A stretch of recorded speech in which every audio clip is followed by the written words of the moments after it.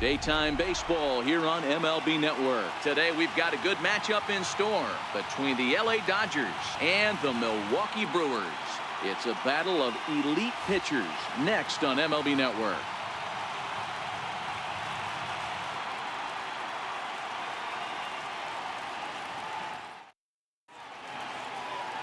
Zach Davies gets the start for Milwaukee in this one. What's your take on him, Dan? Hey, thanks, Matt. Zach Davies coming on to pitch.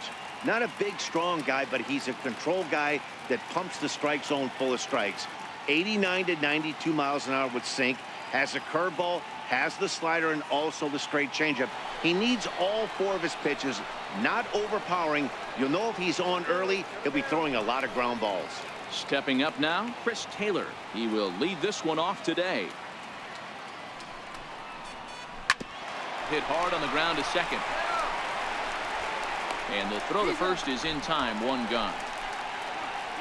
Time now to check out the lineup for the visiting Dodgers. Mark DeRosa, what's your take on him this afternoon on the road? Hey, Matt, the first thing I notice when I walk into Miller Park is those gaps are super tight. You got to get greedy in a ballpark like this. There's a lot of damage to be had. This park plays really, really tiny at times. So look for this offense to try and drive the ball.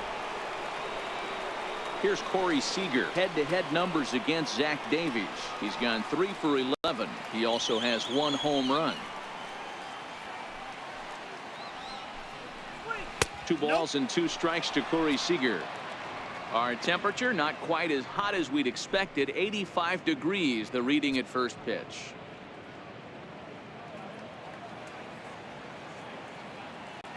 The 2-2.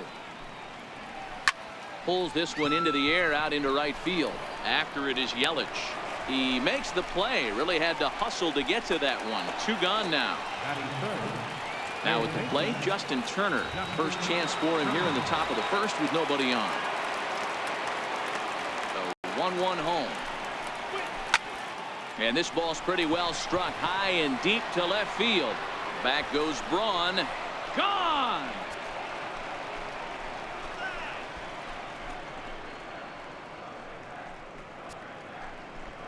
A solo shot here to left as they get on the board first. It's 1-0.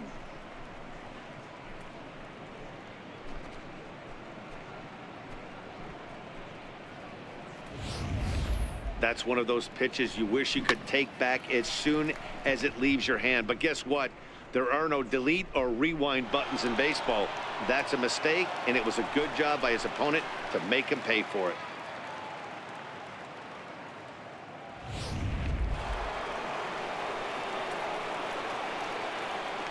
Stepping in now, Cody Bellinger. And he throws a cutter right by him to take control. 1-2.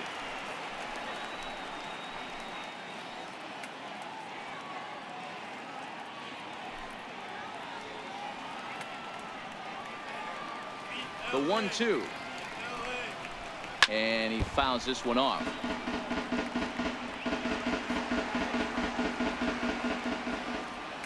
Here's another 1-2. Again, he sends it out of play. He'll try again. 1-2. Got him swinging, and that will end the inning. But the Dodgers are on the board first thanks to this solo home run. Last chance coming up for the Brewers. It's now 1-0 LA.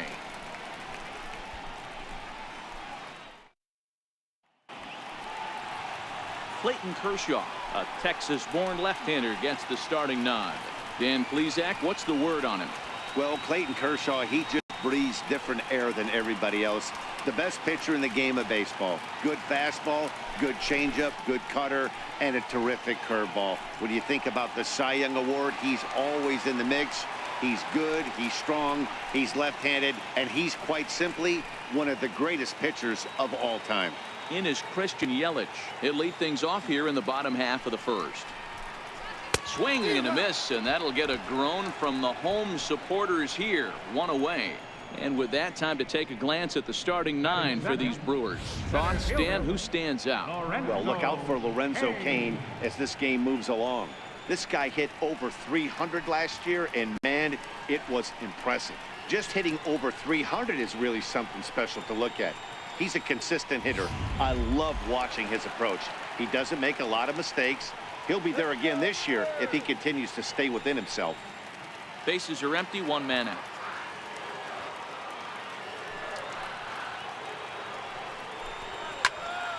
Not quick enough that time, and he's lucky to get another chance. Count remains full. Another full count pitch on its way. And that is swung on and missed, and things are starting to look bleak here for the home nine. There are 2 away now. One thing to know is not all strikeouts are created equal. Right there, he goes down on strikes, but he really made that guy on the mound work for it. And when you're doing that in the first inning, it can have an effect on how deep he's going to be able to go into this start. There's a big difference between that and going down on 3 or 4 pitches.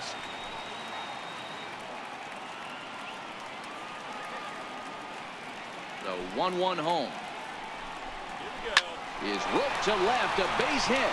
That gets down, and he's got himself a base hit.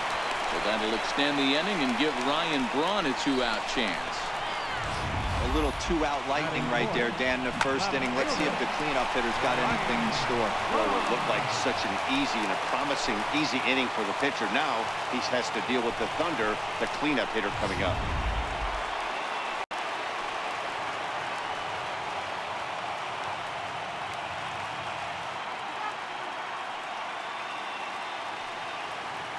Into the box now, Ryan Braun. Now a hard liner toward short, and he'll put this one away, and with that, the ball game is over. Wow, that's a rarity. A 1-0 game in baseball these days.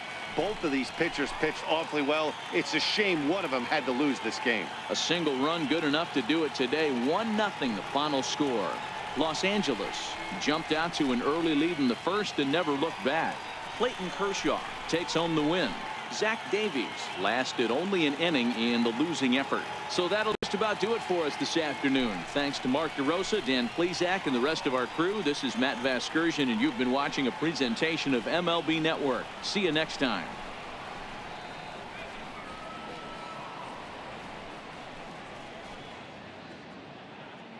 Here now is our final line score this afternoon for the victorious Dodgers.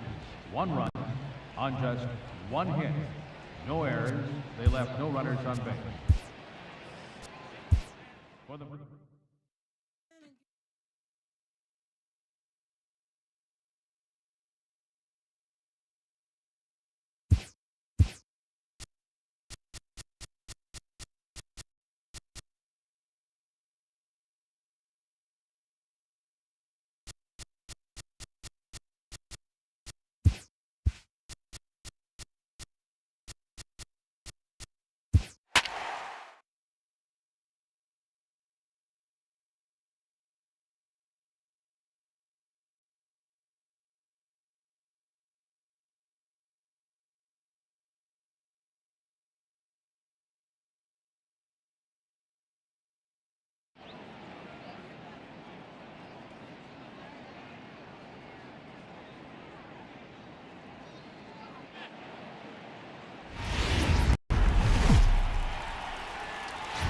Daytime baseball here on MLB Network. Coming up, we've got a good matchup in store between the Toronto Blue Jays and the Chicago White Sox. Live baseball here on MLB Network, and it comes your way next.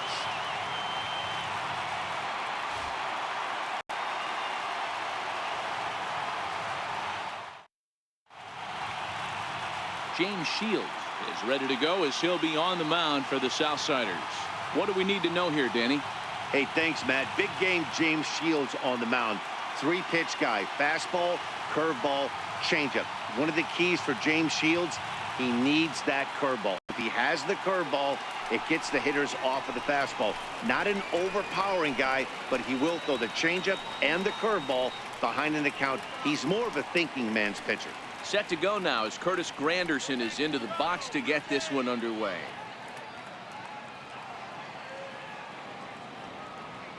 Now the 1-1 pitch. Taken, strike 2.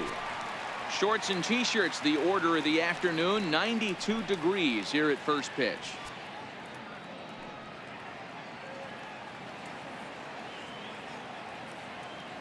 The 1-2. And he goes the other way with it, high and deep down the left field line. Nearly a big fly to start the inning. Instead, a foul ball. Sweet.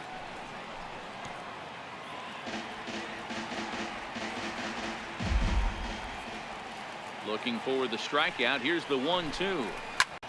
And he turns this one around high and deep to center field. Tilson racing back on the warning track. He makes the catch. Now a moment as we take a look at the Jays starting 9 for this one. Danny, any thoughts? Yeah, Matt, I cannot wait to get a look at Josh Donaldson, the bringer of rain. He doesn't let the pressure of the big moment get him. I love watching this guy hit in clutch situations. It's like he takes a deep breath and everything stops in front of him. He plays like the Zen man.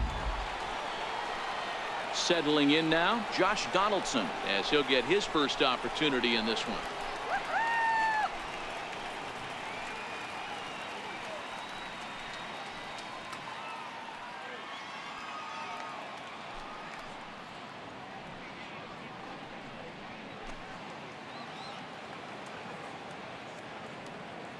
Into the windup. Here comes the 0-2 pitch.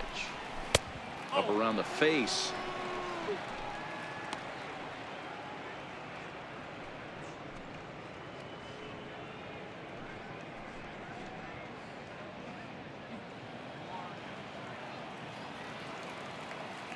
The 1-2.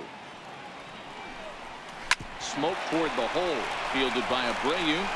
And he'll take it onto the bag himself. 2 gone now here in the first. Batting first baseman, Justin Smoke. Here's Justin Smoke now. Lifetime numbers with James Shields. He's totaled 4 hits in 19 tries. 2 of those hits were for home runs.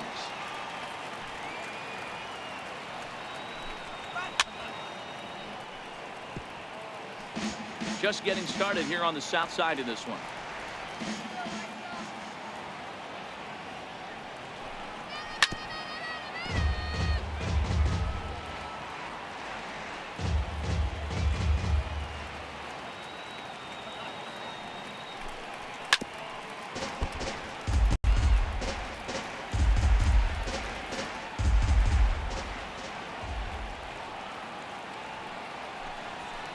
We'll have the first base runner of the ball game here as that misses, and it's a 2-out walk.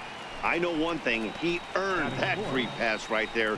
He was tempted with some really good pitches, but he stayed disciplined and drew the walk.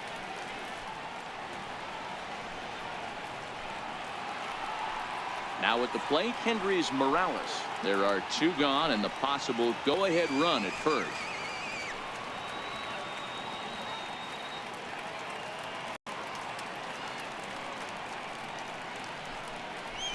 A 2-1 count to the Blue Jays first baseman.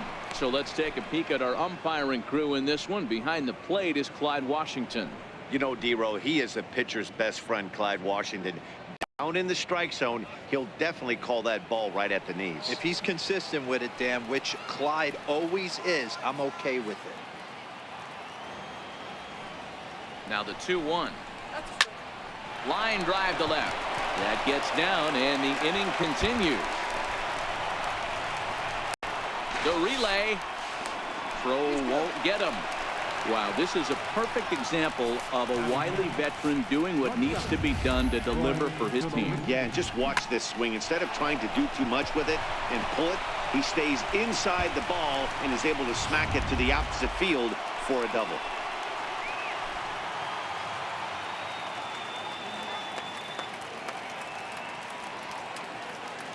Into the box, Troy Tulowitzki.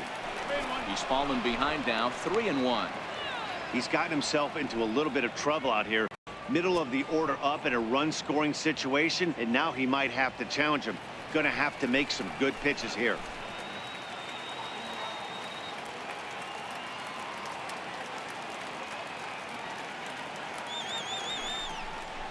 And he takes ball 4. So now at least they're set up for the force at any base here with 2 away.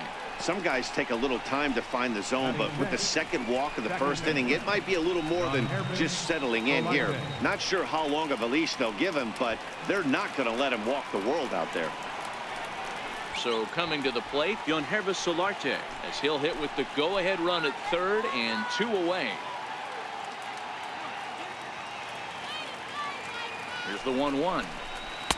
Takes a high fastball for a strike.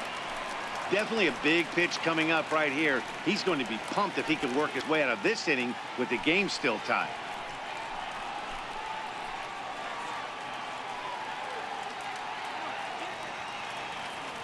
The 1-2 is looked at for ball number 2. 1 out away from stranding that runner on third. So the last thing you want to do is throw a wild pitch and let him score. Nice job there by the catcher to knock that one down. Breaking ball. That's in the dirt as he takes a ball. Rendell Gritcher would be next.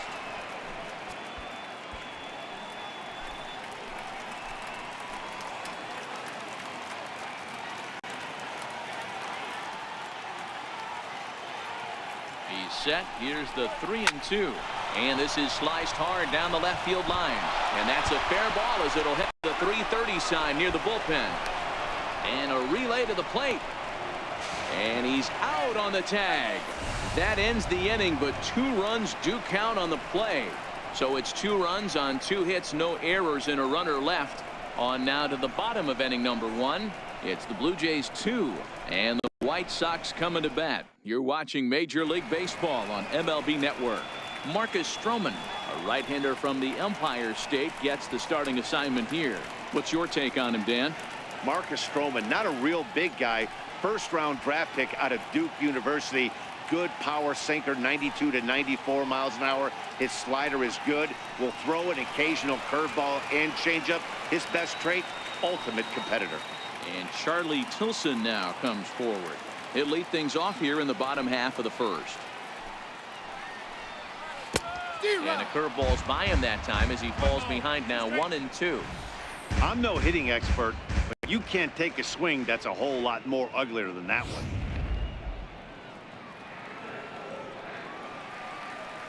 Here he comes on a ball and 2 strikes. To 2 balls and 2 strikes now.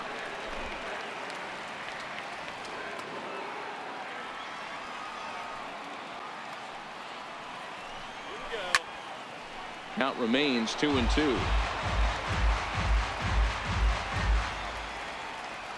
The 2-2. And it's fouled away.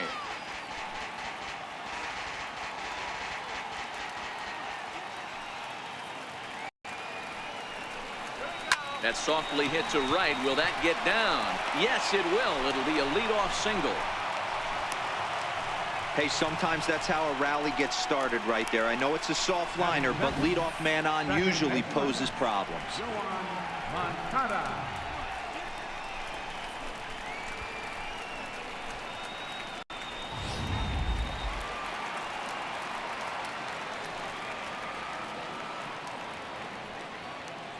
In now, Yohan Moncada. Pitch out. Nothing doing.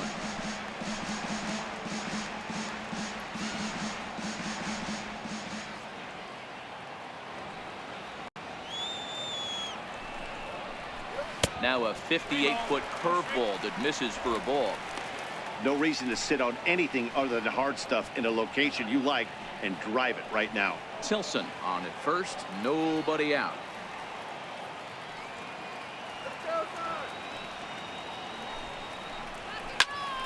Popped him up. Donaldson has a play. And that's the first out of the inning. Time now to check the starting lineup card for the Chi Sox in this one. Who are you focused on, Dan Plesac? Well, Matt, the guy to watch has to be Jose Abreu. This guy hit over 300 last year, and man, it was impressive. Just hitting over 300 is really something special to look at. He's a consistent hitter. I love watching his approach. He doesn't make a lot of mistakes. He'll be there again this year if he continues to stay within himself. So here's the slugging first baseman Jose Abreu now. Head-to-head history with Marcus Stroman. He brings with him a .313 batting average. He's taken him deep once. Pitches a cold strike. The throw. Not in time. He steals second. This catcher has an elite arm, but when you get that great of a jump at first base, it makes it a lot easier to steal second. One out and a runner on second base.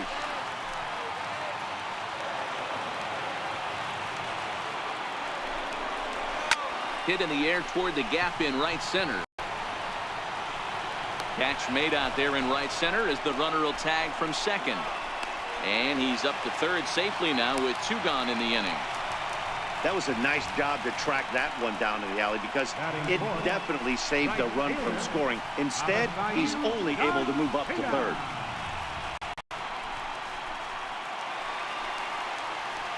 So here is Avisail Garcia, although there are a couple of bases open, and we'll see if they think about working around him.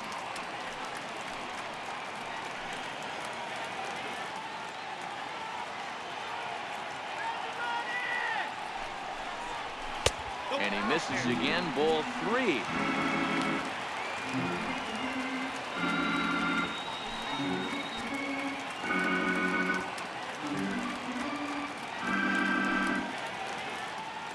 Two outs here with a runner at third.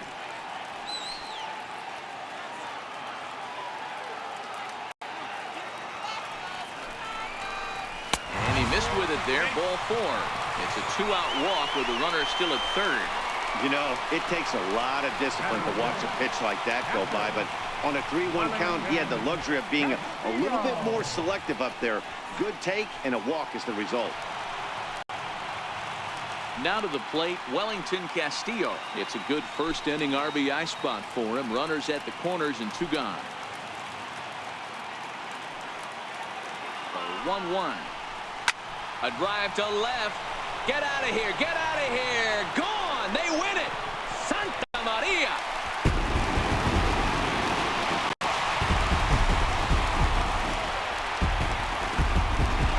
So a 3-run shot to left center. And with one swing of the bat, this ball game is over.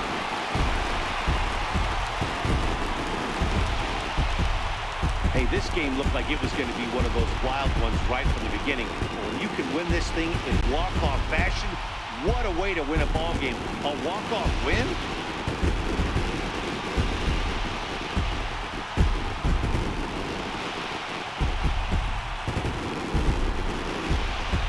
In a close game like this, you look for that one guy who produced when it mattered most, and this is the guy. He's our top player of the game. It wasn't a huge offensive day for him. He only had 1 hit, but he definitely made it count. Put one out of here that ended up being a really important swing of the bat in this one.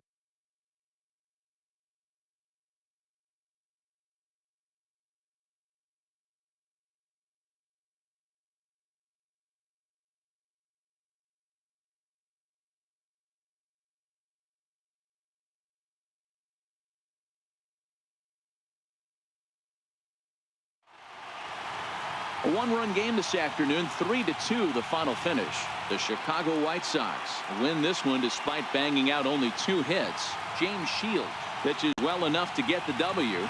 Marcus Stroman couldn't get out of the first in this one as he takes the loss. So that'll just about do it. For my partners Mark DeRosa and Dan Plesac, this is Matt Vasgersian. You've been watching a presentation of MLB Network. So long, everybody. This afternoon, first for the victorious White Sox.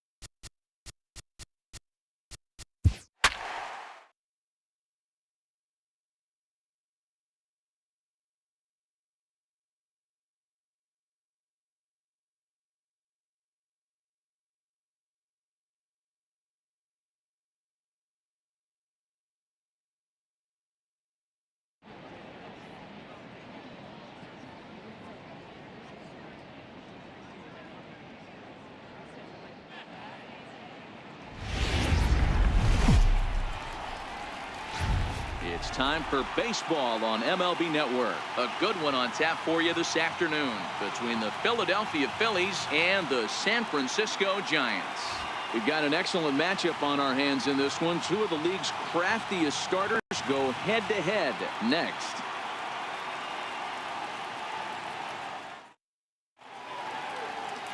Madison Bumgarner, a lefty from North Carolina, against the starting assignment. Dan, any thoughts? Quite frankly, one of the toughest and baddest dudes in the game of baseball. We all remember coming in Game 7 of the World Series against the Kansas City Royals. Every team thinks that they have an ace. Well, guess what? This guy is a true, legitimate ace. Low to mid-90s fastball, good curveball.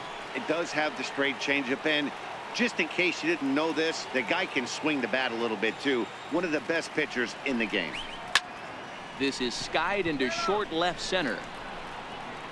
Hence comes on and makes the catch in shallow left for out number 1. Time now for a glance at the Phillies batting order in this one. Who stands out to you, Danny? Well, if you're on the mound, you better be careful with Michael Franco. He's certainly a guy to watch out there in this lineup. Everything he does makes them click. When he's swinging the bat, well, they just go.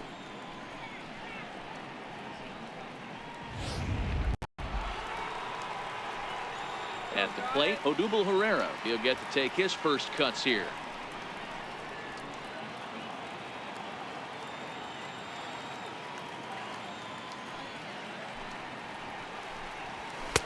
And that misses. 2-1. Our temperature 74 degrees as we get things started this afternoon. 1 out, nobody on.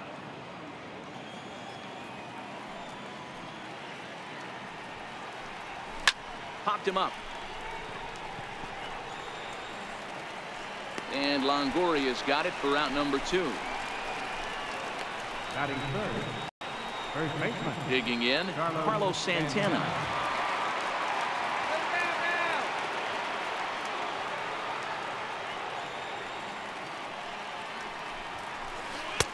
No offer on that one. 2 balls and a strike. Bumgarner, affectionately known, of course, as Mad Bum. He was selected in the first round back in the draft of 2007. Yeah, Matty, you cannot miss on your first rounder, and they didn't with this guy. He has turned himself into an absolute superstar. Even count, 2 balls and 2 strikes. Just underway here in San Francisco.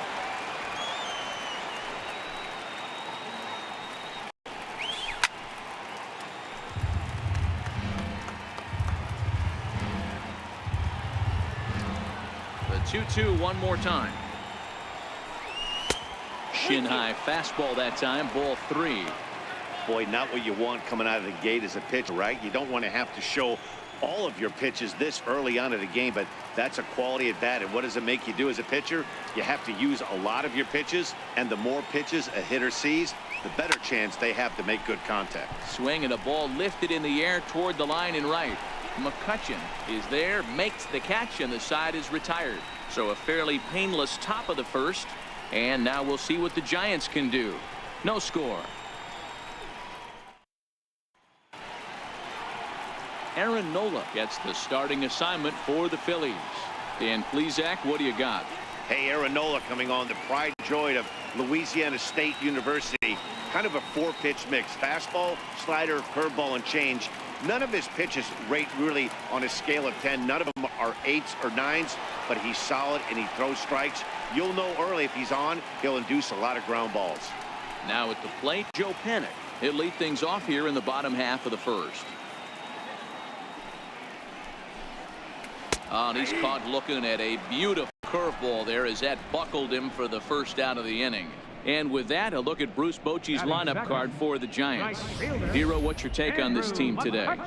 Matty, these are the lineups you want to be in. Driving to the ballpark, you got a cup of coffee in your hand, you look at the flags and they're blowing straight out.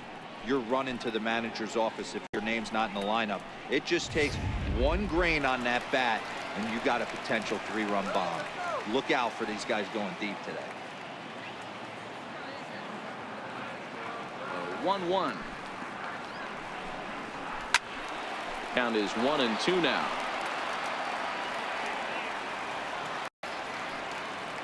The 1-2 is As a fastball in off the plate for a ball. Well, I think that's a great spot for that pitch. In on the hands. It wasn't a strike, but if he can command the movement in there, he's going to be very effective in this one. Here now the 2-2. Fly ball out to straightaway left. Hoskins is going to get there as he backs up to put it away, and there are 2 gone now. Next to bat for the Giants, Buster Posey. First cuts for him here with the bases open and 2 away.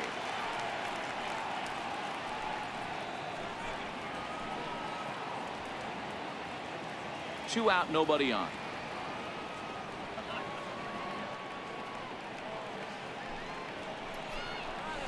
Oh, 3-1 now.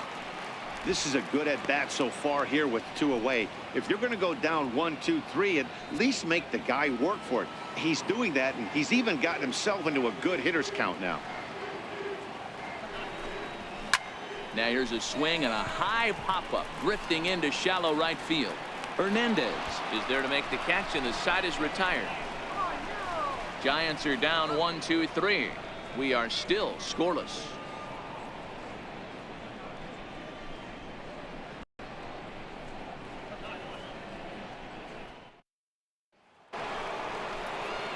Now batting, Rhys Hoskins, as he'll get his first opportunity in this one.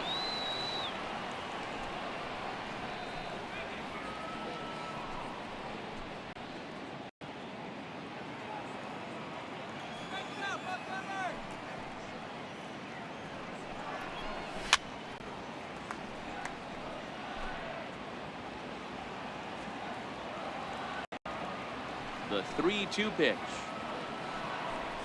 Freezes him. A strikeout looking.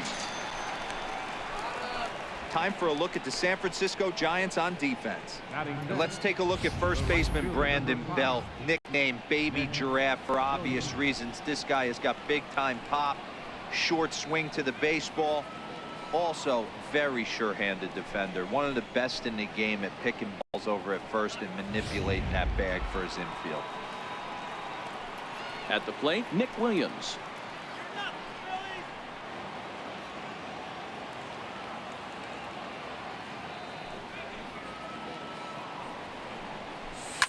This is hit high in the air out toward left center.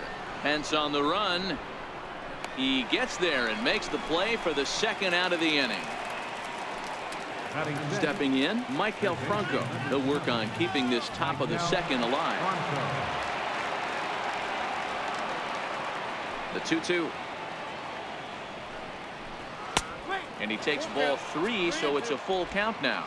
So let's take a peek at the umpiring crew in this one. Behind the plate is Matthew Ross. Hey, D-Row, this is a pitcher's best friend. Matthew Ross, very wide strike zone. Yeah, no excuses from the offense today. You know coming in when you see the lineup card and Matt Ross is behind the dish, you better be aggressive.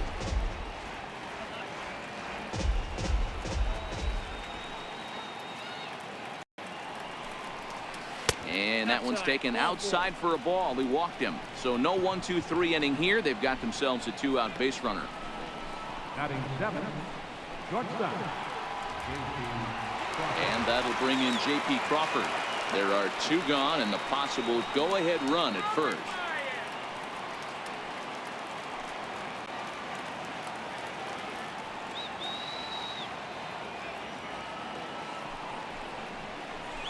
Hit hard back up the middle. There is Crawford. And as it turns out, the 2-out walk doesn't come around to haunt him as that ends the inning. Phillies strand 1. We'll go to the bottom of the 2nd. No score.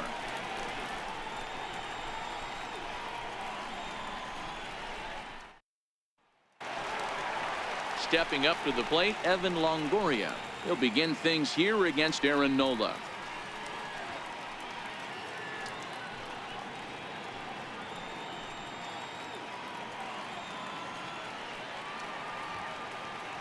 The 1-1 home. A little bouncer. That winds up foul for the 2nd strike. Well, fans of good pitching are in for a real treat today. Guys, what can we expect from the matchup? Well, Matty, these are two guys that aren't hard throwers. They're more touchy-feely guys. Hard, soft, up, down, in and out, D-row. And these are the kind of guys that can really frustrate you when you're in that batter's box. 100%, Dan. When you got a flamethrower on the mound, he's going to live and die with his good stuff. But when you got a finesse guy out there, you step out of the box and a lot of different thoughts start entering your mind. What should I sit on? This is going to be an interesting matchup.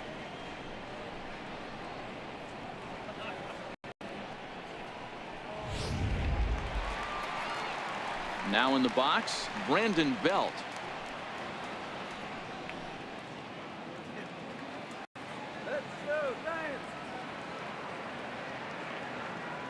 The 1-1 home. Fouled off.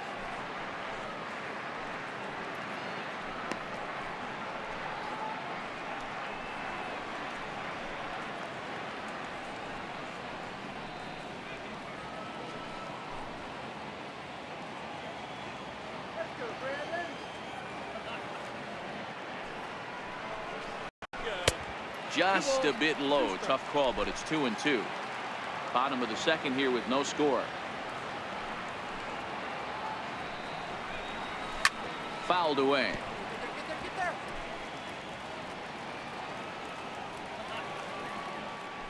Into the windup. Here comes the 2-2 pitch. Swing, line drive. That's going to be trouble. Belt on his way to second. And he'll pull into second with one away. When you drive the ball into the gap like that, nothing but good things can happen. Neither one of the outfielders had the wheels to catch up to it, and he glides easily into second for a double. Now we'll see if the guys behind him can get him in.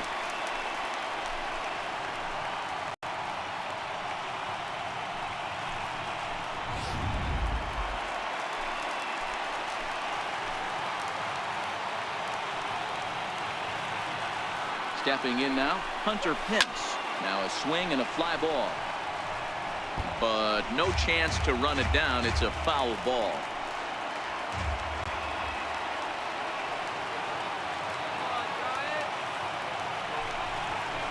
Now about a 58-foot breaking pitch that he wisely lays off here. Belt leads off second with one gone in the inning.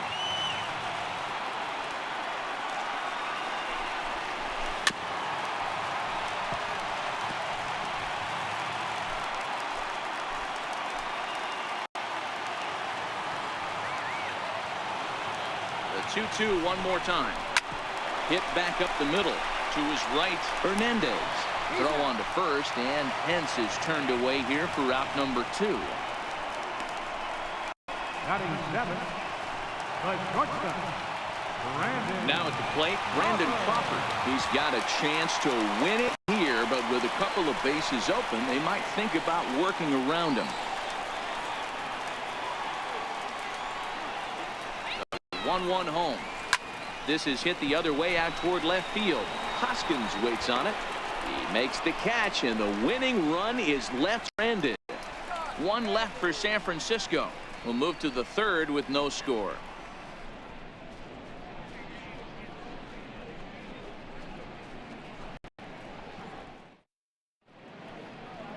Back now in San Francisco on MLB Network. Thanks for joining us today. Stepping into the box, Jorge Alfaro, as we are all set to begin the third inning in this one.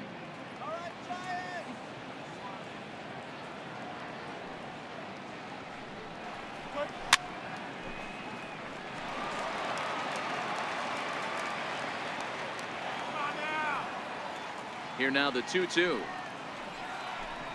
Swing and a little tapper. That's a foul ball. Bumgarner into his motion. Here's the 2-2. And he fouls this one off.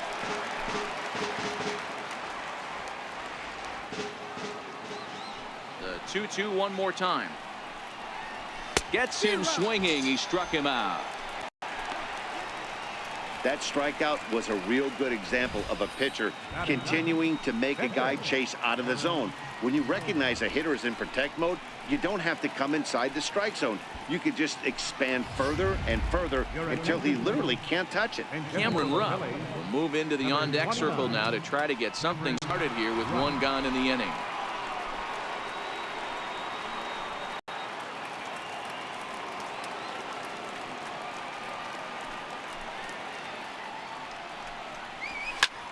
hit the other way out toward right field. And that'll take care of the pinch hitter here for out number 2. Up next for Philadelphia, second baseman, Cesar Hernandez. Riding in once again, Cesar Hernandez. 0 for 1 for him here in this one. Phillies are still looking to crack into the hit column in this one.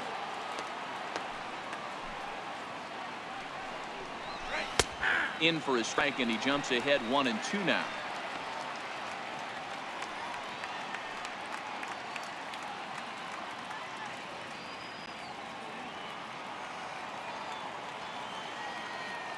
The 1-2.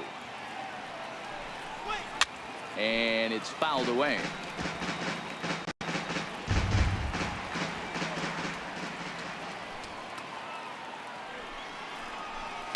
Fouled off.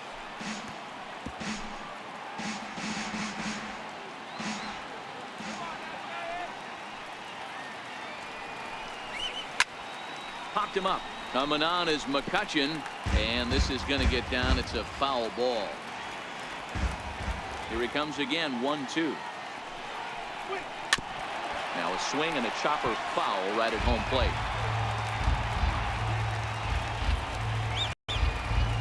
The 1-2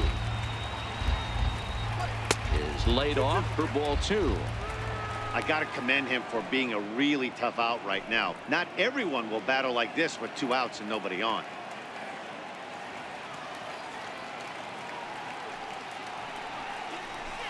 This is line to left, and the Phillies are into the hit column.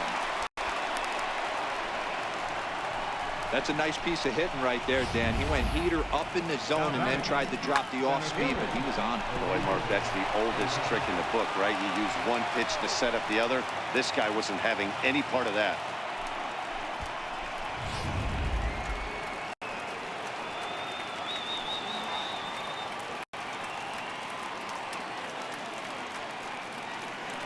Into the box now, Odubel Herrera.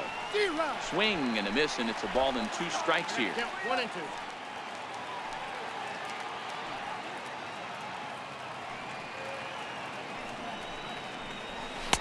And he lays off the fastball away, so it's 2-2 now. Hernandez, the runner at first with 2 gone. Let's go.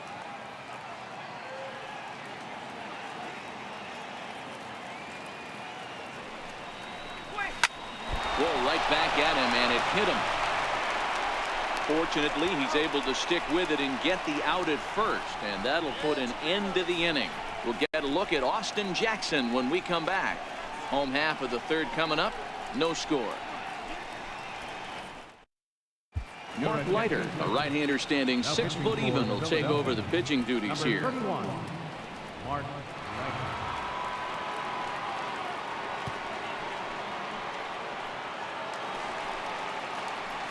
Standing in, Austin Jackson.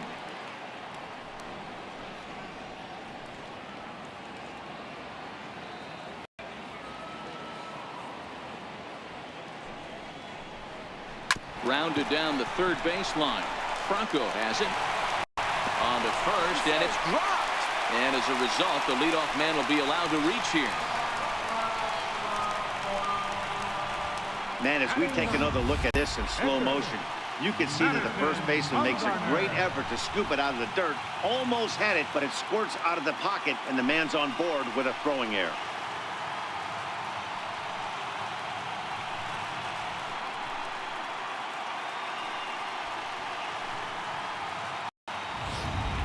Kelby Tomlinson will get the call here as he'll hit for the pitcher. Number 37, Kelby. Nobody out, runner on first.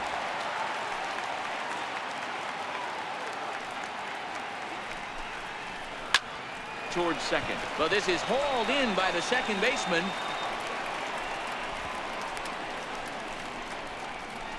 The second baseman, number 12, Joe. Coming to the plate now, Joe Panik. He's got a chance to end this one and send these fans home happy if he can get a ball deep enough into the gap. Now the 2-1 pitch. Runners off for second. He swings and misses. Throw down. Way late, and he's in there easily at second. You know, I like the aggressiveness there. They haven't cracked the scoreboard to this point, so it's clear they're trying to manufacture something by forcing the action. We'll see if it works out for them.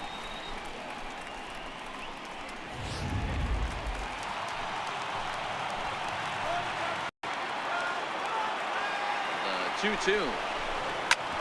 Well, here's a ground ball up the middle and into center field for a base hit. And the Giants will walk off winners. Well, things unfolded. You kind of had a sense that this thing was going to end in dramatic fashion, and that's exactly what happened. A walk-off for the win? Wow.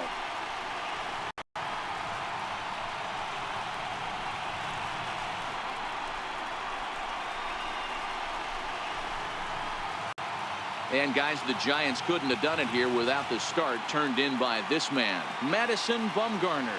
He's our tops player of the game. Well, you know he wants that one pitch back that led to the lone hit, but it was pretty awesome watching him do his thing. He had guys off balance and flailing at the plate all game long, so he really was the story.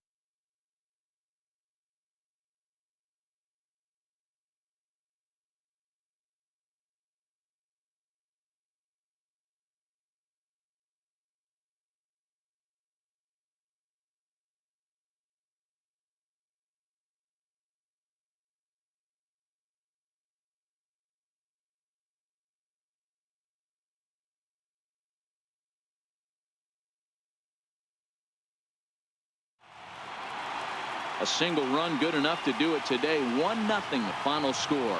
The Giants win this one despite banging out only 2 hits. Madison Bumgarner is the winning pitcher of record. So that's a wrap for us here this afternoon. For Mark, Dan, and the rest of our crew, I'm Matt Vasgersian. You've been watching MLB Network.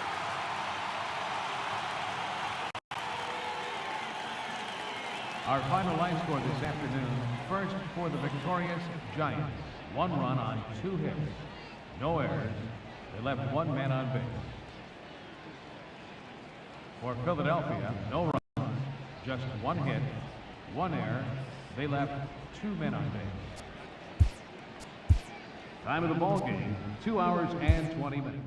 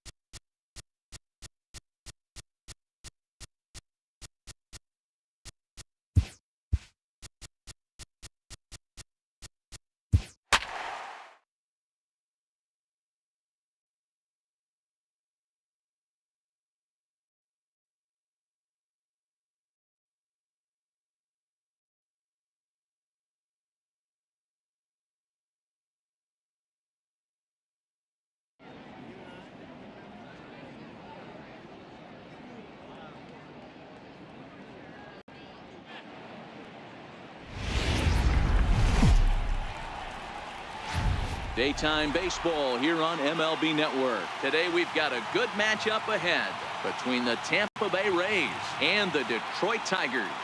It's going to be a premier pitching matchup. Two of the league's hardest throwers go head-to-head next.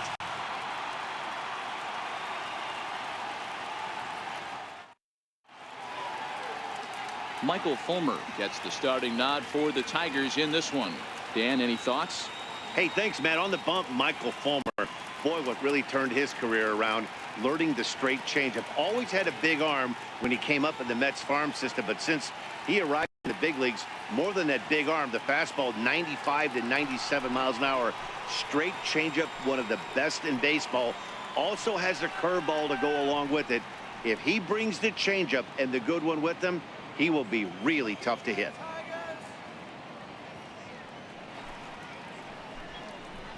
Two and one to the Rays leadoff batter. Coming into this one against Michael Fulmer, he's 0 for 4. Should be a picture-perfect afternoon for baseball. 78 degrees at first pitch.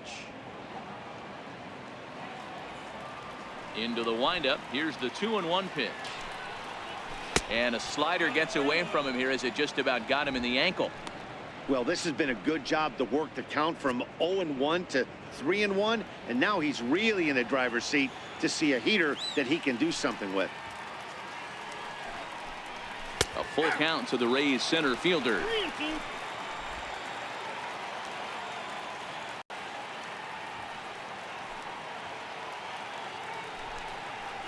And a fastball is swung on and missed, and there is your first out of the contest.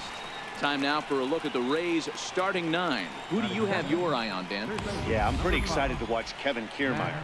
I was talking about him earlier with some people. I kept telling him he's got some really good speed. If you watch him in this game, he's the type of guy, he's not going to shock you with his speed, but he can make an impact with his legs. We'll see if he gets that chance.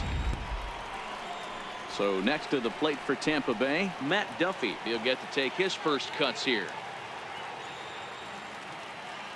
The 1-1 is laid off for ball 2. And set up behind the plate is Joe McDonald as you see the rest of our umpiring crew in this one. You know, you got to take your time and feel Joe McDonald out behind the dish a little bit. He has a tendency to move his zone around, usually settling in those middle innings. You know, all you ask for an umpire is to be consistent. At times, Joe Mack is a little bit too inconsistent, particularly from a pitcher standpoint. And there's the second out as he squeezes it while standing on the mound. Into the box, Kevin Kiermaier. First chance for him here in the top of the first with nobody on.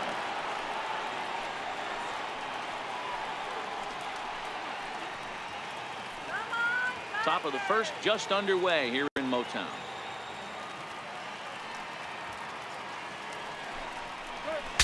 Bat explodes as this is popped up. Throw in time and the side is retired. So not much happening here in the top half of the first. The Tigers coming up, no score. Chris Archer, a right-hander from North Carolina, is the man on the mound. Dan Plesac, what do you got? Chris Archer, one of the premier pitchers in baseball. When he's good, he's nearly unhittable. Great fastball with movement. Slider probably his best pitch, and the changeup has been much better recently. If Chris Archer brings his A game, it's going to be a long night for the hitters. Coming to the plate now, Mikey Matsu. He'll lead things off here in the bottom half of the first. And here's a slider for a called strike, and he's behind 1-2 now.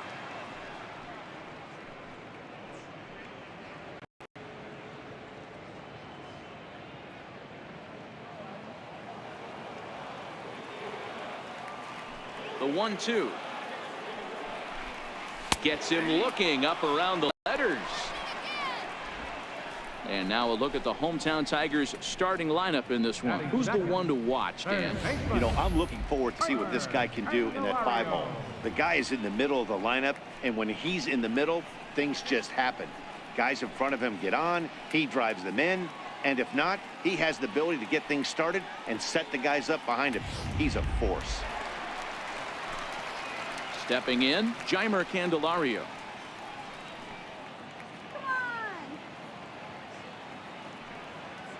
Here's the 2-1 home.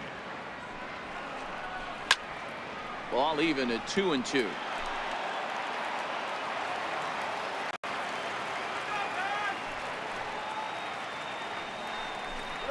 And it takes strike 3 called. Back-to-back strikeouts here to open the home first, 2 away. The main job of the number 1 and 2 hitters is to set the middle of the order up with an opportunity to do some damage. So when you strike both of them out, you're putting yourself in a pretty good position to make it through the teeth of the lineup without a whole lot of stress.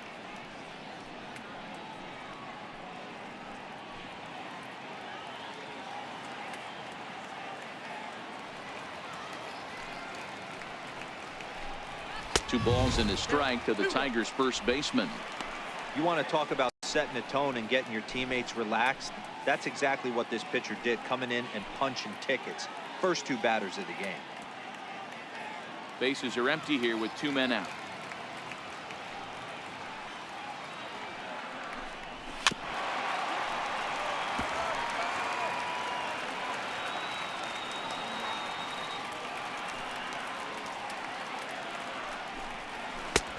Three and 2 now.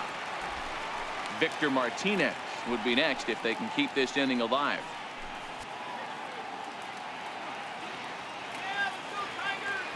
The 3-2 pitch. Popped him up. Prone has room in foul territory. And he brings it in on the warning track. 3 up, 3 down for Detroit. Still no score.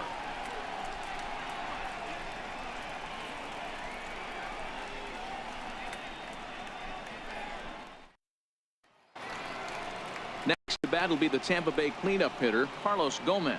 He'll get us started in the top of the second.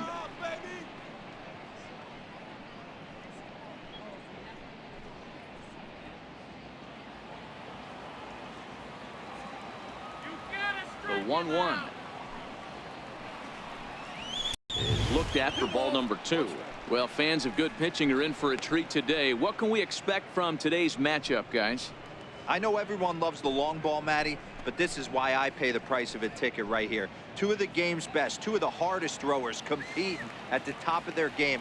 Dan, you have to love this stuff. You know, D-Row, we thought coming into this one it was going to be a low-scoring affair. Both of these pitchers look like they're locked in early, and runs are going to be really difficult to come by. They both look like they're on point so far. The 2-2. Swing and a little tapper, but it gets foul.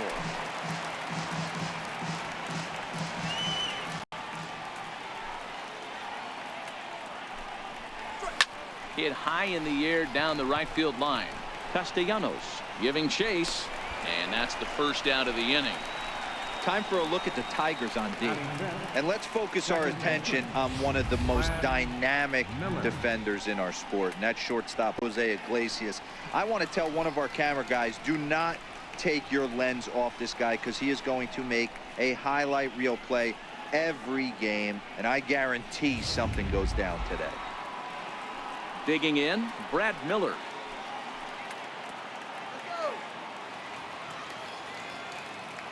Set to deal on a ball and 2 strikes. Lays off 2-2 now.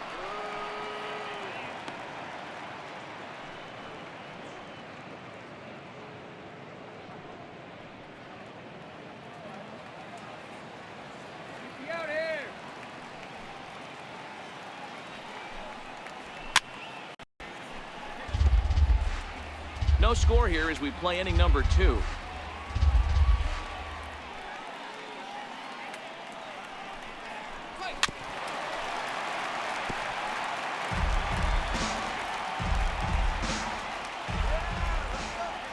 Another 2-2. And a neck-high fastball that time. You can certainly tell at-bats like this one frustrate the heck out of a pitcher. But you got to find a way to stay composed and execute your plan. The 3-2 pitch. He's at the knees and called strike 3. Some guys with big arms like this, they're just chuckers. They just throw the ball as hard as they can, and where it ends up isn't that big of a concern, but that wasn't the case there. That was a very well-pitched fastball right on the corner at the knees. Good luck hitting that one. Standing in now, Wilson Ramos. Fouled away.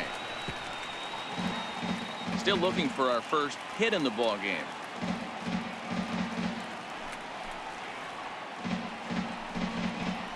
Swing and a miss. Blew the fastball right by him, and the inning is over. Rays go in order, 1, 2, 3. We'll go to the bottom of the second. No score.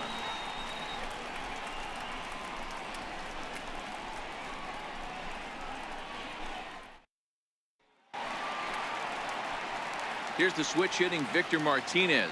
Head-to-head against Chris Archer. He's got 3 base hits in 17 at-bats.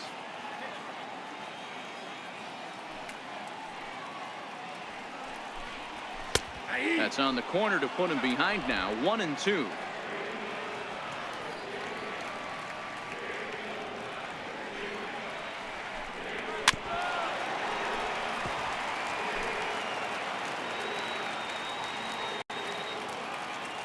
The next 1-2 pitch. And he takes strike 3 cold on the fastball. 1 gone. Okay, here's how the Rays set up on defense today. And let's focus on Wilson Ramos. He's an absolute brick wall behind the plate. And if you miss middle over the heart of the plate, he could turn it around with a 3-run bomb.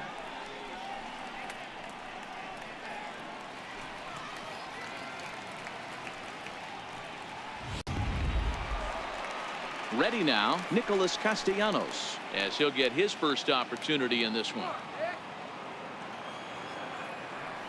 1-1.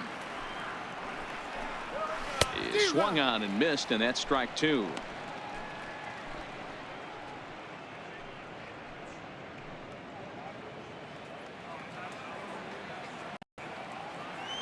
The 1-2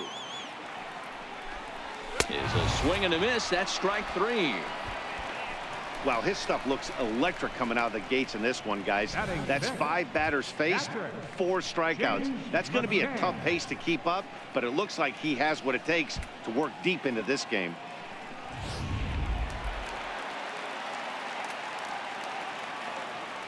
Into the box, James McCann. And the pitch misses low and away for ball 2.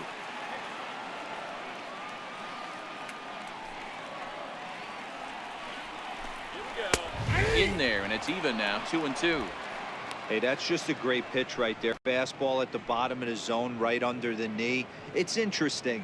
I was a low ball hitter, so you could take the strike zone and go to the ground with it. I can live with that being called a strike. What I can't live with is above the belt yet. And he struck him out. So a fine inning here as he strikes out this side in order. 3 up, 3 down, 3 strikeouts. Not too shabby. 2 complete, scoreless here on MLB Network.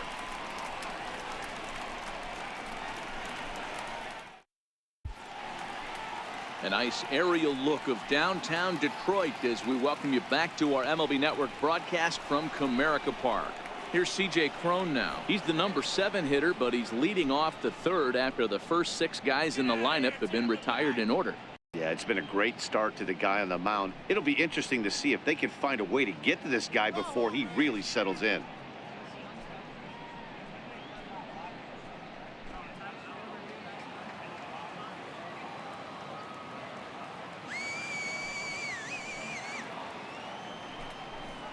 Down the first baseline, but a foul ball. 1-2 the count now.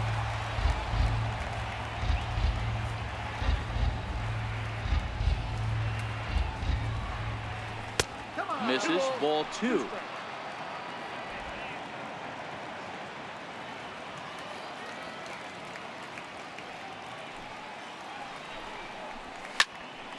Still even at 2-2.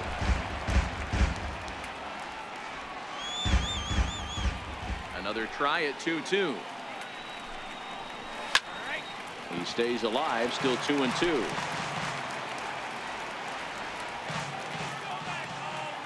The 2-2 one more time. He swung on and missed, strike 3. Another strikeout for him on the mound, and boy, is it fun to watch him go about his business.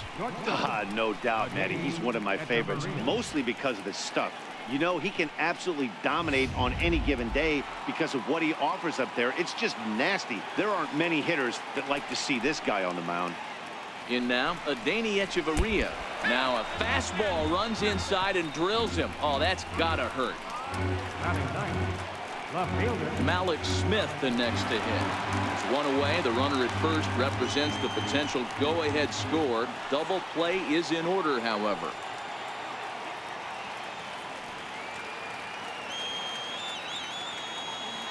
1-1. Here it is.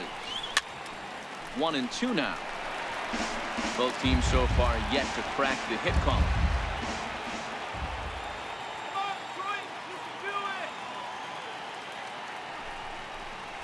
And now a slider in there for a called third strike, and there are 2 gone now. The batter, number 2. Digging in for his second at bat, Denard Span. There are 2 gone and the possible go-ahead run at first.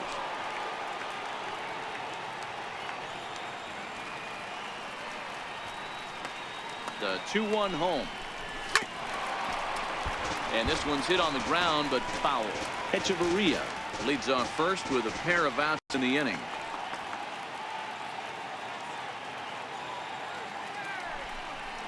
And there's one well above the zone for a ball. Full count with 2 outs now, so if he could put the ball in the gap somewhere, he could have a good shot of driving in a run because the runner at first will be in motion.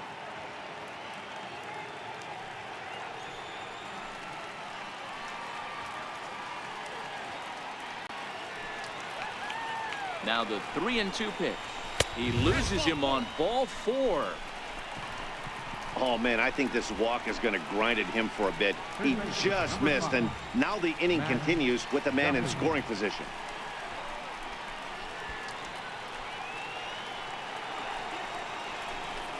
Standing in, Matt Duffy. He popped out in his first trip.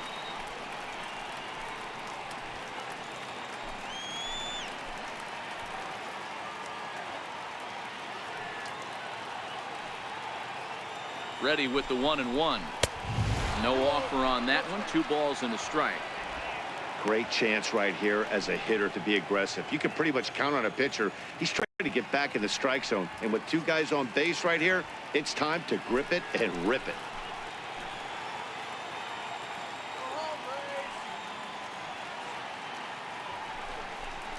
Man, it is nowhere near that pitch. It's 2-2. I'll tell you, if I'm on the hill, I'm throwing that changeup again. Didn't look like he picked it up very well off his hand.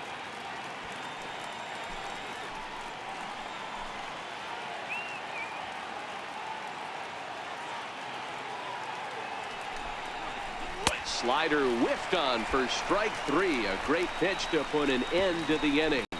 Rays strand a pair. Home half of the 3rd coming up. No score.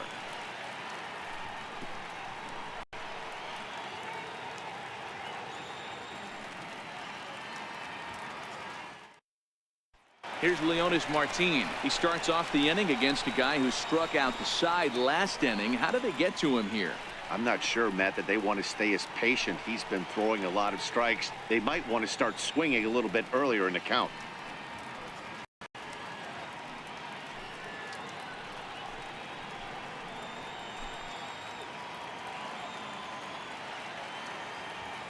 The 2-2.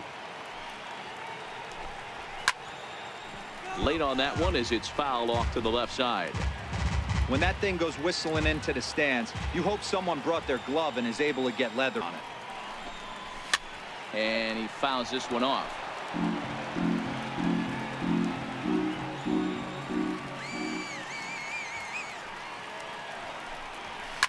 Lifted down the line in left. On the run is Smith. And they can't run it down. Here's another 2-2. And he can only battle for so long as he's finally set down here after an 8-pitch at-bat.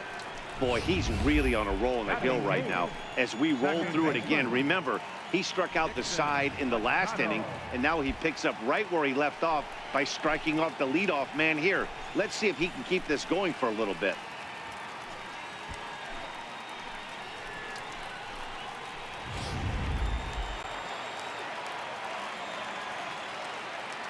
Into the box now, Dixon Machado. To 2 balls and 2 strikes now.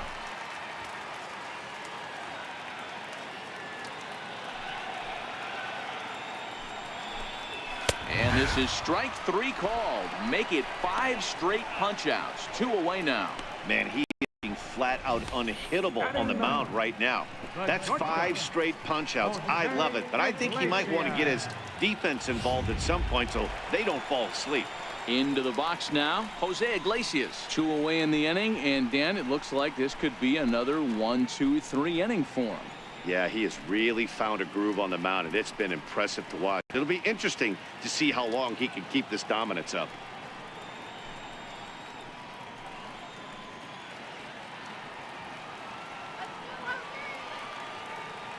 Now the 1-1 pitch. Now a swing and a weak little line drive over to first. A leap here, but it ticks off his glove, and he'll reach first safely. Number 8, Mikey Matu. And that'll bring up Mikey Mata. He's got a chance to end this one and send these fans home happy if he can get a ball deep enough into the gap.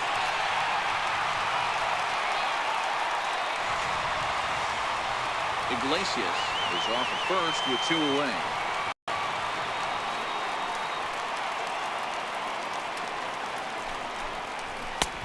Swing and a miss, 2-2 now. Yeah, Matty, not only is this guy using all 4 quadrants, he's elevating, getting their eye level up with a quality fastball.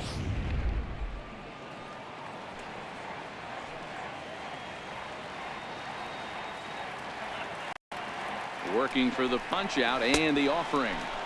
And he struck him out, his 8th punch out of the ball game, and that one ends the inning. 1 left for Detroit. We'll head to the 4th, still scoreless.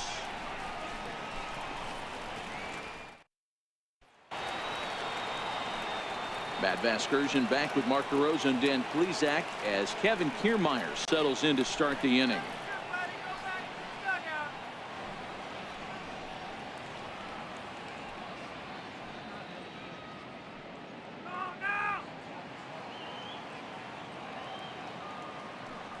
From the windup, the 1-1 pitch. Tried to hold back, but this is popped up. A bare-handed pickup. And he'll reach first as they can't make the play on him. The right fielder, number 8, Carlos Gomez. Here's Carlos Gomez. Go-ahead run at first. Nobody out.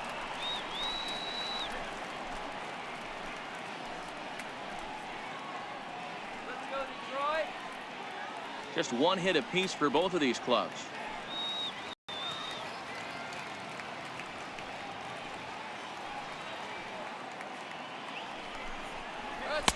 He's fallen behind now, 3-1. Well, if you love pitching and defense, this has been a game for you. Are you happy with that, Dan? Oh, you have to love. You know, Matt, we have so many of these games that are 12-10 and 9-8. It's nice to see a low-scoring pitcher's duel for once.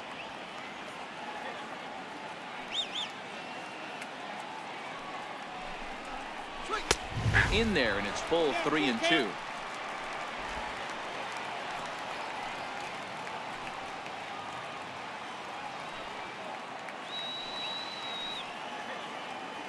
Three-2 pitch. Gets him swinging. He struck him out. Boy, this guy has really good stuff so far on this one. How about 7 Ks, and we're just in the middle innings of this one. If he continues this up, this could be a real solid performance. Ready for another chance? Brad Miller. First time up, he went down looking.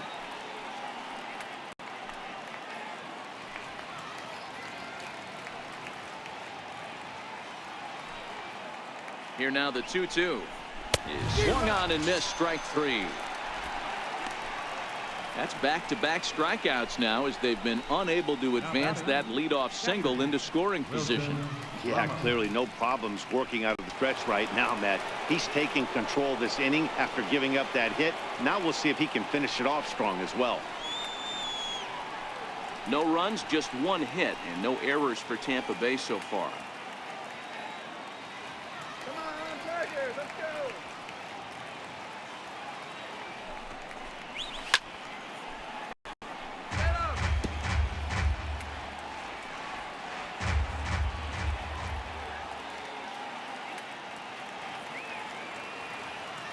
Hoping to send him packing. Pitch on its way. Oh, and look out as this runs in and gets him. The second man he's plunked in this one. Well, he's really been good all game long until that one. He was definitely not trying to hit a guy when he's got 2 strikes on him. It just appeared that it got away from him.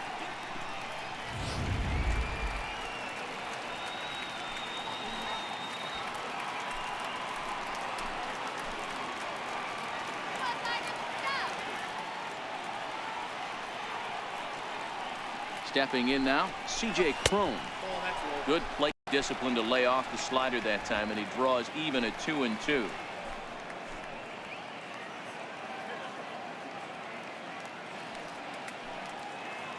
The 2-2. And he goes with the pitch here and drives it the other way to deep right. And that nearly broke our tie, but instead it's a foul ball.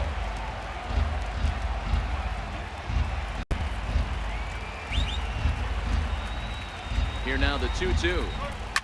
And he extends nicely, and this ball is driven to right field and deep. And that nearly broke our scoreless tie. Instead, it's a foul ball.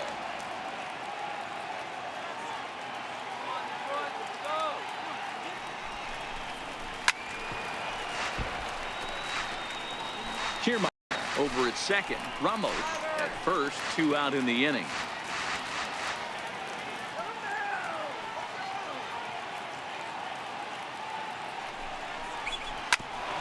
Grounded back up the middle. Fielded cleanly, and an underhanded throw is in time for out number 3. Rays strand a pair. On to the bottom of the 4th now, still with no score.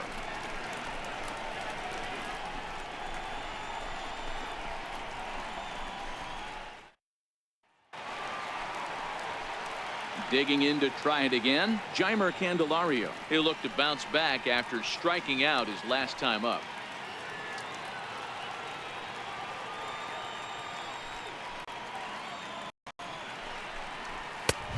Takes one off the inside corner for ball 2.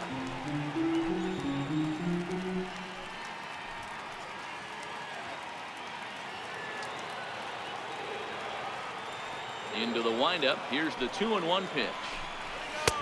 And that one just missed outside. Great AB so far. I'd really like to see this guy work a walk and get on base for this team. Maybe give them a shot of confidence that they got a shot to get back in this one. Full count now, 3-2.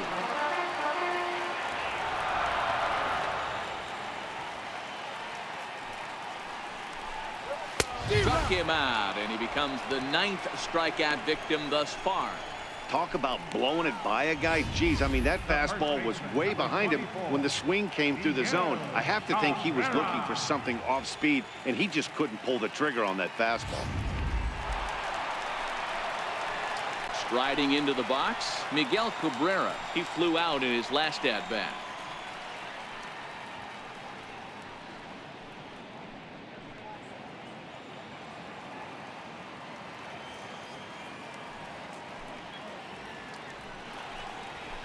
Hit hard towards center. And that finds some outfield grass. It's a base hit. Even though that pitcher was able to execute in off the plate, batter was able to keep his hands inside that baseball and drive it up the middle.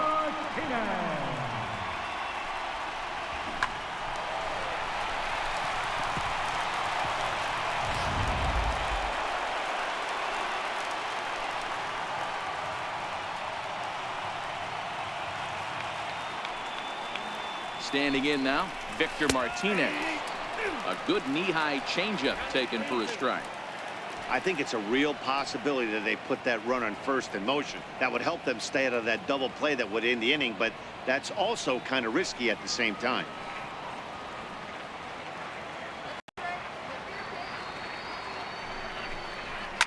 And it's fouled away.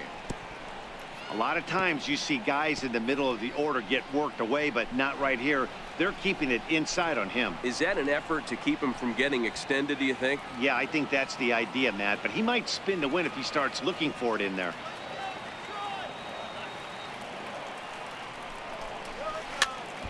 Again, he sends it out of play.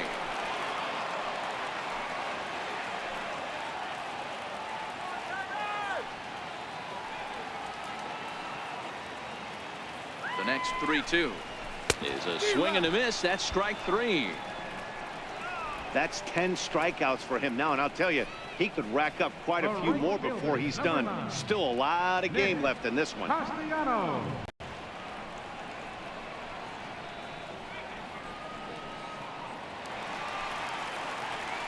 Nick Castellanos now. He's 0 for 1 thus far.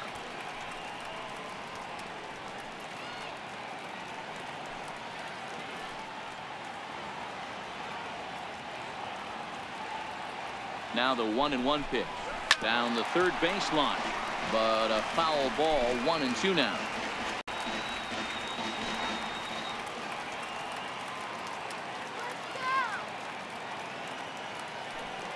Here's the 1-2 delivery, and they come inside with the fastball, but it misses here, and it's back to 2-2.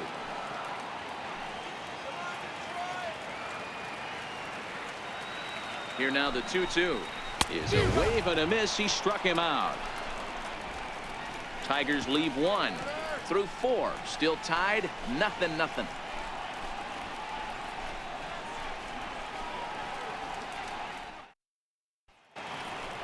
Into the box now, Adeiny Echeverria.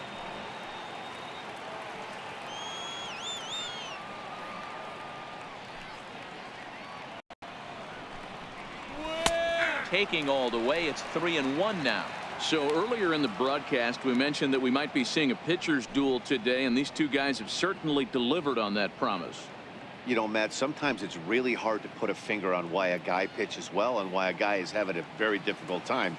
So far, he hasn't had a very good season, but you know this, when you have the stuff that this guy has, he's 1 out, 1 inning, 1 pitch away from turning things back around, and he's pitching more now like the guy we thought he was going to be. Popped him up. Machado is there, and he hauls it in for the first out of the inning. Now batting, left fielder, Malik. So digging in now, Malik Smith, 0 for 1 after he took a look at strike 3 in his first plate appearance. Now the 2-1 pitch. Out in front as he rolls over it to second. Machado is there, and there are 2 away now. The batter, designated hitter, Denard. Back to the top of the order now, and standing fourth is the left-handed hitting Denard Span.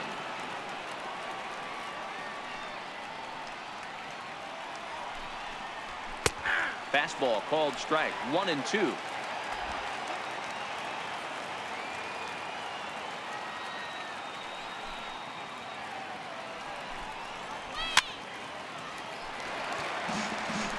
No runs, just 1 hit, and no errors for Tampa Bay so far.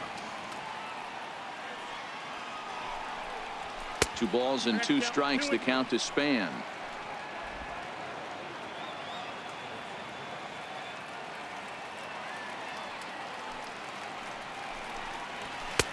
And they're working the outer half here, but that one's wide for ball 3.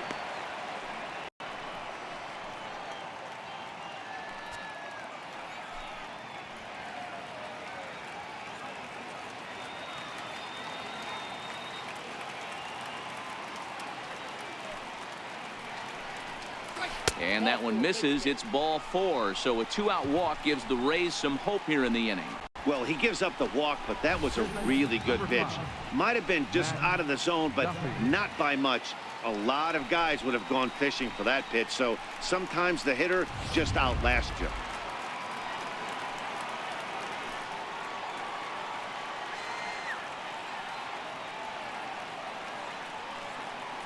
In now, Matt Duffy lifts it into the air to shallow center.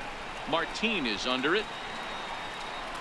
And that retires the side. One left for Tampa. Halfway home, still no score. Cold soda. Keep cold soda here.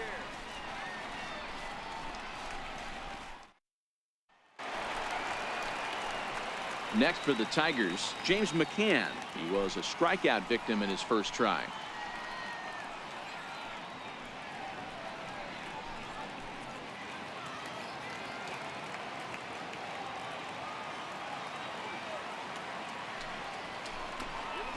He's just rolling right now, and even dozen strikeouts for him in the ballgame.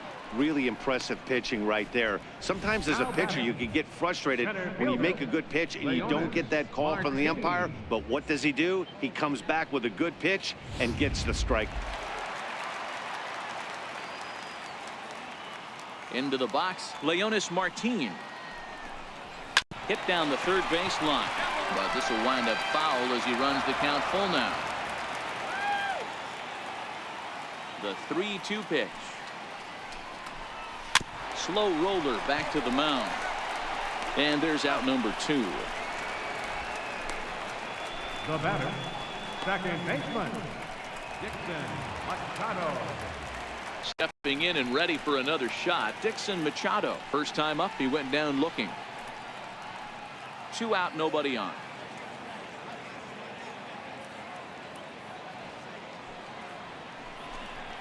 And they'll try to get him fishing there, but he won't offer in the dirt, and it's back to even at 2-2.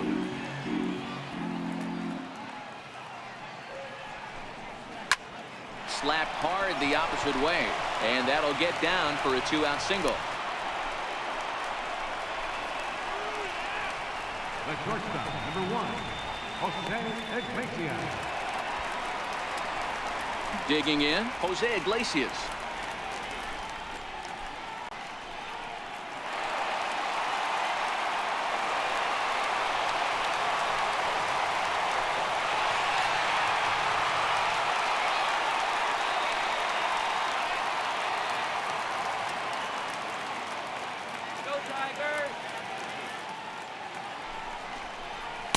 He's got another one. 13 strikeouts now. The inning is over.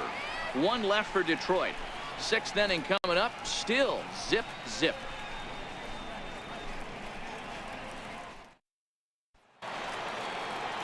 Standing in, Kevin Kiermaier. He's 1 for 2 in the ball game.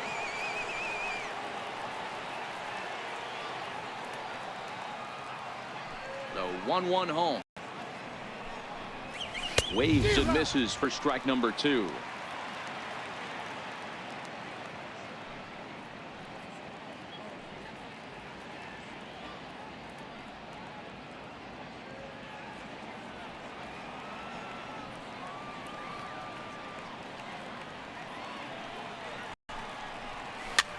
Softly hit to the left side. And this will be no problem over at third, and there's the first out. The right fielder, number 8, Carlos Gomez. Next will be the cleanup hitter, Carlos Gomez. He went down on strikes last time up.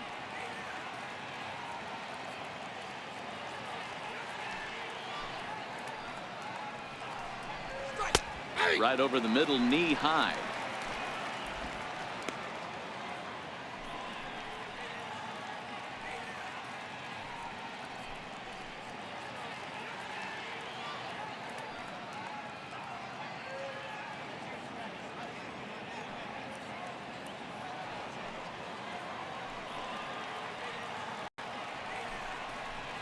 He's really got the strikeout pitch working now as he notches number 9 in the ball game.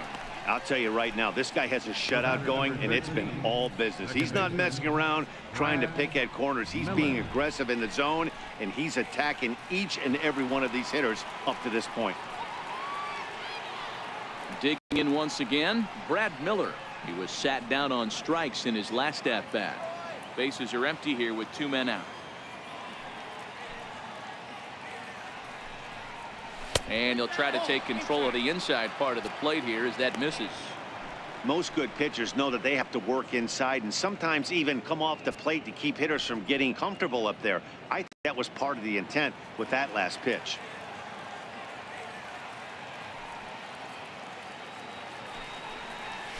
And it's up to a 3-2 full count now.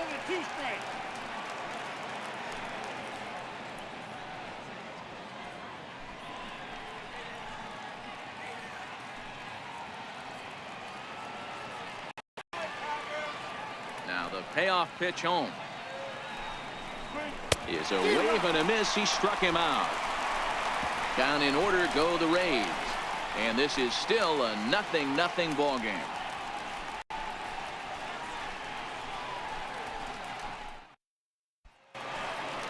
So back to the top of the Detroit lineup, digging in, Mikey Matsu. He'll look to get the Tigers going in their half of the sixth. Now the 1-1 pitch is taken for ball 2. We've seen him go down on strikes more than once in this game, so this has been a better approach by him at this at bat. Much more patient, and he's gotten himself into a good hitter's count. Into the windup. Here's the 2-1 pitch. And that one stayed too low, apparently. He's been throwing strikes all day, so you're not up at the plate thinking he's going to walk you in this situation. You need to be aggressive and sit hard at the plate. The 3-1. Grounder down the line at third. A foul ball, and it's full now at 3-2. All right, that's when you got to tell yourself to slow down a little bit right there. Out in front on a fastball, hit it hard, but pulled it foul. Hit out towards second.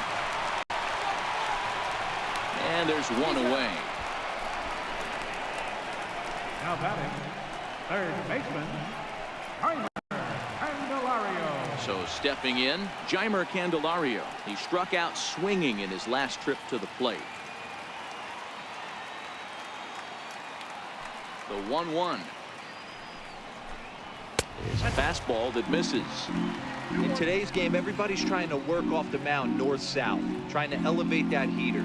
He wanted that pitch right there, but I can tell you as an offensive player, I'd rather give you 6 inches off east-west than to have you call that high fastball.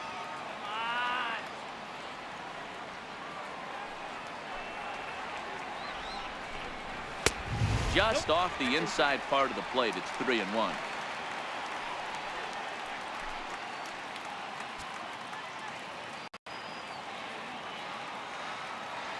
No walks yet. Here's the delivery. Very weakly on the ground. That winds up foul. Great job by the pitcher right there to put him in the proverbial rocking chair. Slowed him down, sped him up, slowed him down. Let's see where he's going now. Popped him up. Ramos moving to his left. Makes the play, and there are 2 gone now. The first baseman, number 24. Ready once again, Miguel Cabrera. Last time through was a base hit.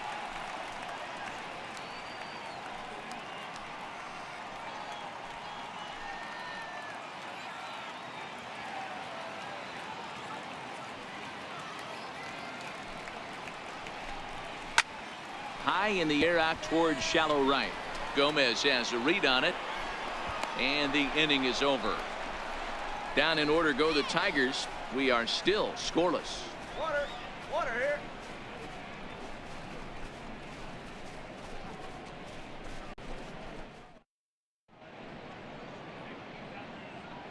Back here now at Comerica Park in Detroit. Neither team denting the run column quite yet as we look at the game summary through the first 6 innings of play. Here's the catcher, Wilson Ramos. He'll start the 7th, and Dan, as a former pitcher yourself, you must be enjoying this. Lots of good pitching and defense today. Oh, that's one of the keys. We're seeing a lot of strikes. We're seeing a lot of swings. We're seeing some great plays on defense. This has been a snappy one up to this point.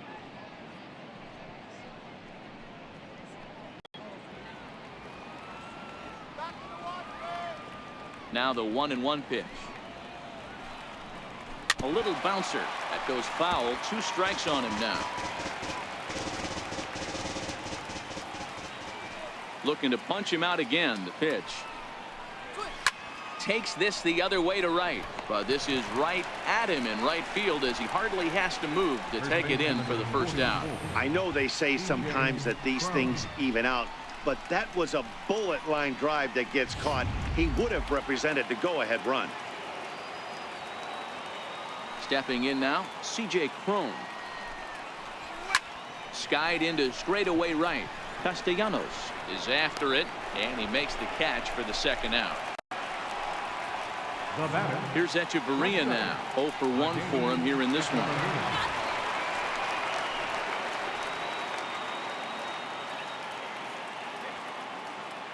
Now the 2-1 pitch. Lifted in the air to shallow center field. Iglesias onto the grass. He's got it. A great running play, and that'll retire the side. Rays go in order. 1, 2, 3. Still no score.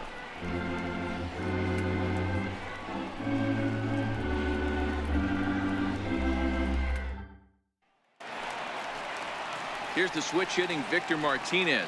0 for 2 on his line thus far.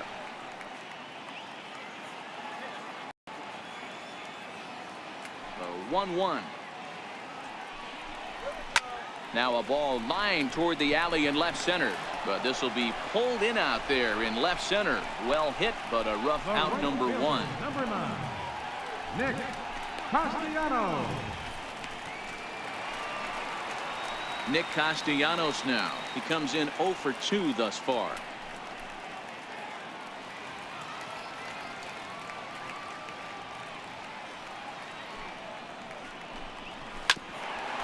Here's Echeverria at shortstop. And that's the second out. The catcher, number 34, James McCann. So striding forward now, James McCann. He went down on strikes last time up. The 1-1. Misses above the zone for a ball. He's obviously been very impressive on the mound in this one, and I think the big reason why is his ability to stay out of the middle of the zone. That's kind of obvious, but it's clear to me that even when he misses his spots, he's not missing over the plate. Now the 2-1 is a ball below the zone. Walks are never good, but they're especially bad news late in games like this. It seems like they always come back to bite you. 2 out, nobody on.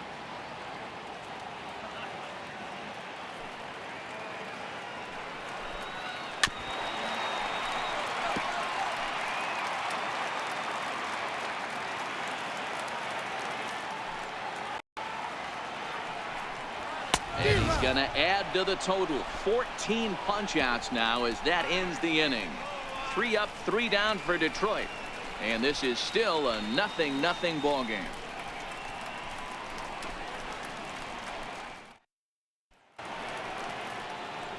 Malik Smith the next to hit.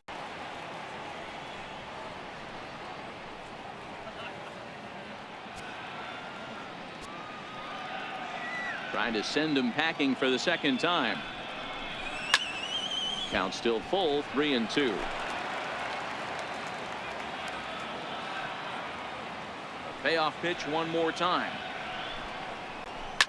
Slider, and that's hit on the ground towards second. Machado comes up with it. Throw on to first in time, so the leadoff man is set down to open up inning number 8. Denard Span. To the plate now for the Rays is the DH, Denard Span. It was a walk in his last trip. Bases are empty, 1 man out.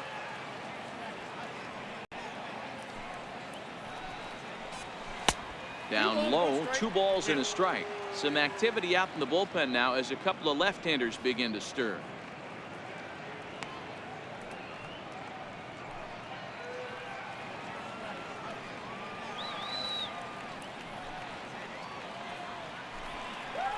And ooh, that strike zone's getting a little inconsistent now. It's 2-2.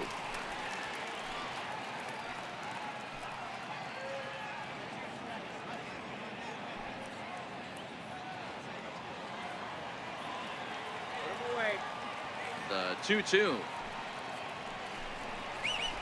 is hit hard on a line to right. A base hit. That's his first base hit, making 1 for 2 now. Hey, D-Row, that's a one-out single right there. Hey, the pitcher hasn't pitched out of the stretch in a while. He's been pretty sharp so far in this one. Yeah, and hopefully that runner right there can get his attention a little bit more diverted on first base, and then he leaves a cookie over the middle of the plate. Now here comes Ron Gardenhire up out of the dugout, and a change is in the offing, as that'll be all for his starter this afternoon. He'll depart with our score tied, and he'll still be accountable for the runner at first, and the best he can do is a no decision in this one.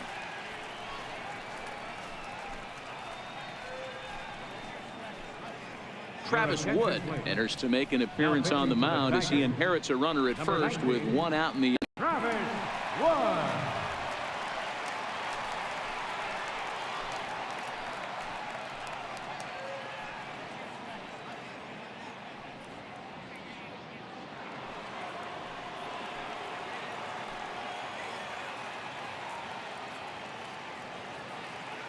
Into the box now, Matt Duffy. A ball and 2 strikes to the Rays shortstop.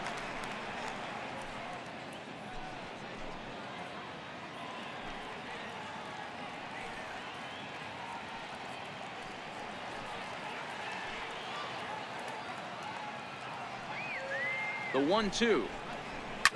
Fouled off. Possible go-ahead runs on first, 1 away.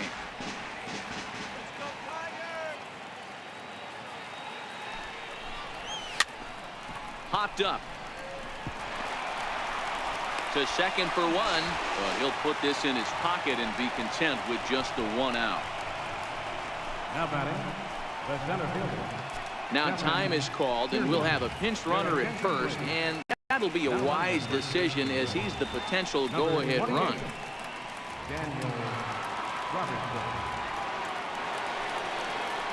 Standing in, Kevin Kiermaier. He's got a hit in 3 at-bats to this point.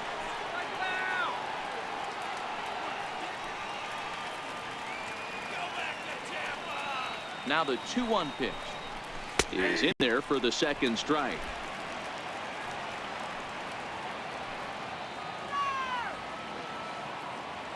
Before the delivery, a check on that go-ahead run at first.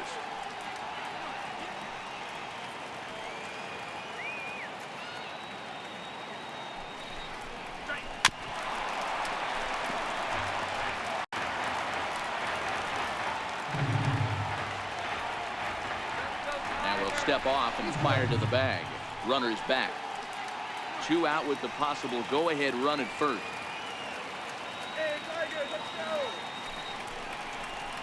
Swung on and missed, and that's the final out of the inning. Rays strand just the 1. We are still scoreless.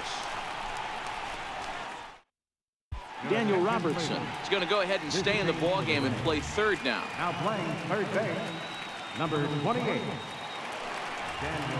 Ready for another shot now. Leonis Martin, 0 for 2 for him to this point. Going for strikeout number 15. Got him. And that's number 15 for the ball game. Boy, he's just been setting him up and knocking him down all afternoon.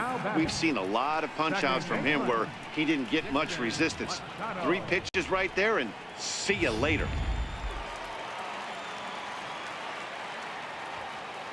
Standing in now, Dixon Machado. Popped him up. Archer over to his left, and that's the second out of the inning. The shortstop, number 1. Stepping into the box, Jose Iglesias. He's working on a 1 for 2 game so far. Bases are empty here with 2 men out.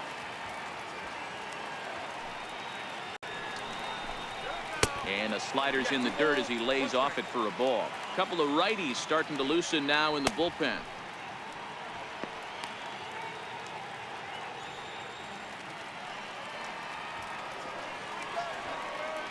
The 2-1. This now is hit to second. Does he have another 1-2-3 inning? He most certainly does. 10 straight he's retired now as that ends the inning.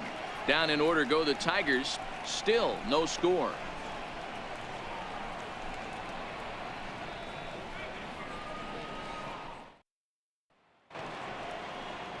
Here's Carlos Gomez. Career head-to-heads with Travis Wood. He's totaled 4 hits In 17 at-bats. He also has 1 home run. The 2-1 home. Count even at 2-2. The 2-2. Hit in the air down the left field line. And this will wind up a foul ball. The 2-2 one more time. He's up at the letters, but he gets the call. Strike 3. Final line there for the Detroit starting pitcher, and he'll be very happy with how the day went. Brad Miller.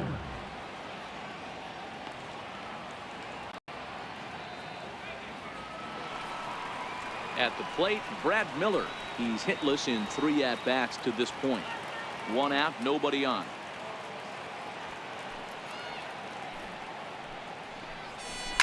Line to the right side, but good hands over there at first, and that becomes out number 2. Now batting, catcher Wilson Ramos. Digging in now, Wilson Ramos. He's hitless in his 2 at-bats so far.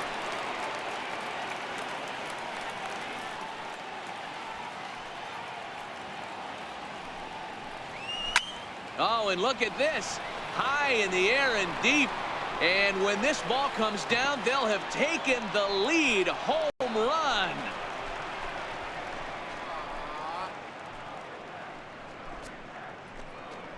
So a solo shot down the line in left as they've taken a 1-run lead.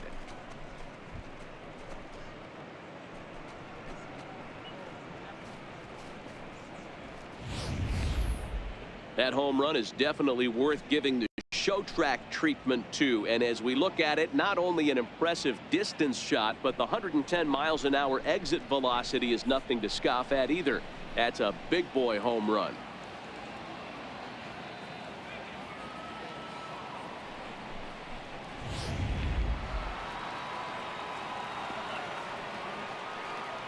Into the box, C.J. Cron. 2 balls and a strike to the Rays first baseman.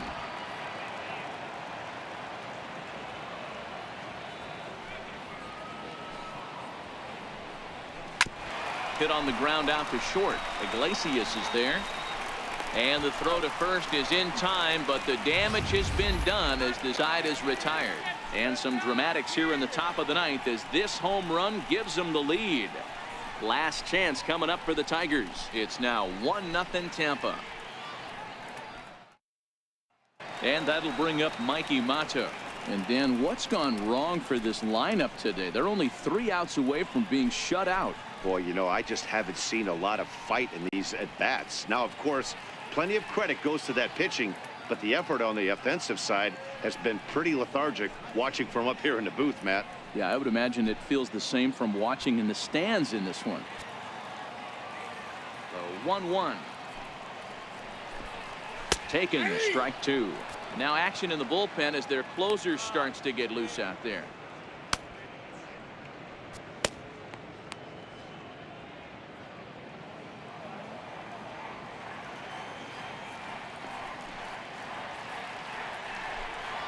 And he lays off it to even the count 2-2. And he should be okay to go the distance here. He's just now about to hit 100 pitches for the ball game. Yeah, it's go time, Matty V. He's got a chance to close this one out. He knows the bullpen's rested and ready to go. He's got a smile on his face out there. Oh, D-Row, this is what every manager loves. One day where you cannot have to empty out everybody in that bullpen. Going into the 9th inning in today's game with your starting pitcher, you can't ask for more than he's given them up to this point. Echeverria is there, and that's not the start to the bottom of the 9th this crowd was hoping for. 1 away. Digging in the switch hitter, Jeimer Candelario. His last at-bat didn't go his way as he popped out in foul territory. The 1-1. Hit on the ground, but foul.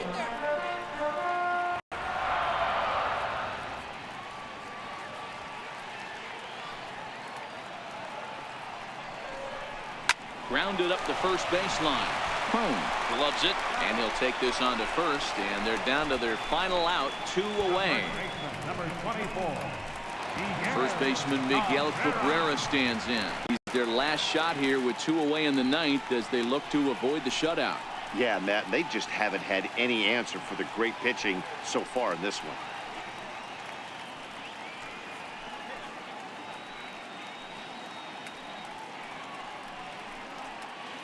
Fans on their feet in a 1-run ball game in the last of the ninth. And there's a strike as he'll try to work his way back. It's 3-1.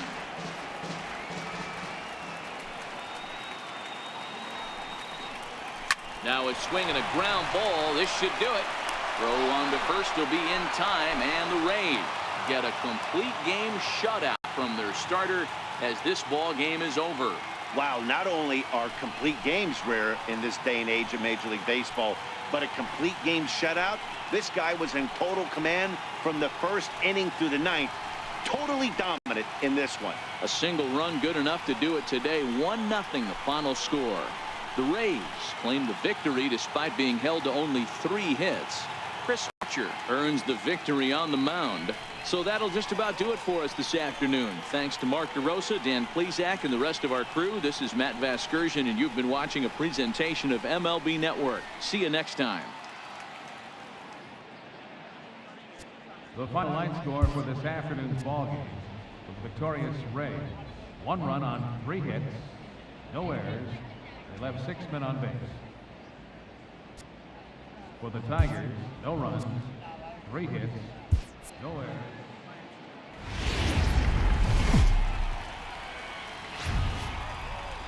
Daytime baseball here on MLB Network. Ought to be a good one here between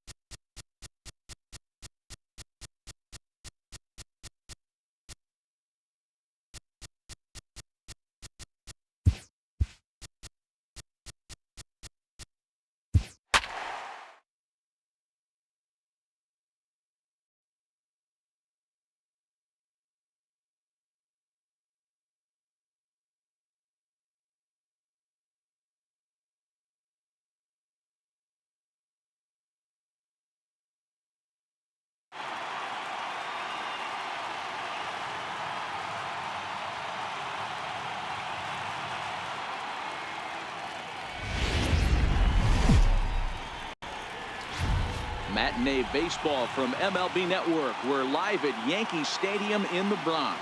Coming up, we've got a good matchup in store between the Seattle Mariners and the New York Yankees. 2 great hitters lead their teams to battle next on MLB Network.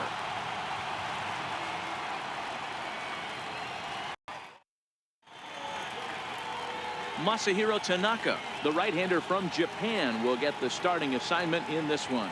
Dan Plesac, what do you got? Tanaka right now is the best of all of their starting pitchers. Good fastball, 92 to 94. Best pitch is the split finger. He'll throw it early. He'll throw it often. If he has the good split, these hitters are in for a long night. Here's D. Gordon now, and we are ready for some daytime baseball.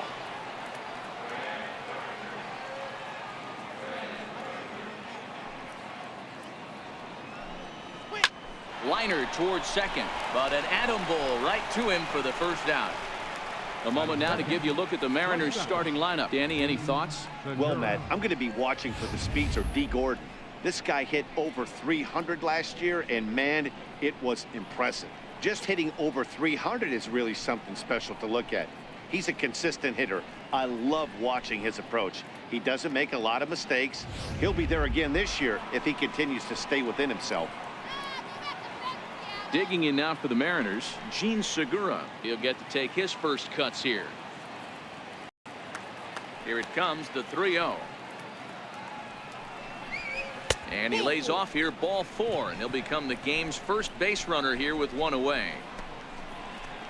Batting third, second baseman, Robinson Cano. Here comes the second baseman, Robinson Cano. In past meetings with Tanaka, he's got 5 base hits in 22 tries. He's taken him deep once.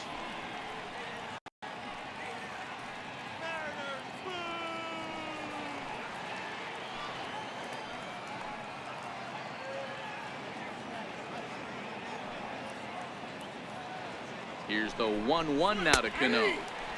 Here's a strike. Hey, you know in the back of your mind as a batter right here, he's got that nasty sinker. I know it's 0-2, but he might not be looking for the punch out.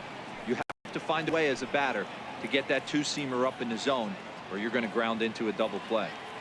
The 1-2. He's running. Swing and a liner. Foul.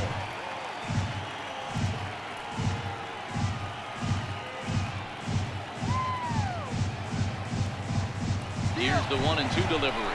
Pitch outside. The throw is well behind the play. That's an easy stolen base. So he swipes second successfully, but you have to wonder now if that might actually end up taking the bat out of the hands of one of their better hitters. Well, that's a good point, Matt, but I'd be a little surprised if that's the case. It's still early and the game is tied, so that would be a pretty cautious move to pitch around him here or just walk him flat out. Working for the punch out and the offering. Don't quite know where that one missed, but it's not for me to decide. 3-2. You would think in this situation, maybe with a base open, he'd just pitch around him and put him on first, but not with the guy in the on-deck circle. He's going to attack this hitter.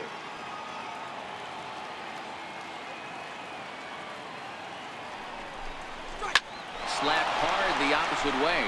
But this will hang up just long enough to be run down in shallow left for a tough second out.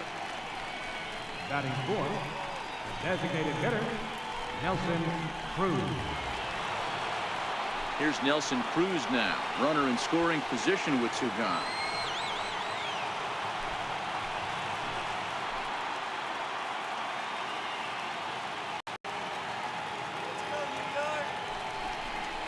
Hit on the ground is short. Throw to first in plenty of time, and the side is retired. 1 left for Seattle, and now the Yankees will see what they can do. No score.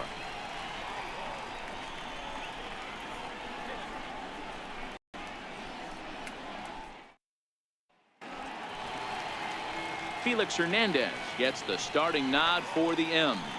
What do we need to know here, Danny? Well, here he is, King Felix, also known as the King. Big arm, 5-pitch mix. Mid to upper 90s fastball, slider, curve, changeup, and split. Some people think he throws too many pitches. Well, I know one thing. This guy's been a good pitcher for a long time, and he is one of the few aces in the game of baseball. Here's Brett Gardner now. He'll lead things off here in the bottom half of the first. Here's Hernandez now on 0-2. And, he can't get out of the way of that one, so the leadoff man will be on to open the frame.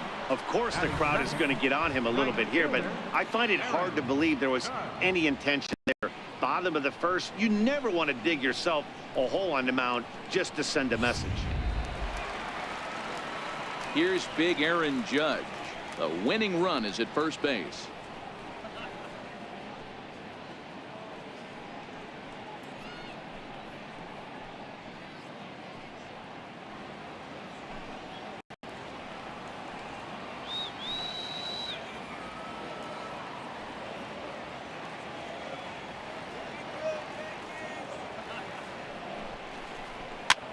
Swing and a liner.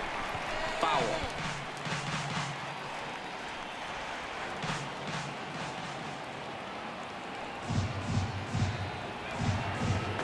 The 1-2. Swung on and missed. He got him on strikes. With that, it's time to check out the starting lineup for the hometown Yankees. Who are you focused on, Dan Plesac? Well, Matt, we all know the man to watch, Giancarlo Stanton. He finished last season with the most home runs in the major leagues. He won the Major League home run title. He can put a ball into orbit when he catches it, and I hope he catches one in this game. Striding forward now is the DH, Giancarlo Stanton. He's got a chance to end this one and send these fans home happy if he can get a ball deep enough into the gap. Hoping to send him packing. Pitch on its way. And he misses with that one for ball 4. So that'll put runners on first and second now with one away. Batting fourth, first baseman, The left-handed power bat of Greg Bird digs in now. The winning run at second, however, the double play in order here.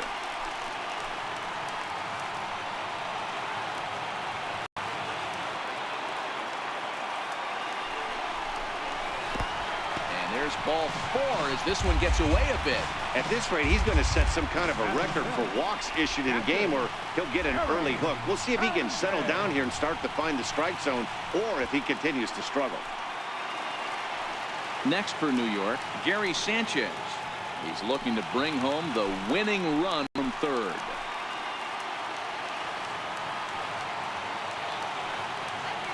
Here's the 1-1. Ooh, good changeup, just missed inside.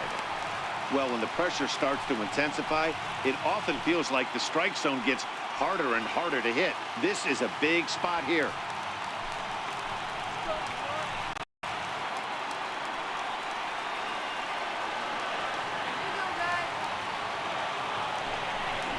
Very weakly on the ground. That winds up foul for the second strike. Gardner, the runner at third. Stanton on second. Bird at first, one gone. Skied into straightaway right. Catch is made. Runner tagging from third. And the Yankees are going to walk off as winners.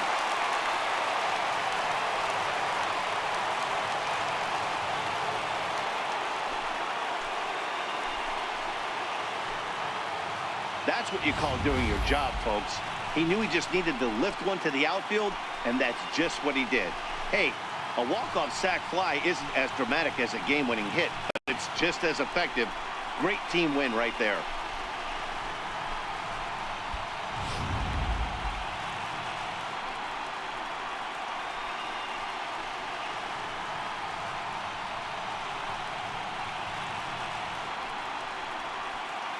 Well, we've talked about his dominance all throughout the game, and he ended up finishing what he started. A complete game shutout. He's our top player of the game.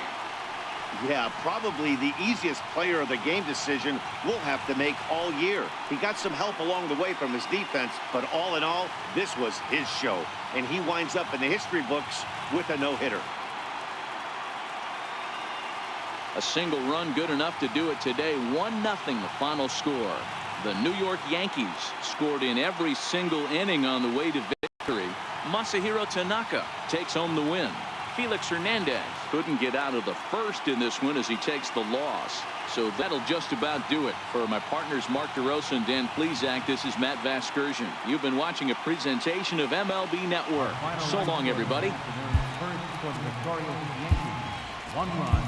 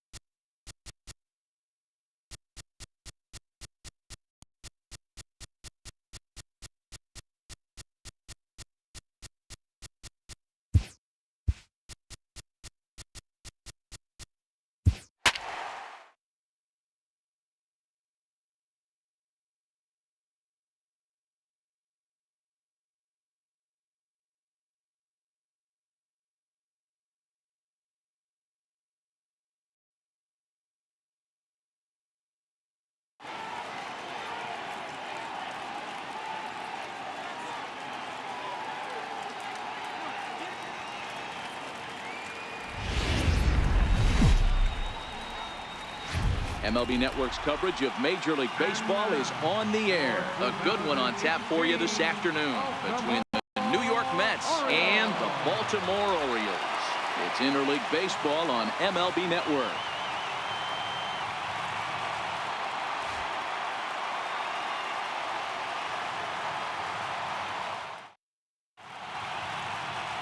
Dylan Bundy, a right-hander from the Sooner State, gets the starting assignment here. What's your take on him, Dan? Boy, Dylan Bundy's come a long way. It wasn't that long ago where he went to camp and he had to make the team coming out of spring training. Former first-round draft pick out of high school from Oklahoma, 94 to 95 miles an hour. Good overhand 12-6 curveball and a changeup that's getting better all the time. He's turned himself into one of the league's premier pitchers. The 3-2 pitch. Ground ball left side. Throw on to first will take care of Reyes, and that's how we get things started. And now a chance to meet the Mets. Mark DeRosa, what's your take on him this afternoon on the road? I got that this lineup, Matty, in Oriole Park likes to swing the bats. This place plays small. This place has a low wall. You can drive it out pretty much line to line, and there's a lot of room to be a hero in this yard. Next for the Mets as Dribble Cabrera, as he'll get his first opportunity in this one.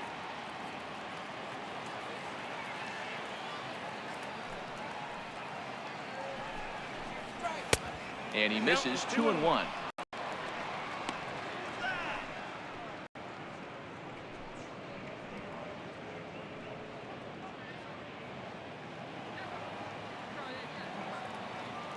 Now the 2-1 pitch. Right side. He lays out for it, but he can't pull it in.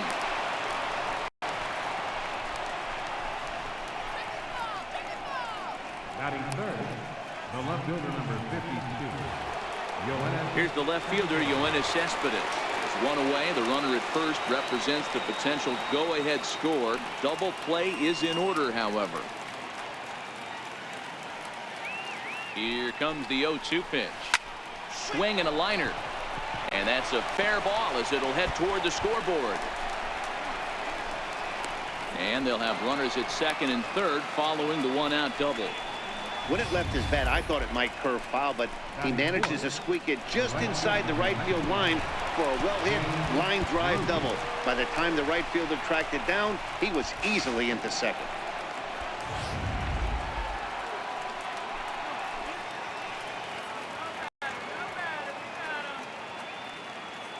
Stepping in now, Jake Bruce, pulled toward right center field. Jones is under it. And he makes the catch for the second out. And they will not risk it. So with two away now, that go-ahead run is forced to hold tight at third base. So coming to the plate, Todd Frazier, as he'll hit with the go-ahead run at third and two away.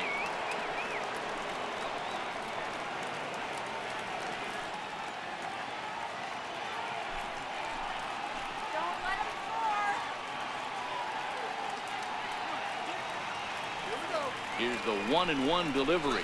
Hit to short. Taken in by Machado. On to first. And the Mets are going to come up empty here as that is the inning. So they get a couple of men into scoring position here, but can't get the key hit to bring them around. The Orioles do up in the first. No score. Jacob deGrom is ready to go as he'll be on the mound for the Mets. Dan Plesac, what's the word on him? Jacob deGrom is just a solid pitcher. He's not overpowering in any sense with any of his three pitches. Good sinking fastball, 93 to 96. Great slider and a really good changeup. What makes him so good? He'll throw all three of his pitches at any time. So digging in now, Tim Beckham. He'll lead things off here in the bottom half of the first. Line to the right side. But this is right at him in right field as he hardly has to move to take it in for the first out. Now a moment here in Baltimore for the Orioles starting lineup. Mark, what's your take on him against one of the best starters in the game? Matty, the key in this one for this lineup is they got to stay staunch in the middle of the plate. They can't start swinging at everything or this guy will abuse them. He'll start flipping up the rosin bag. They have to sit over those 17 inches and hold to that. In now for the O's, Manny Machado.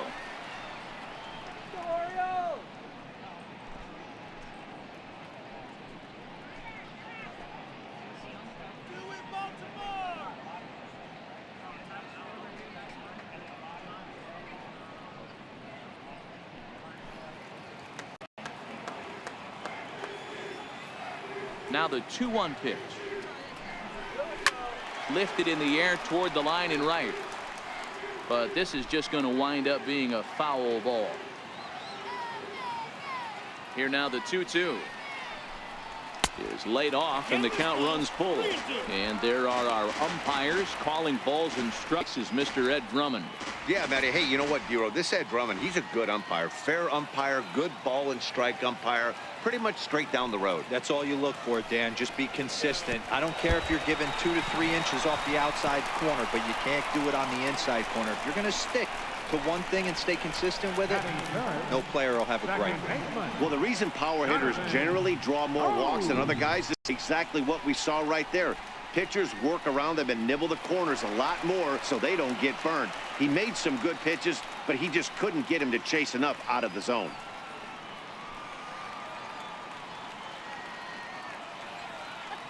Ready with the 0-2. Oh, and look out as they brush him back here. It's ball 1. You know, Matty, I'm not surprised by that pitch. Raise the eye level a little bit. Maybe we get something bouncing in the dirt right here. Machado, base runner at first with 1 out.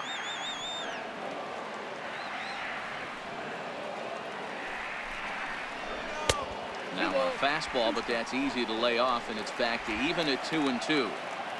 A lot of times you see guys in the middle of the order get worked away, but not right here.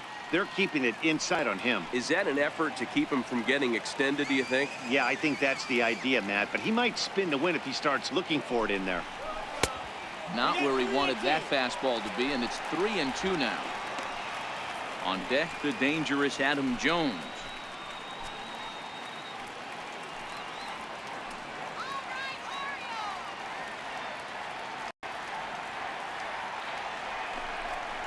And a fastball blew it right by him, and there are 2 down.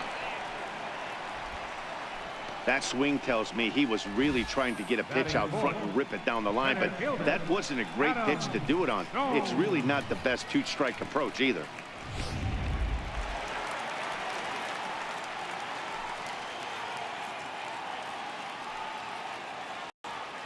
In now, Adam Jones. 2-1. In previous duels with DeGrom, he's 0 for 5.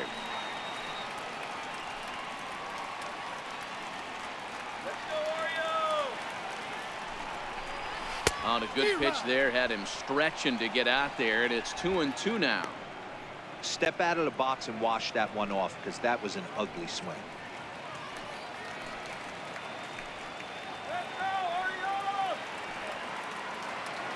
The 2-2. Missed with a slider. Full count with 2 outs now, so if he could put the ball in the gap somewhere, he could have a good shot of driving in a run because the runner at first will be in motion.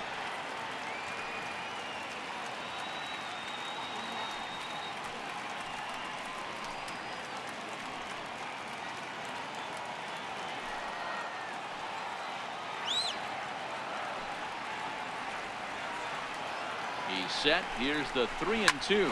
Ground ball sent back up the middle, and Jones is going to have himself a base hit. Nice execution right there, Dan. Kept his front shoulder in, kept his hands inside the baseball, and ripped the base hit. And if you're a pitcher right there, you can't get discouraged. Sometimes even when you make a good pitch, the ball is going to find a hole somewhere. That one right up the middle. Into the box now, Trey Mancini.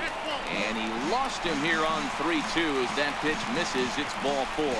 Some guys take a little time to find the zone, but with the second walk in the first inning, it might be a little more than just settling in here. Not sure how long of a leash they'll give him, but they're not going to let him walk the world out there. So striding forward now, Mark Trumbo, as he'll hit with the go-ahead run at third and 2 away. The 2-1 home is in there for strike number 2.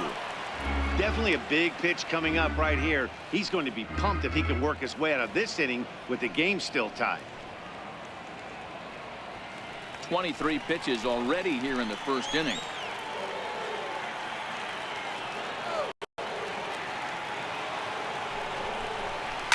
Heading out towards shallow right. Bruce coasts under it. He's got it, and that'll get him out of the jam. A couple of walks, but no damage. An inning in the books. No score on MLB Network.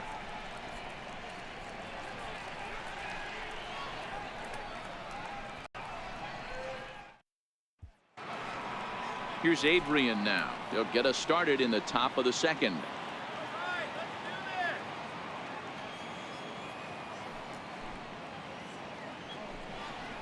And that misses for ball 4, so it's a leadoff walk here to start the second. Well, that is definitely not the way to start an inning.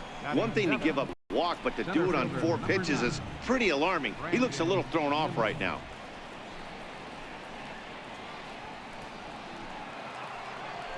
And here's the former first-round draft choice, Brandon Nimmo. Go-ahead run at first, nobody out.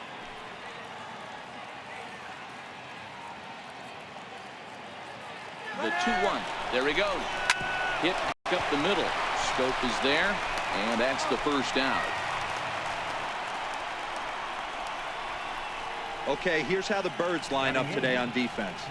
And let's spot shadow first baseman Chris Crush Davis. Doesn't get enough love for how soft this guy's hands are. Constantly picking middle infielders left and right. We get it. He got power. But look for him to make a nice play on defense as well. Here's the catcher, Travis d'Arnaud, and he could very well get the intentional pass here, as that would set up a potential double play ball that might keep the game tied. Now the 0-2 pitch. Stays alive, still 0-2. Gonzalez, the runner at second with 1 away.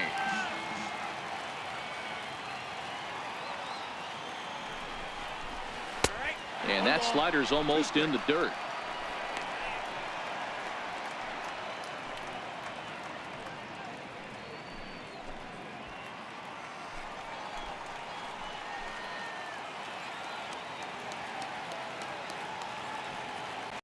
The 1-2. Swung on and missed. He got him on strikes. I think he had his mind made up. He was swinging the bat and trying to protect before the ball even left the pitcher's hand. That pitch wasn't even close. He would have needed a flagpole to hit that one.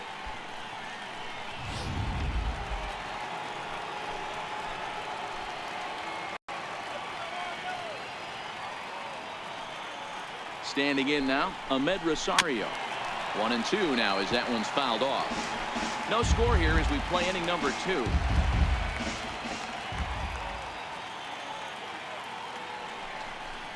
A swing and a miss as he chased with 2 strikes, and that will retire the side. Back-to-back strikeouts keep him out of danger. More baseball on MLB Network right after this.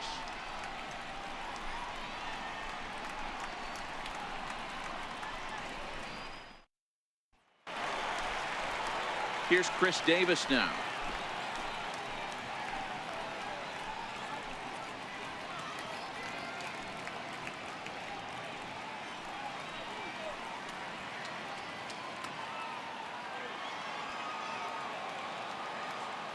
Now the 1-1 pitch. Fouled away.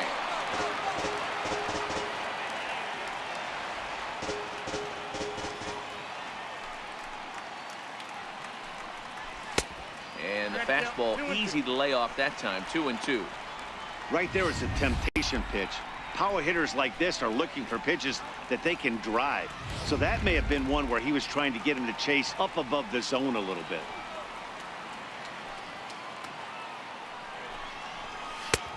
Full count. 3-2.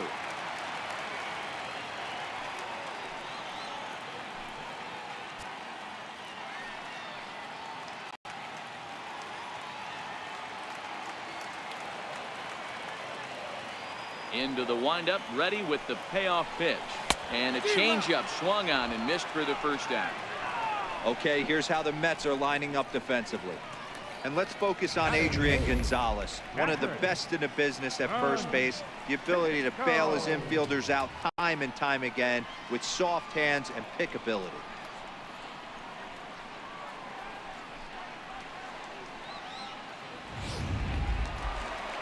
In now, Chance Sisco.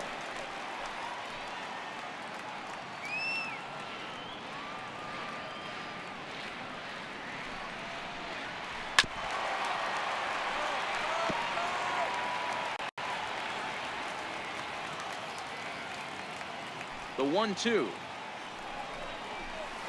Still hanging with him. Another good swing to keep it going. Bottom of the second here with no score. 2 balls and 2 strikes to count to Chance Sisco.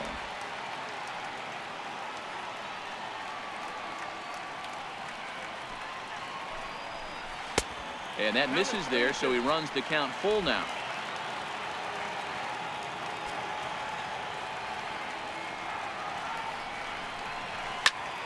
Grounded back up the middle.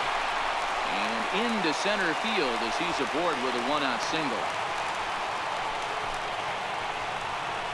Batting ninth, right fielder, Austin Hayes. Austin Hayes the next to bat. He's got a chance to end this one and send these fans home happy if he can get a ball deep enough into the gap.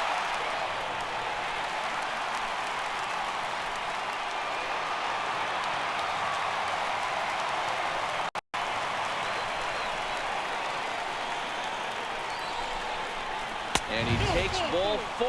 So a good job out of the 9-hole in getting on base as we go back to the top of the order. Well, he's really laboring in the early going here. That's his 3rd walk of the game already. We'll see if he can get it together or if this is just one of those days where he's going to have to grind his way through this start. So coming to the plate, Tim Beckham, as he'll look to get the ball into the outfield and bring home what would be the winning run from second base. On its way, the 0-2 pitch. Lined hard toward right center. That's in there. Base hit. Throw coming quickly, and the winning run moves up to 3rd now with only 1 gone. Nice piece of hitting right there. Looked like the guy on second had to respect it and freeze a little bit. He had to freeze there for a second to make sure that line drive gets through, but eventually does get to 3rd base.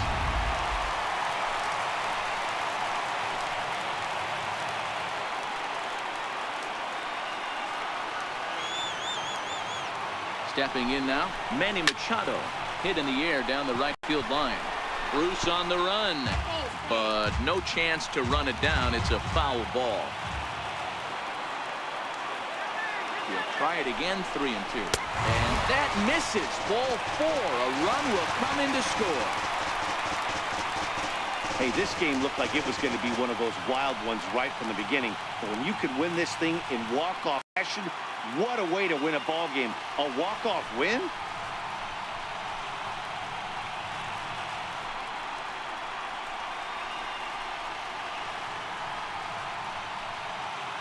Well, we watched a really solid starting pitching performance, kept the opposition at bay, and as a result, he's our top player of the game. When you basically take a game into your own hands and give your opposition absolutely no chance, you deserve all the credit in the world. His guys had to score for him, but he essentially was a one-man show out there.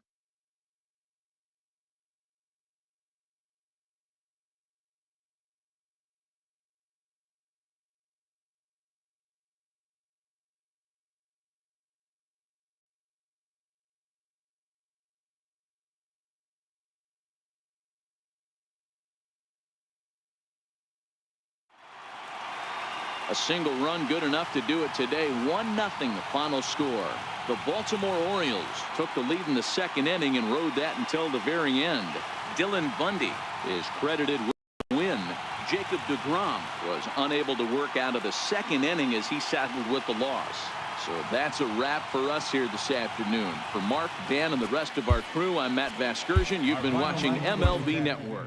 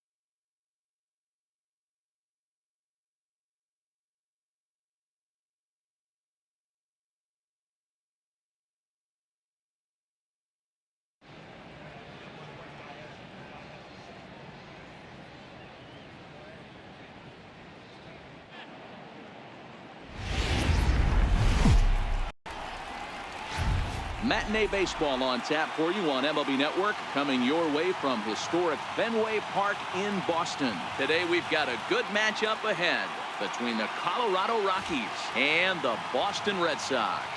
Looking forward to this matchup, and it's next on MLB Network.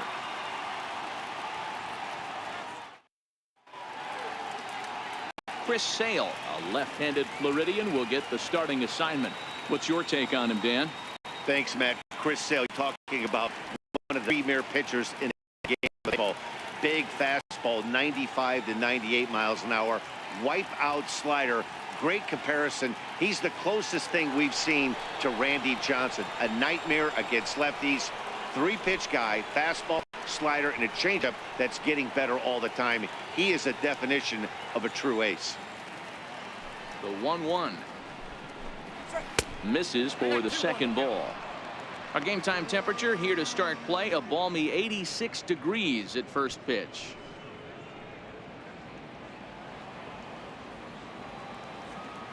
The 2-1. And right into the shift.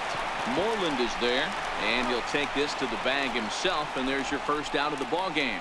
And a moment now to peek at the Rockies starting lineup. Who's the one to watch, Dan? Well, as this game moves along, keep an eye on Gerardo Parra. This guy hit over 300 last year, and man, it was impressive.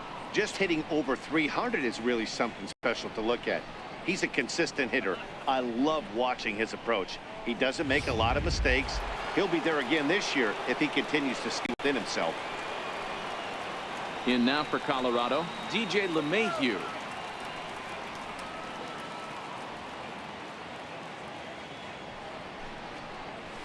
Got him swinging. Chased it well out of the zone, and there are two gone. Boy, there's the perfect pitch right there. The straight changeup. He hadn't used it yet in this at bat, and what does he do? He uses it, pulls the string, and gets the big strikeout. Here's Nolan Arenado. First chance for him here in the top of the first with nobody on.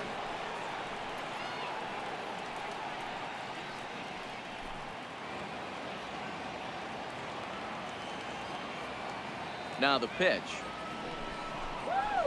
Hit hard towards center. That gets down, and he's got himself a base hit. So the two-out base hit, and the top of the inning is still alive. No mistake what he was sitting on. Fastball, middle of the plate, kept his hands back, stayed through the baseball, and delivers a hard hit line drive.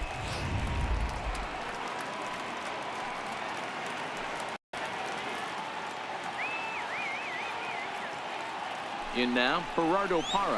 2-1 to Gerardo Parra. A great take on that slider away right there. But I'm thinking in that situation, that pitcher's got to execute a little bit better. That was almost a non-competitive pitch. Being outside, you could almost have let that one go right out of his hand. 3-1 to the Rockies fielder. Trevor Story would be next if they can keep this inning alive. Arenado, the runner at first with two gone.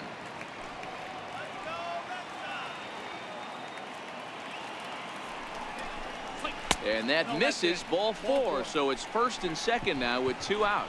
Well, he made quick work of the first two guys this half inning, getting two quick outs, but then he gives the base hit and now the walk. We'll see if he has it in him to draw the line in the sand and get out of this. And that brings in the power hitting shortstop Trevor Story. Great chance to drive in a run here in the early going.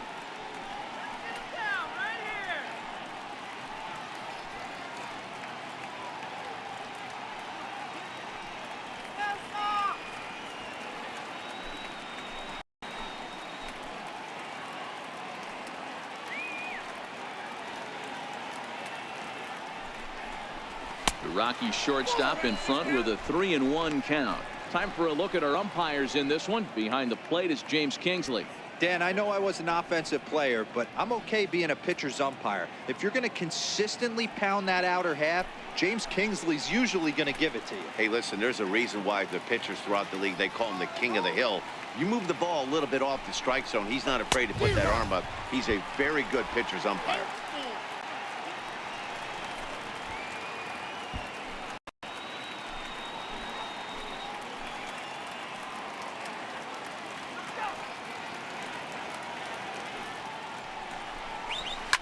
Now a swing and a fly ball. And nearly a 3-run shot. Instead, it's a foul ball.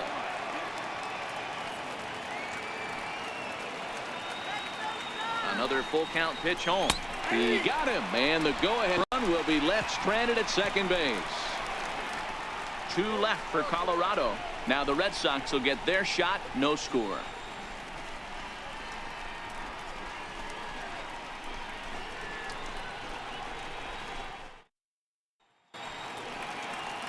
John Gray gets the start for Colorado in this one. Zach, what do you got? Hey, the pride and joy of the Oklahoma Sooners. Former first-round draft pick by the Colorado Rockies. Big, strong guy, John Gray. 96 to up at 100 miles an hour.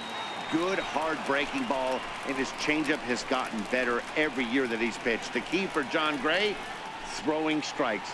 If he keeps the ball in the strike zone at 98 to 100 miles an hour, he is really tough to hit.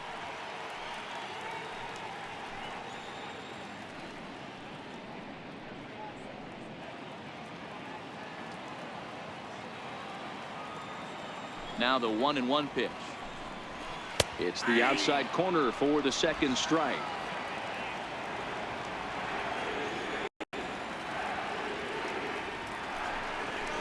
Fly ball out to straightaway right. Moving under it, Parra, 1 out. With that, here's how the hometown Red Sox line up in this one. What's going to be the key for him today, Mark? Well, Matt, when we drove over to the ballpark today, we were expecting some offensive firepower, especially in this yard. It's a hitter's yard, but that could sometimes work against them. I'm interested to see what lineup stays within themselves and executes and manufactures to get this W. Striding in for Boston, Andrew Benintendi.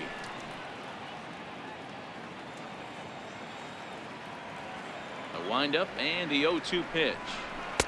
And on 0-2, he misses with a fastball. 0-2 pitch, not even close to the zone, and a fastball might be an indication that he's going to start using some of his secondary pitches. Bases are empty, 1 man out.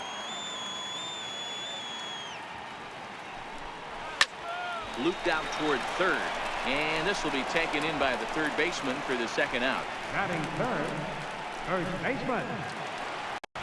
Here's the first baseman now, Mitch Moreland. No one aboard for him, and 2 gone here in the first.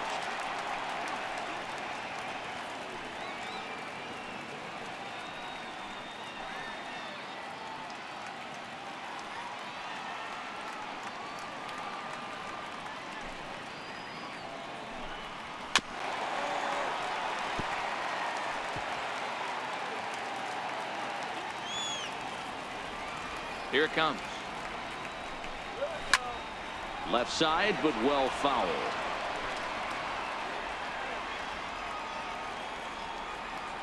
1-2. Here it comes. Got him swinging, and that will end the inning.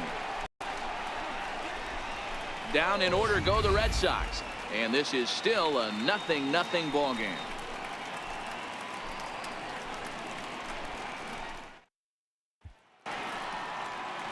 Striding in for the Rockies, Ian Desmond. He'll get us started in the top of the second. 3-2 pitch. Takes this the other way to right, and a base hit, so the leadoff man is on to begin the inning. Boy, so frustrating as a pitcher. You make a quality pitch on the inside half of the plate right there. Try to bust him in, D-Row, and he fights it off the other way. Yeah, you tip your hat to the pitcher right there. He executed his pitch, but nice job by the offensive player fighting. It doesn't matter what it looks like. A knock's a knock.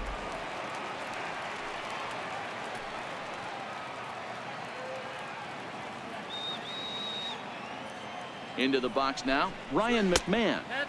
No offer on that one. 2 balls and a strike. You got to love that as a hitter right there. It doesn't happen much, but when it does, you have to find a way to take advantage of the count.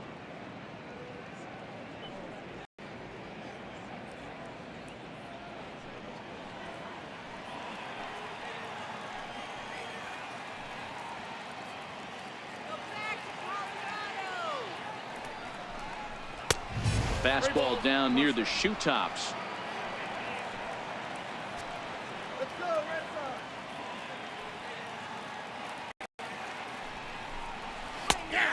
taking here and looks at strike 2 right down the middle. Oh, that's for sure going to be a pitch he wants back. You're not going to get many balls right in the wheelhouse from a top-level arm like this.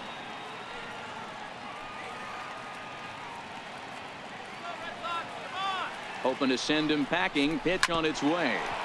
Still hanging with him. Another good swing to keep it going.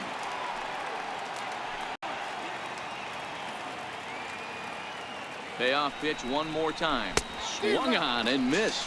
Really fooled him that time for the first out. All right, let's take a quick look at how the Red Sox set up on D today. And let's focus on the guy behind the dish tonight, Christian Vasquez. Lock in on this guy. Some say he looks like a young Pudge Rodriguez in his prime. The bat's coming, but the way he massages this pitching staff should be your focus. And that'll bring up the speedy outfielder David Dahl. There's one away. The runner at first represents the potential go-ahead score. Double play is in order, however. He's going, 1-1. And there he goes towards second. Offered at and missed. Here's the throw. And it skips in as he steals the bag easily. You know, I like the aggressiveness there. They haven't cracked the scoreboard at this point, so it's clear they're trying to manufacture something by forcing the action. We'll see if it works out for them. Desmond leads off second with one gone in the inning.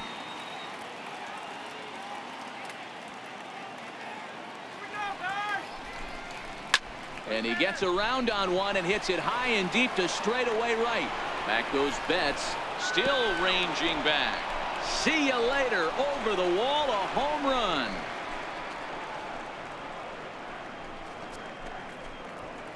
A two-run blast to straightaway right field as it's now a 2-0 ball game.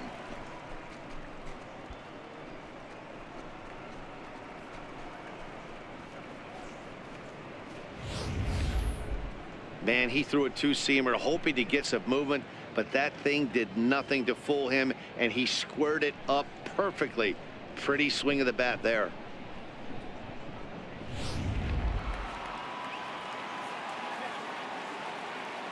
Standing in now, Chris Iannetta. Hit out towards second. Nunez right there. On to Moreland, and that's in time for the second out. Now batting, the center fielder, Charlie Blackmon. Here's Charlie Blackmon now. 2 out, nobody on.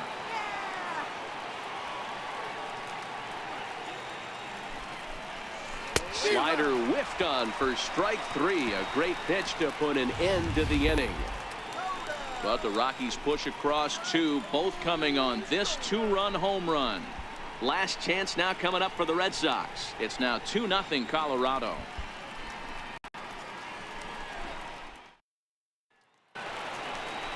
Leading off the inning, J.D. Martinez. And they'll need him to get something going here.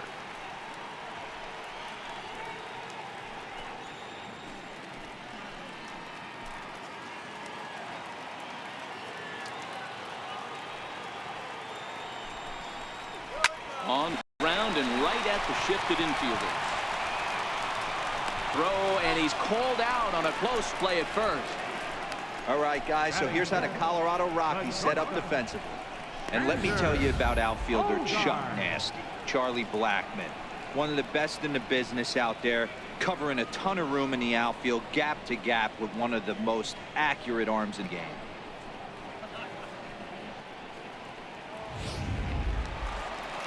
Next up for the Red Sox, Xander Bogaerts. 1 out, nobody on.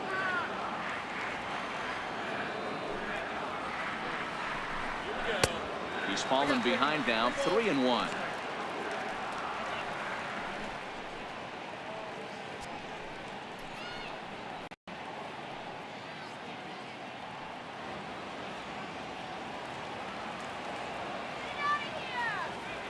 The 3-1 pitch. High and deep to left center field. Blackmon going back, and it's off the Green Monster. And he'll reach second now with 1 away. Any hitter will tell you that a shot like that just feels different. It sounds different off the bat. See his arms get extended, right arm tucked up against his body, barrel the bat all over the ball, and he smokes it right off the wall in left center. A little more hang time, and that one probably gets out of here. Coming to the plate now, Rafael Devers. He'll get to take his first cuts here.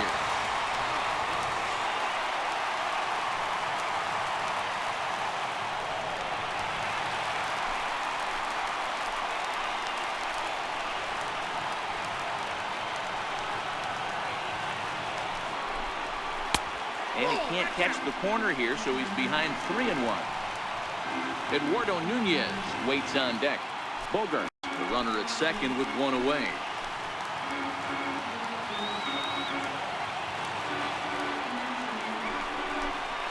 And that misses, ball 4. So with one out, that'll at least set up the double play possibility here that could get them out of the inning. You know, it takes a lot of discipline to watch a pitch like that go by, but on a 3-1 count, he had the luxury of being a little bit more selective up there. Good take, and a walk is the result. So striding in, Eduardo Nunez, as he'll get his first opportunity in this one. The 1-1 home. This is hit high in the air out toward left center. Calling for it, Desmond. And that's the second out of the inning. And no tag at second. He'll head back 2 away now. Striding in, Christian Vasquez. Christian Vasquez.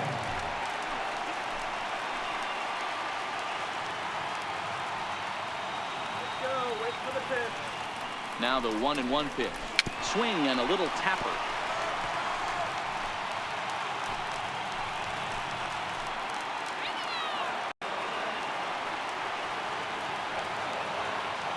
Last strike now for the Red Sox. And this one's in the dirt. Good job to corral this quickly as the runners hold on.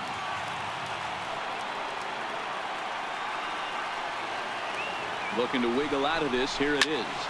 Popped him up. Just foul. Come on, Buck. From the belt. Kicks and deals. And he struck him out for out number 3. So that'll wrap things up here as they leave the possible tying run stranded at first.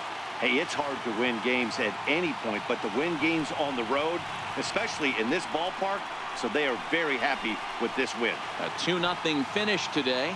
The Colorado Rockies took the lead in the second inning and rode that until the very end. John Gray gets the W on the mound. Chris Sale only completed 2 innings and is charged with the loss. So that'll just about do it for us this afternoon. Thanks to Mark DeRosa, Dan Plesac, and the rest of our crew. This is Matt Vasgersian, and you've been watching a presentation of MLB Network. See you next time. The final line score for the ball game this afternoon for the victorious Rockies. 2 runs on 3 hits. No errors. They left 2 men on base.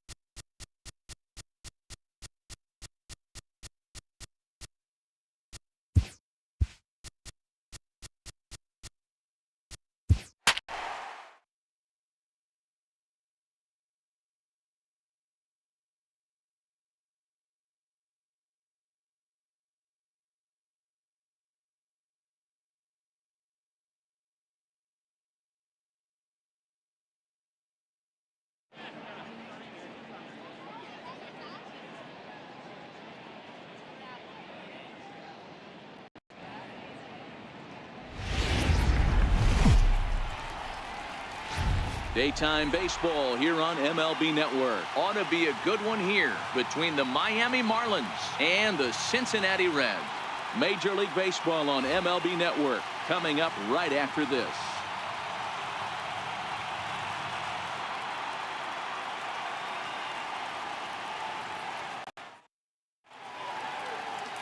Homer Bailey will be the one towing the rubber for the Reds. Dan, any thoughts? Hey, thanks, Matt. Homer Bailey. 3-pitch mix, fastball, curveball, changeup. This guy, when he's on, you'll know he needs the curveball. That's his best secondary pitch. At times, his fastball can be overpowering, 94 to 96 miles an hour. If he brings the curveball and he brings the changeup, he can be as good as anybody in the league. Here's Cameron Maben now. He will lead this one off today. And a little off to begin the afternoon, as it's to 3-1 now. His lifetime numbers against Bailey, it's been pretty good, 5 for 12. He also has 1 home run. The 3-1 pitch. And that misses for ball 4, so it's a 5-pitch walk to get us started here this afternoon. Batting second, left fielder, Martin Prado. Up next from Miami, Martin Prado. Go ahead run at first, nobody out. Let's go, Cincy!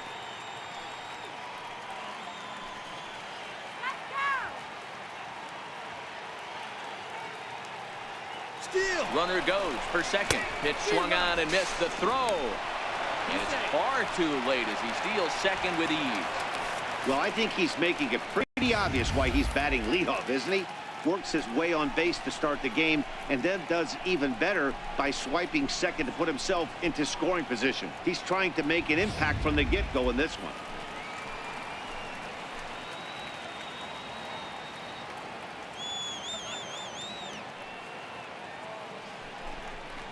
Seared down the first baseline, but a foul ball as it holds it 2-2.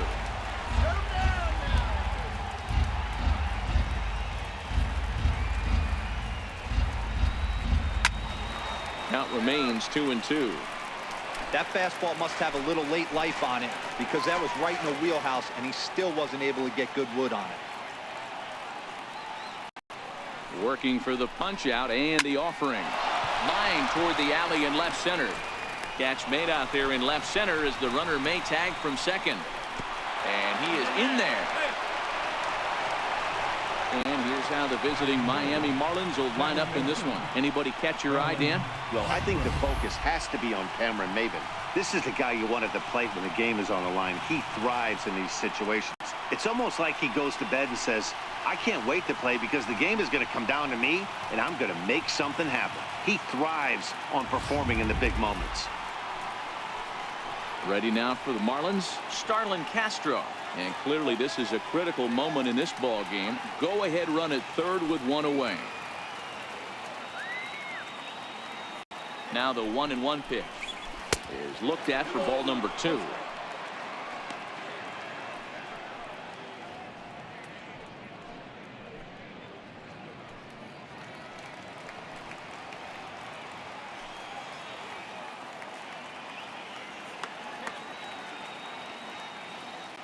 Now the 2-1 is strike 2 swinging. The offensive approach here is simple. You know the pitcher's going for the K, so set your sights middle of the plate. And then don't worry about the infielders. They're so close, hard contact is a guaranteed ribby. Here now the 2-2. Swing and a liner. And that's a fair ball. The throw into second. To second now, but he's safe as they jump ahead with a run scoring on the play. First baseman. And you know, there's just so few places in the strike zone where you can keep this guy from hitting the ball hard. That really is not that bad of a pitch. Just a little bit down and away, but he's all over it, and he cashes in a run on the double.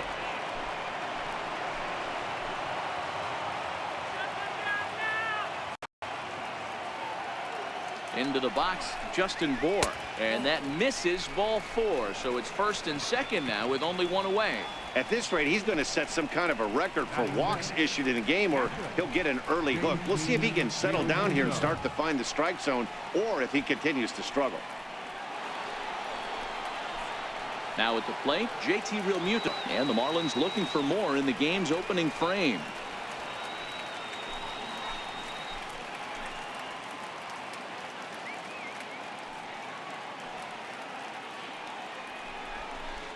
Count even at 2-2 to the Marlins catcher.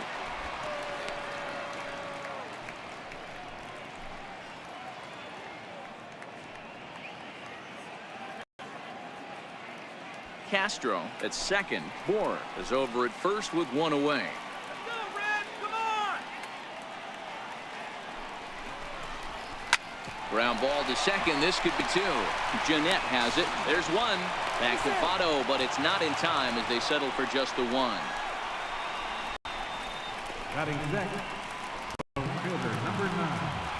And that'll bring in the multi-dimensional Lewis Brinson.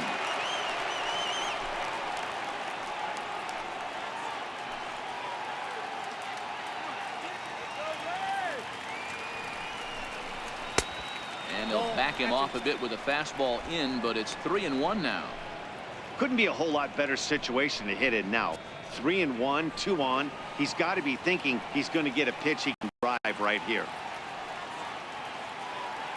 Hoping to limit the damage. Here's the pitch. Tried to crush that ball, and now perhaps needs to shorten up with 2 strikes.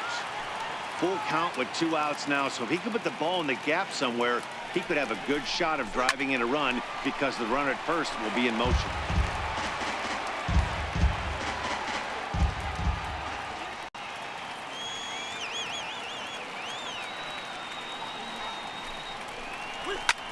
Pulled high in the air out to left field.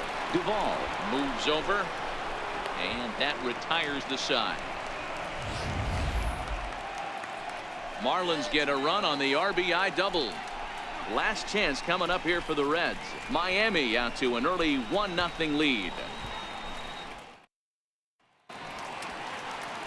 Dan Straley gets the ball for Miami in this one. Dan Plesac, what's the word on him?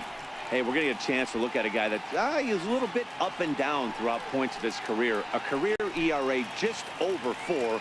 When he's good, he can be really good. And when he's bad, well, let's just say he can be pretty bad at times. But it'll be interesting to see which one we see. He's a little bit of Jekyll and Hyde.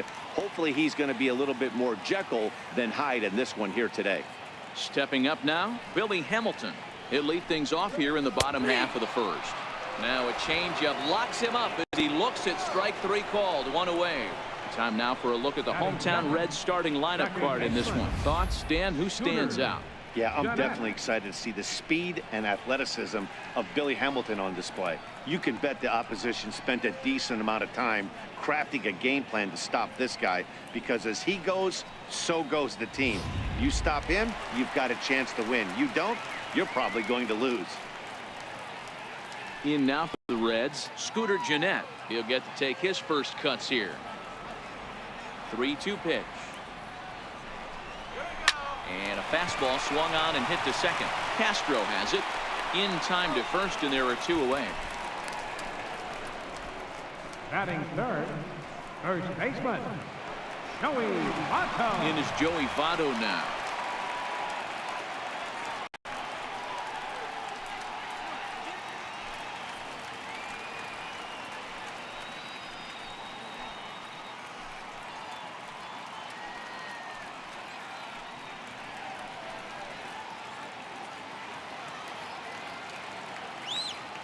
The 1-1 is taken for ball 2. Bases are empty here with 2 men out.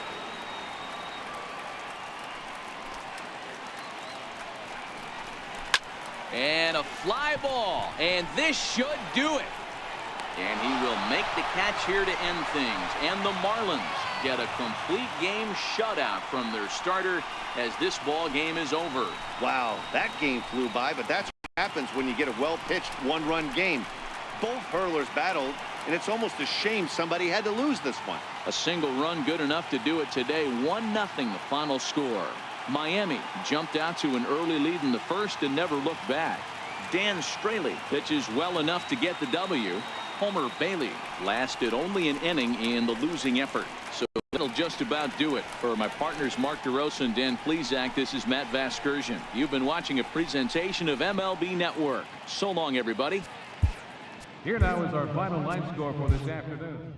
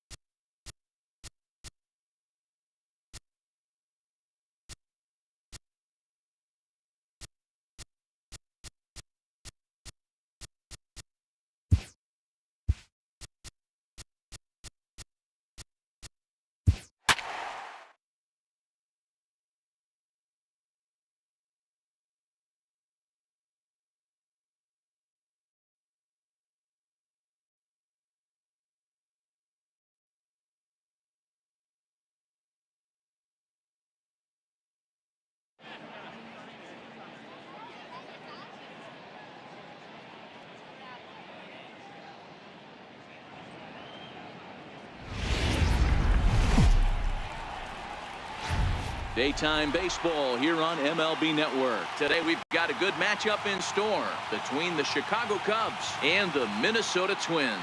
Two great hitters lead their teams to battle next on MLB Network.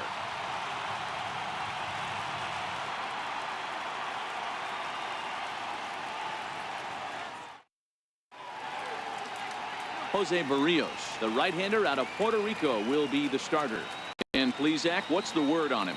Hey, Matt, thanks coming on Jose Barrios, and this guy has all the tools to be a great one.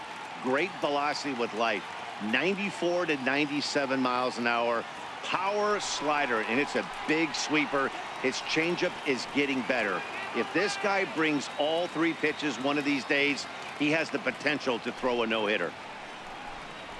Fastball swung on and missed, and the leadoff man is gone on strikes to start the afternoon. With that, a look at the Cubbies' starting lineup. Danny, who stands out to you? Well, of course, you have to like what Anthony Rizzo brings to this offense. He doesn't let the pressure of the big moment get to him. I love watching this guy hit in clutch situations. It's like he takes a deep breath and everything stops in front of him. He plays like the Zen man. The next Cub up, Chris Bryant.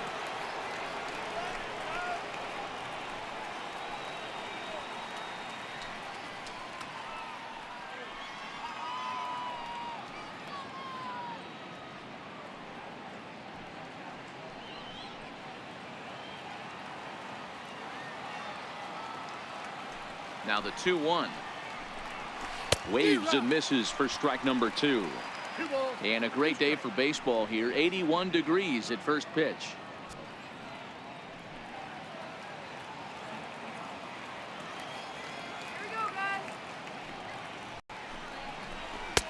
And he comes back with one down and in for ball 3.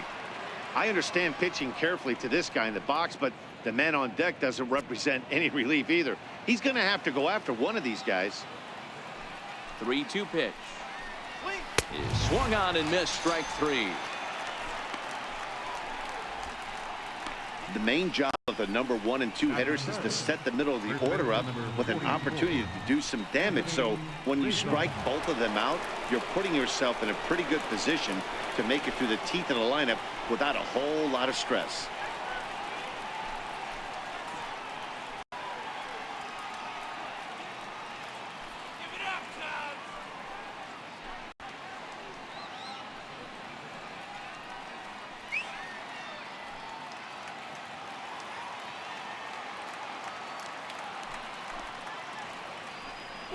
And we'll have the first base runner of the ball game here as that misses, and it's a 2-out walk. Batting fourth, the catcher, number 40.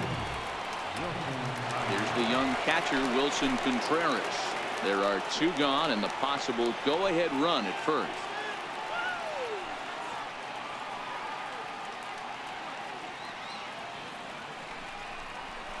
Slapped hard the opposite way. And that'll get down for a base hit. And that's going to move that go-ahead run to second now with 2 gone. Batting fifth, left fielder, Kyle Schwarber. Coming to the plate now, Kyle Schwarber. And he could give his guys an early lead if he can come through here.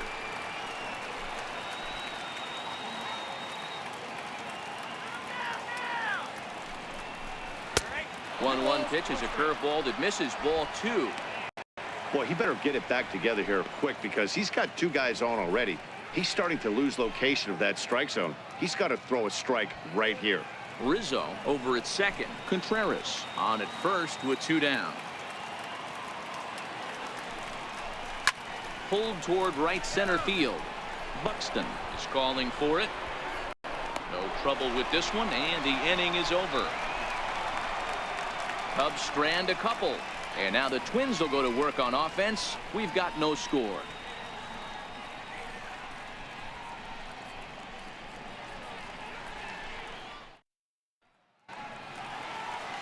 John Lester, the southpaw out of the state of Washington, will be the starter. Dan, any thoughts? Hey, every team needs a pitcher like this one here. His numbers aren't going to blow you away. Career ERA just under 4. But one thing he does, he takes the ball every 5 days, throws strikes and gives his team a chance to win every single time he goes out there. He'll be fun to watch in this one here today. Here's Brian Dozier now. He'll lead things off here in the bottom half of the first.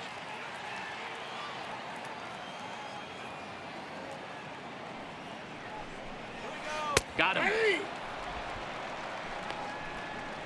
A chance now from target field to take a look at the Twins lineup in this one. Dan Plesac, who are you focused on? Well, Matty, Joe Mauer is still a guy you have to be careful with. This guy hit over 300 last year, and man, it was impressive. Just hitting over 300 is really something special to look at. He's a consistent hitter. I love watching his approach. He doesn't make a lot of mistakes. He'll be there again this year if he continues to stay within himself. Bases are empty, one man out.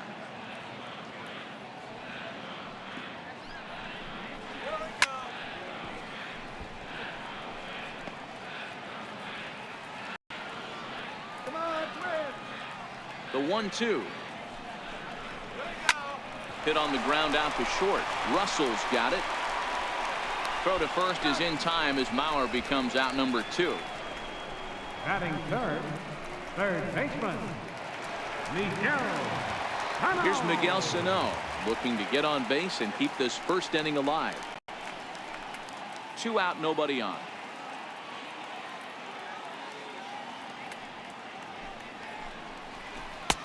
Wouldn't lay off that time, and it's 1-2. Time for a look at the umpires working this one. Behind the plate is Darryl Parker. Hey, not a very big strike zone, but a strike zone that kind of moves around a little bit too much for my liking. Yeah, Dan, I know there's not a clear scouting report with Darryl. I'll tell you what, you're going to know in the first 2 innings where he's going to be. And a cut fastball, but this bounces near the plate for a ball.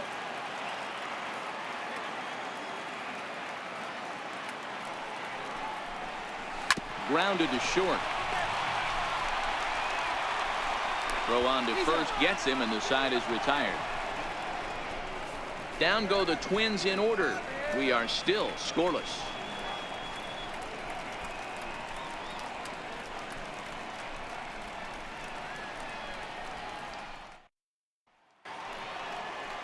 Settling in now, Addison Russell.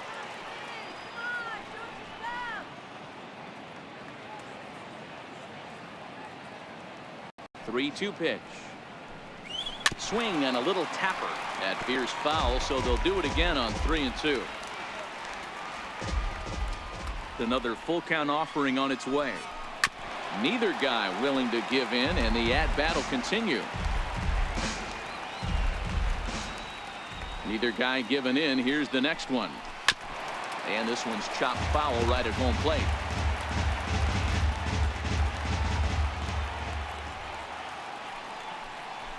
And he'll finally just wear him down as this one swung on and missed for the first out. Hey, guys, let's take a look at the Twins on defense.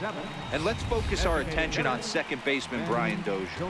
We know what he can do from the offensive standpoint, light tower power. But he doesn't get enough credit for his defense, his ability to manipulate the bag and do all this while his hair never moves. Here's Ben Zobrist now. He's assuming the role of DH in this interleague matchup. Yeah, Matt, that's one of the funny things about National League teams playing in AL ballparks. All of a sudden, the lineup kind of changes dramatically. But the cool thing is it gets more guys a chance to get some at-bats or time in the field.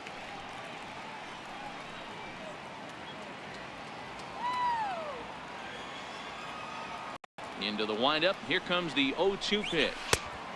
Down and away. It's a ball and 2 strikes. No score here as we play inning number 2. Line towards center field. And that'll be a base hit for Zobrist.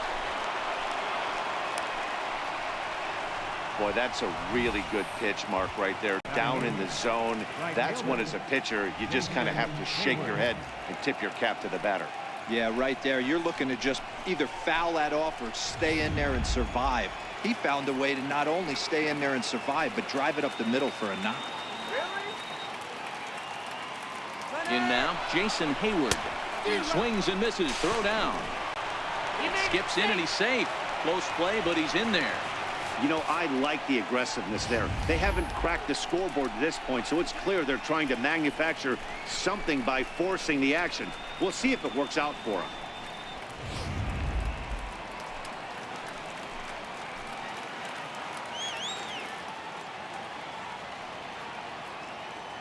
Hoping to send him packing. Pitch on its way. Curveball that time, not even close.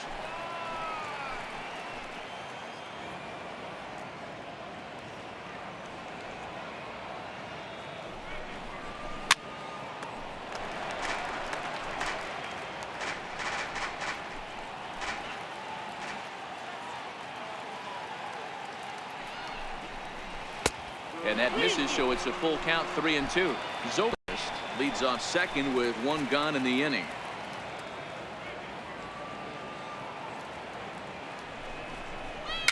And he fouls this one off.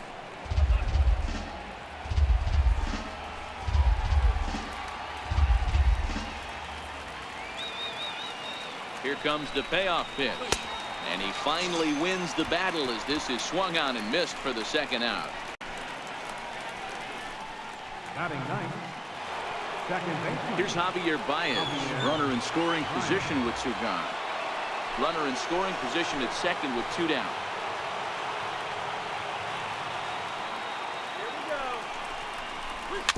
Chopped weakly to the left.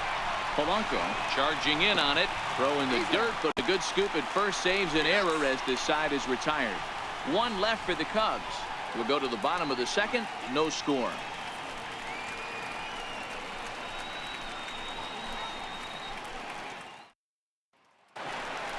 The next twin up, Eddie Rosario.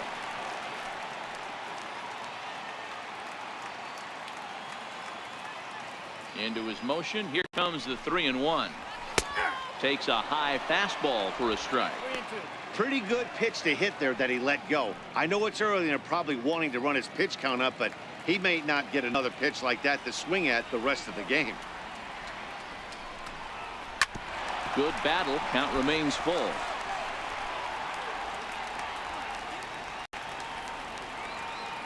Another payoff pitch. And he takes ball four. Leadoff man's aboard here to begin the home half of the second.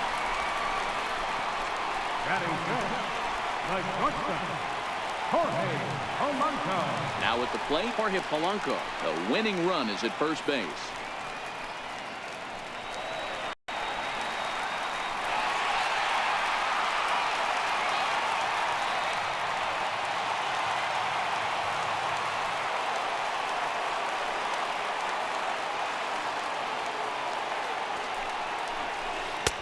And he just misses with a curveball. This situation right here reminds me of sitting on the bench talking to John Smoltz, Hall of Famer. He would always say, even though the situation looked bad, a pitcher is one pitch away from getting himself out of a tough jam. And this is hit hard to the right side, but foul.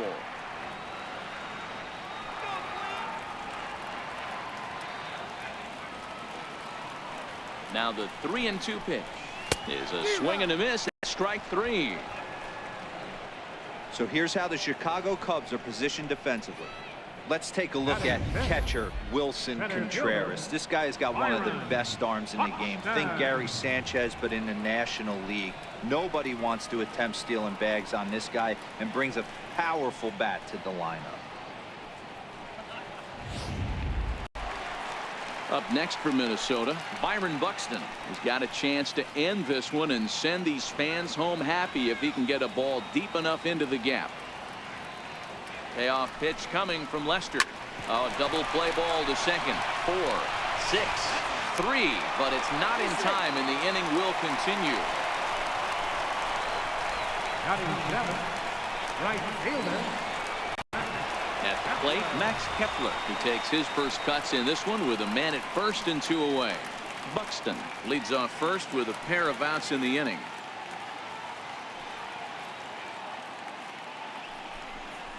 And they pitch out here, but nothing's happening. Ball 2.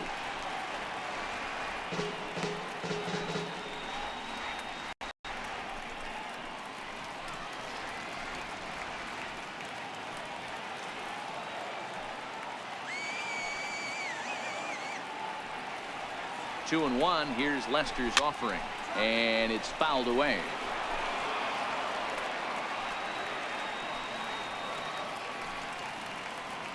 And we'll snap one off over to the bag. A dive, but he's back. All right, let's go. And another snap throw to the bag, keeping particularly close tabs on him. You can do it, Quinn. The Yeah. 2-2 is a wave and a miss. He struck him out.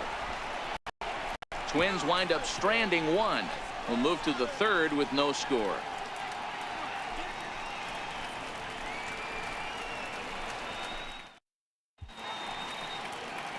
Downtown Minneapolis skyscrapers as we continue our coverage on MLB Network. Now to the plate, Ian Happ looking to put the ball in play here. He went down on strikes in his first at bat. Ready with the 1-1 pitch. No offer on that one. 2 balls and a strike.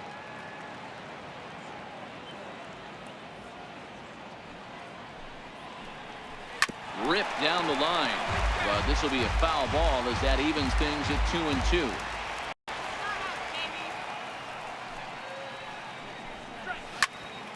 Still even at 2-2. That fastball must have a little late life on it because that was right in a wheelhouse and he still wasn't able to get good wood on it. And this pitch is taken high and away to fill the count. It's 3-2.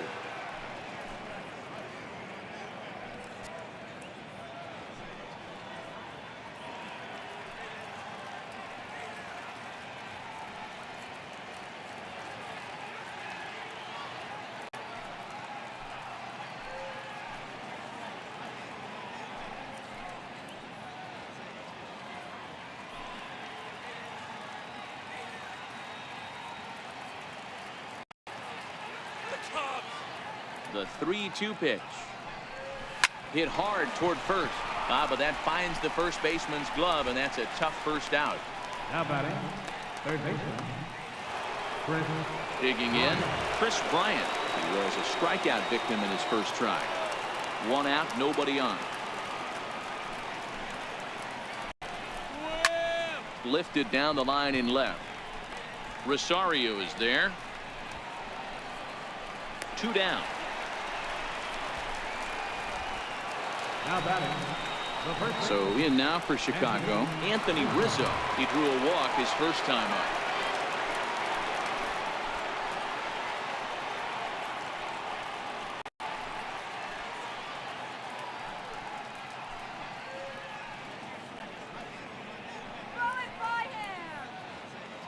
Third inning, no score to this point. Let's do it, Twins. A ball and 2 strikes to Anthony Rizzo. 1 ball, 2 strikes.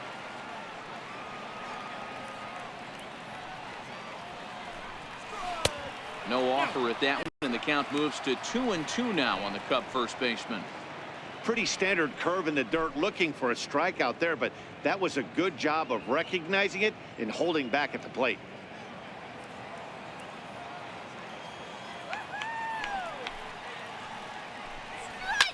Fouled off.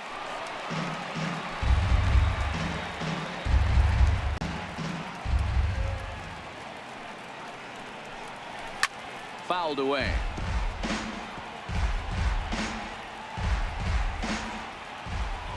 Now another 2-2. Swing and a line drive, but a foul ball. Bases are empty here with 2 men out. And he fouls this one off.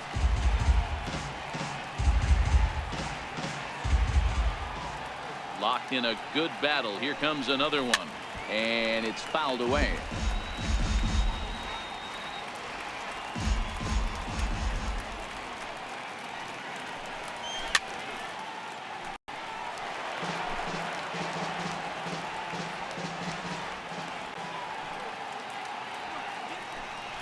And the 11th pitch is the charm as he strikes him out to end the inning. 3 up, 3 down for the Cubs. Home half of the third coming up. No score.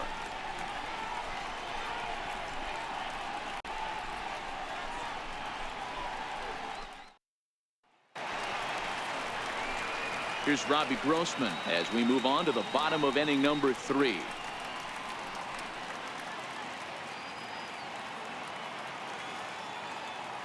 The windup and the 0-2 pitch. Line to the right side, but foul.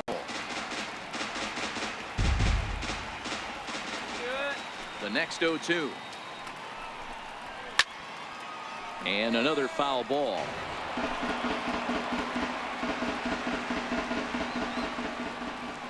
The 0-2 once more. Skied down the left field line. And this will wind up a foul ball. Lester's 2-0 home. And he missed with it. It's 1-2. Now there's your textbook waste pitch right there. Try and get the eye level up. Let's see if he comes back with another fastball elevated or drops a hammer off. The 1-2. Hit down the line at first. Scooped up on the backhand. And he'll step on first for the out. 3 unassisted. Batting ninth, catcher, Jason Castro. Now batting, Jason Castro, as he'll get his first opportunity in this one.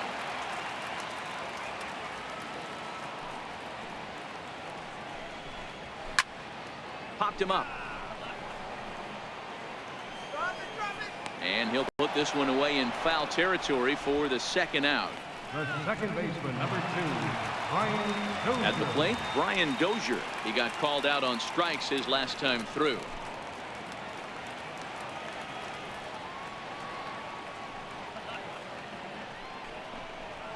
Two balls and a strike to Dozier.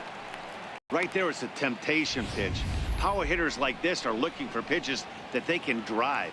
So that may have been one where he was trying to get him to chase up above the zone a little bit. Lester has his target. Here it is on 2-1. Changeup gets him out in front for strike 2.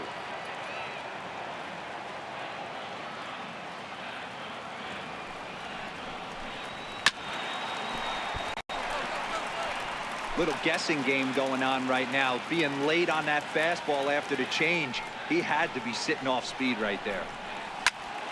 He stays alive, still 2-2. Good battle here. This will be the 7th pitch coming up. Swing and a miss got him reaching. And that ends the inning. Twins are set down 1-2-3. We'll head to the 4th, still scoreless.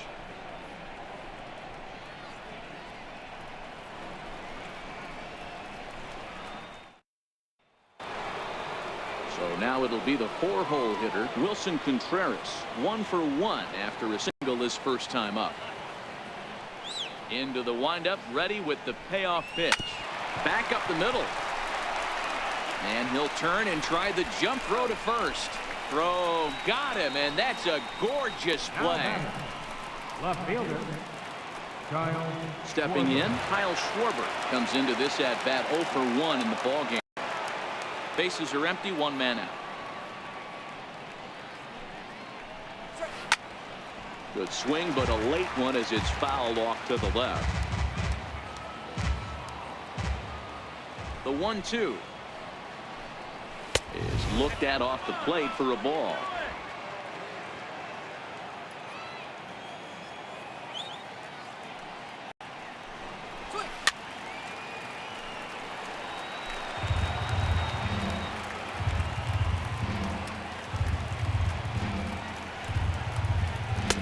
And here's a curveball that's laid off that time. It's full, 3-2.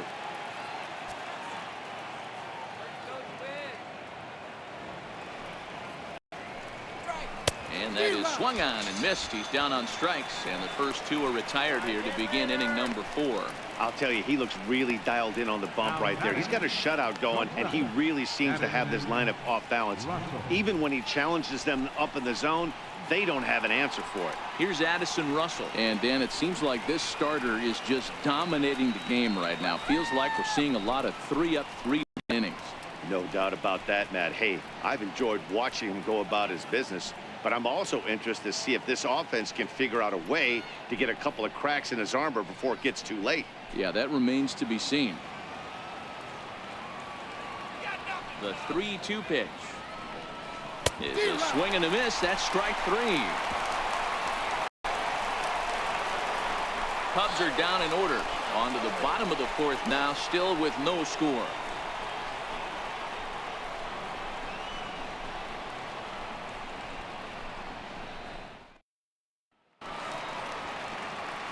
Back with Mark DeRosa and Dan Plesac, Matt Vasgersian, as the veteran Joe Mauer settles in to start out the inning.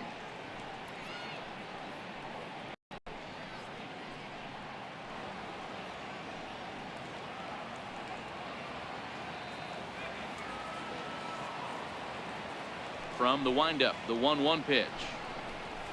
Fastball stays way up that time for ball 2.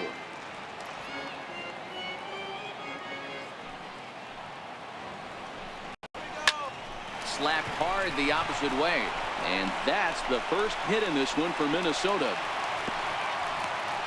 Take a look at this again in slow motion. He tracks this thing all the way, gets his hands quickly through the zone, and just rips it down the left field line, just how they draw it up.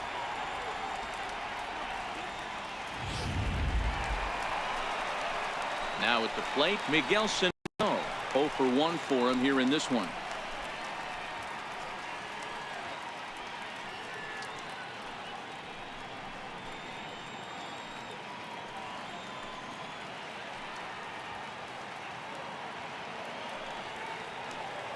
Set. Here's the 3-1. A high fastball is in there. One of the most frustrating things for me to watch in this game is guys getting count leverage and not pull the trigger on a fastball middle in. That's why you play, to get in those situations where you can try and do damage. What do you want, the nasty slider? And there's ball 4 as this one gets away a bit. Well, they've struggled offensively in this one so far, but after that walk, they've got runners at first and second and look ready to make a little noise. Just need a big hit now. So here's the cleanup hitter, Eddie Rosario. The winning run at second, however, the double play in order here.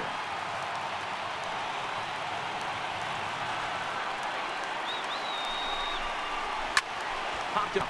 Russell ranging into the outfield. 1 down.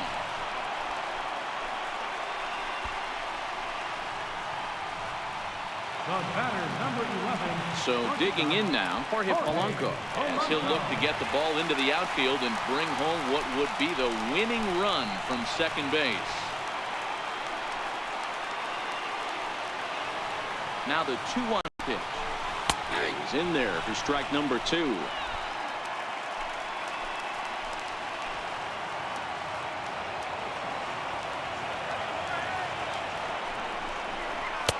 Tried to fool him with the changeup, but he won't offer at it. 3-2.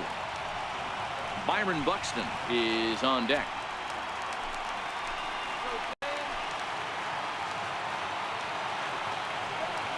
Working for the punch out and the offering. Too high, and that cost him ball 4. And things are not looking good here in the 4th inning. That's the second walk of the frame. Good time for the catcher to go out to the mound and have a chat with this guy to give him a little breather. Now in the box, Byron Buxton. He's looking to bring home the winning run from third.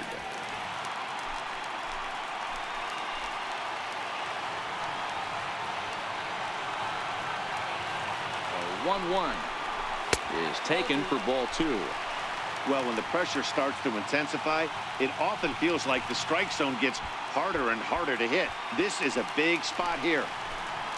Let's go.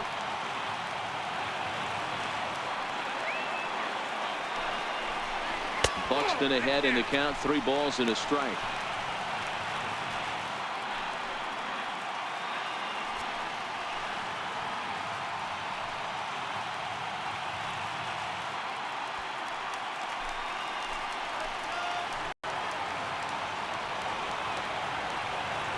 The 3-1 coming from Lester. Swung on and missed. 3-2. With 2 strikes now and a runner at first, do you go for the strikeout, or you're still looking for the double play ball? This is a great spot to be in as a pitcher. You have 2 strikes, you can bury one for a potential strikeout, and at worst, keep the ball down in the zone. You might be able to turn one pitch into an ending double play.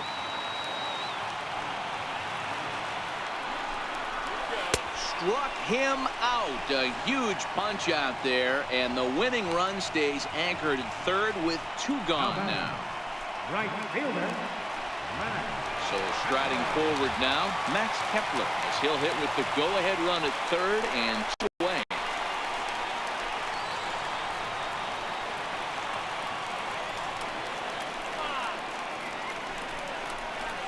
Swing and a hot shot toward third. That ball's down, and in comes the winning run. And the Twins are going to walk home a winner.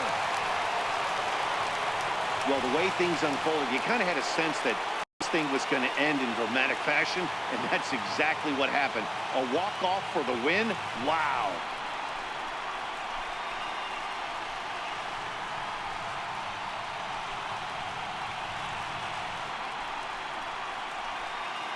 And guys, a very important outing turned in on the mound for the man you see right there. He was a big factor, of course, and is the recipient of our Topps Player of the Game award. Yeah, there's absolutely no debate as far as I'm concerned. He dominated this game, and he really never allowed the opposition to gain any kind of momentum. This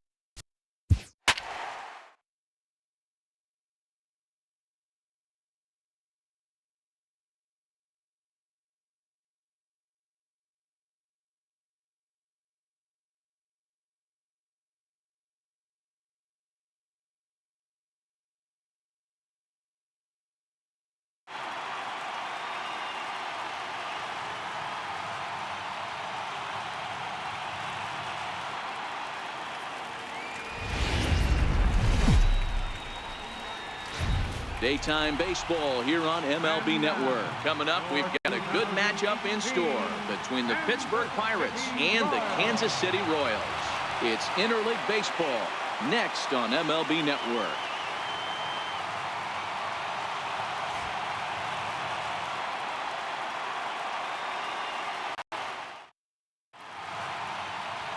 Danny Duffy gets the ball for the Royals in this one. Dan, Zach, what do you got? Hey, thanks, Matt. And Danny Duffy, you're looking at a small stick of dynamite here. Not a real big guy, about 6 foot, 185 pounds, but good life on his fastball. Sneaky quick, 94 to 96. Good hard slider, a true slider. His changeup is getting better. You'll know if Danny Duffy's on early because he's a swing and miss left-handed strikeout type pitcher. Digging in now, Josh Harrison. And we are ready for some daytime baseball. A swinging bunt out in front of the plate. And the day begins with an out. There's 1 away. A chance here to check out the starting lineup for the visiting Pirates. What's going to be the key for him today, Mark? Matty, I know this team can swing the bat. But one thing I'm focused on, and I think a huge key for this team, is base running. And I'm not necessarily saying stolen bases. Just being aggressive on the base pass. Putting the defense on their heels. Taking the extra base.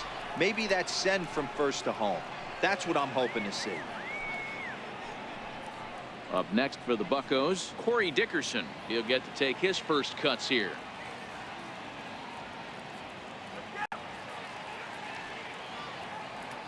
Here's the 3-0 pitch. Takes a knee-high fastball. Clear skies this afternoon. 84 degrees is our first pitch temperature.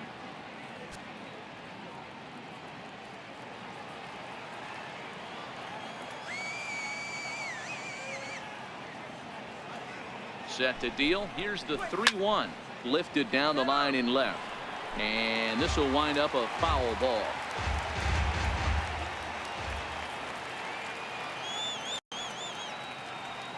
The 3-2 pitch.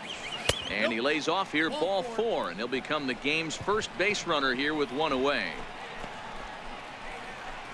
Batting third, center fielder number 6. Here's Starling Marte. It's 1 away. The runner at first represents the potential go-ahead score. Double play is in order, however. The 1-2. And he's able to fight this one off, foul to the right, and the count will hold at 1-2.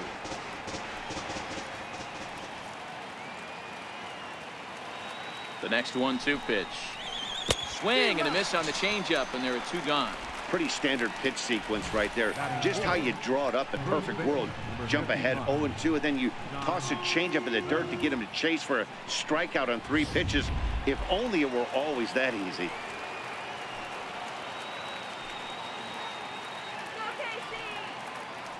Stepping in now, Josh Bell. Fly ball right down the line in left. And this will wind up a foul ball.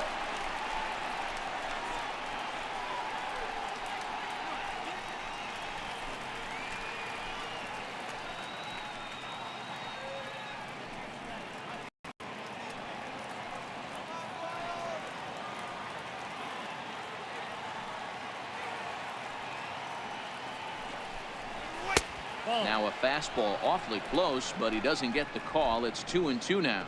And there are the umpires assigned to this one. Balls and strikes belong to Mr. Jerry Hillsdale. Dero, Jerry Hillsdale might be one of the more solid everyday umpires in the league right now. Yeah, I think he's one of the best in the business, Dan. High praise all around. You go into both meetings with the managers, and what do? They rave about Jerry Hillsdale. Here's the 2-2. This is line to left. And he will get there to make the running play, and that will end the inning. So they pick up no runs on no hits, no errors, and 1 man left on base. The Royals will get their chance now in a scoreless ball game.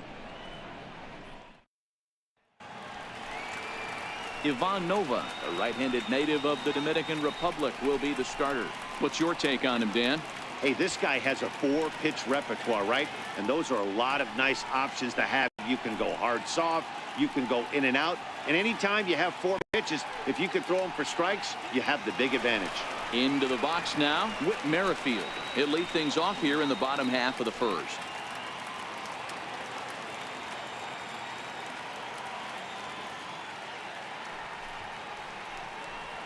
Got him swinging in the dirt. And he makes the throw to first. Merrifield is retired, and there's 1 away.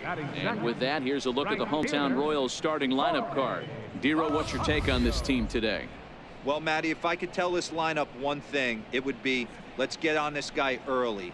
Day game in this ballpark, the sun starts glaring, starts getting later in the day. Those shadows start creeping in right around the time that bullpen starts getting warmed up. Gotta find a way to scratch a few across early. So next to the plate for the Royals, Jorge Bonifacio, as he'll get his first opportunity in this one. Too high. 1-2. Hey, I can understand why he wanted to elevate the fastball right there. This batter's eyes have been lit up since he stepped in the box. Let's see if he gets him fishing on something breaking in the dirt right here. 1 out, nobody on.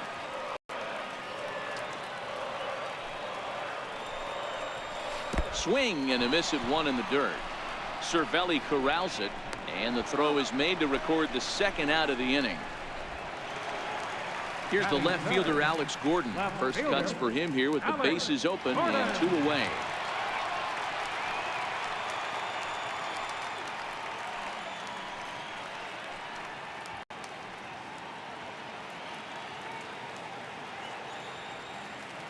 Now the 3-2 pitch. Oh, and he lets him off the hook there, as this isn't even close for ball 4. Batting fourth, catcher, Salvador Perez.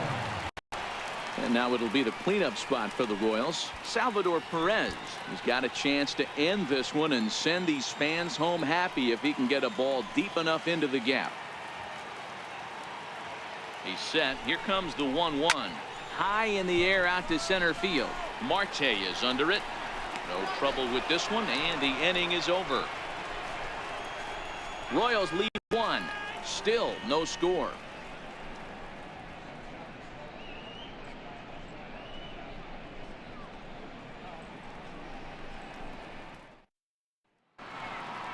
Stepping up to the plate, Gregory Polanco. He'll get us started in the top of the 2nd.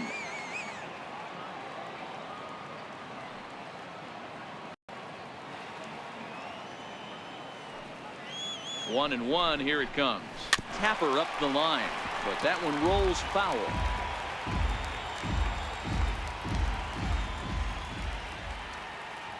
Come on, KC. Hit on the ground down the first baseline. Dozier picks it up, and he'll take this to the bag himself, and the leadoff man set down to start the second. So here's how the Kansas City Royals are positioned defensively. And I want to talk about shortstop Alcides Escobar. This guy's a premium defender. He's been that way his whole career. A former World Series champion. The ability to go up the middle and to the backhand with a strong arm. Here's David Freese to stand in. He's assuming the role of DH in this interleague matchup. Yeah, Matt, that's one of the funny things about National League teams playing in AL ballparks. All of a sudden, the lineup kind of changes dramatically. But the cool thing is it gives more guys a chance to get some at-bats or time in the field.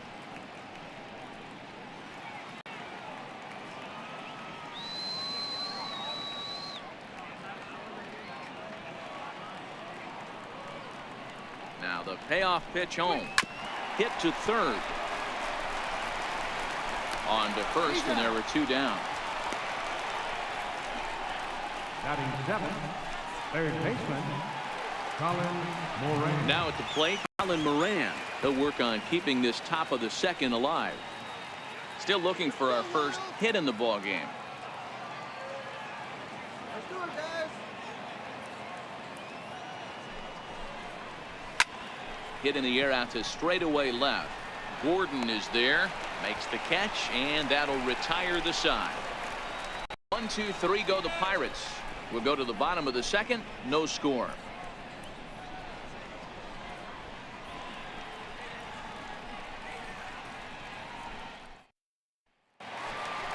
Digging in now for Kansas City, Jorge Soler. He's set to lead off the home half of the second.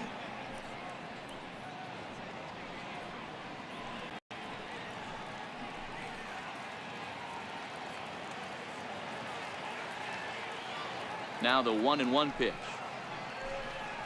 Takes a pass and misses. That's strike two.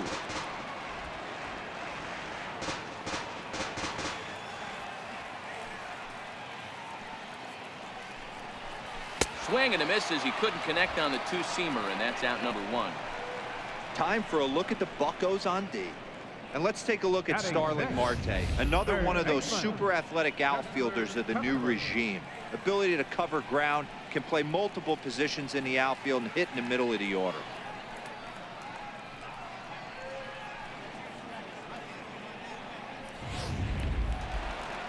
Stepping into the box, Chesler Cuthbert.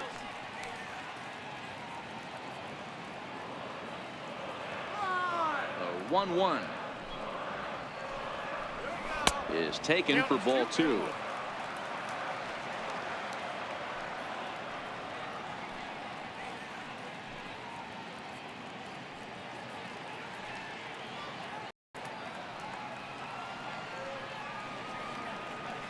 The 2-1 is laid off of for ball number 3. 3 balls, 1 strike.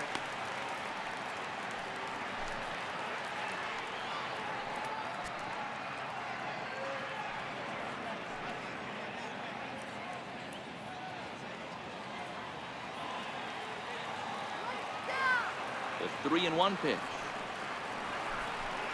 And he misses here for ball 4. Already 2 walks surrendered in his first couple of innings of work. Well, this guy's been prone to giving up walks at bunches, and that's already 2 walks here in the early going. We'll see if this continues to be an issue for him as this start continues. Into the box, Hunter Dozier. First shot for him here with a runner at first now and 1 away.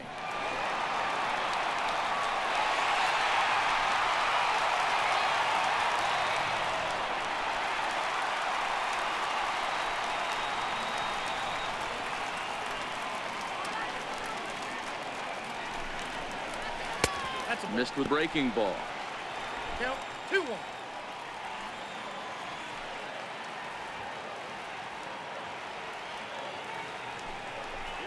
Two and 2 to Hunter Dozier. Bottom of the second here with no score.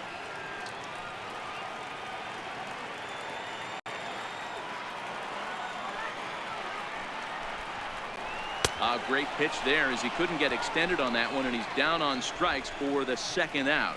It's not that easy to make a good hitter look that bad, but that's what happens when you can bring that fastball and ride it in on the inner half of the plate right there. You can get some pretty ugly swings.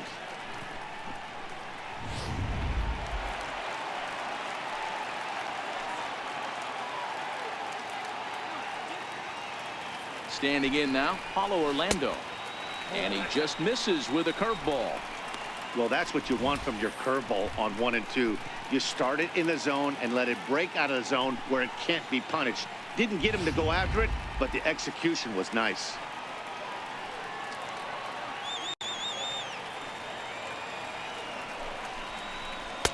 And a breaking ball stays outside. All right, 3-2 count with 2 outs. The runner on first will be moving, so we'll see what happens. There are a lot of possible outcomes with this kind of play.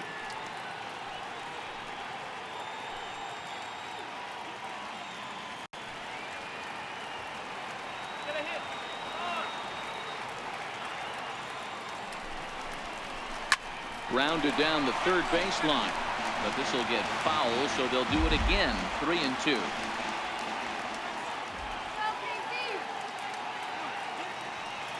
Another full count pitch on its way. Got him swinging as he runs the fastball by him to end the inning. One left for Kansas City. We'll move to the third with no score.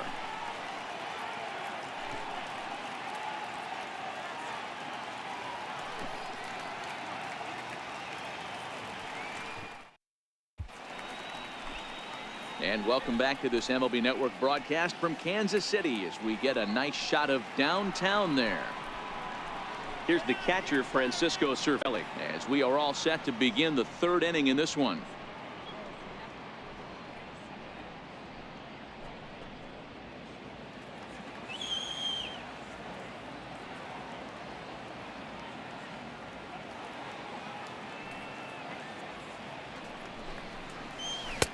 And that one stayed up a little high.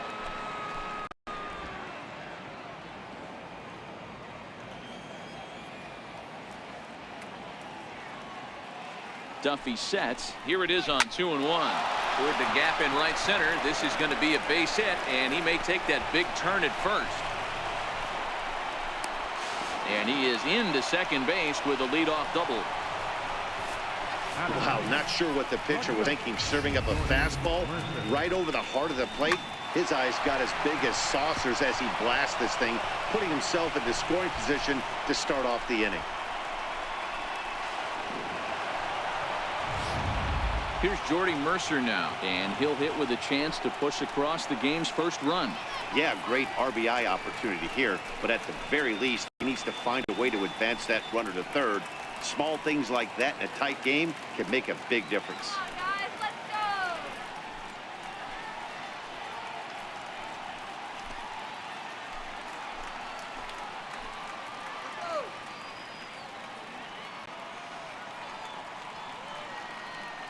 go. So 1-1. And this ball is crushed deep down the right field line. And that is off the wall, but in foul territory. Foul ball. Here he comes on a ball and 2 strikes. Good changeup that time, but he wouldn't bite on it.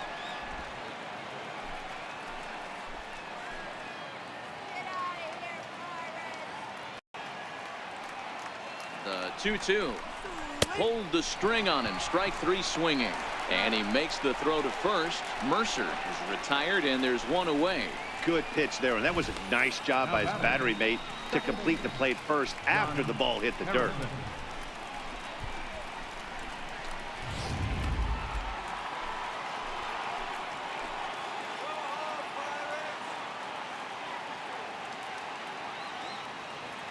Into the box, Josh Harrison. Line drive to left. And that's in there. Base hit. Throw comes in quickly here, so that'll hold that go-ahead run at third now with still only 1 away. Nice piece of hitting right there. Looked like the guy on second had to respect it and freeze a little bit. Had to freeze there for a second to make sure that line drive gets through, but eventually does get to third base. Oh, and he breaks, and they've got him picked off. Tags there by Escobar, and he's out at second base.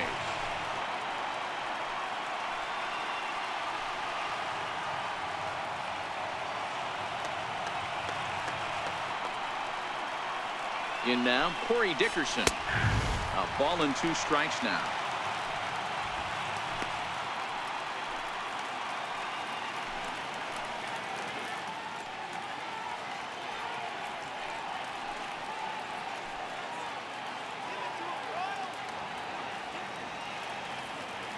The 1-2 pitch. And this one's tapped fouled at home plate.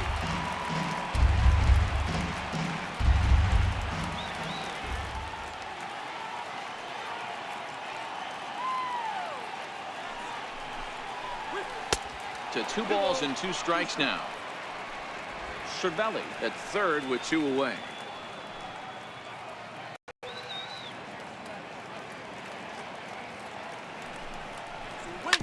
Hit on the ground out to short. Escobar backhands it deep in the hole. Throw to first, not in time as the run is across to score. You know, D-Roll, as a pitcher, that can be so frustrating. You're taught to try to go out there and make quality pitches, and that was a really good pitch. And I would be willing to bet you he's surprised that that turned into an infield single. Yeah, at the end of the day, he's smiling. That hitter's smiling, running down first base, knowing he's got an infield single right there. He has no business. He'll line out probably 15 times, but it won't even out. You take him when you can get him. Into the box now, Starling Marte. Hops this one up. Duffy is there, and the side is retired. So 1 run here on 3 hits, no errors, and 1 man left on. We'll head now to the home half of inning number 3. It's the Pirates 1 and the Royals nothing. Here's Alcides Escobar, the shortstop, head-to-head against Nova. He's only 1 for 10.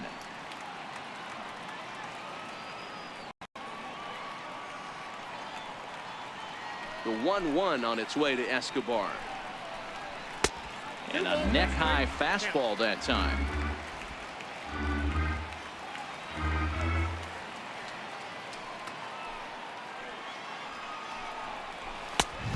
Fastball that he's way out in front of. A swing and a miss.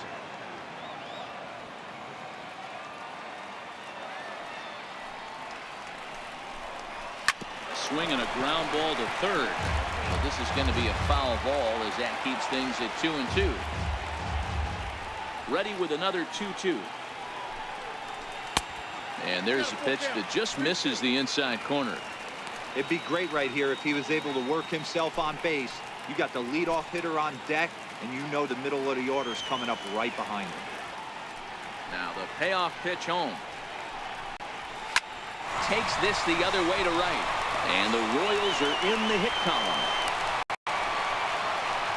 Hey, just a nice piece of hitting right there. He's able to keep his hands inside that ball, stay square as long as possible, and feed it into the opposite field for a base hit.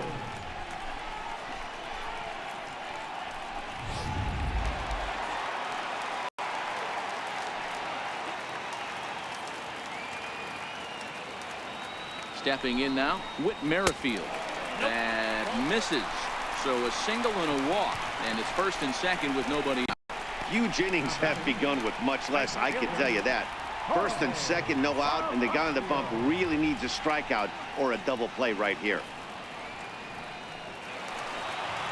So stepping in, Jorge Bonifacio, as he'll look to bring home that tying run for second with a base hit into the outfield.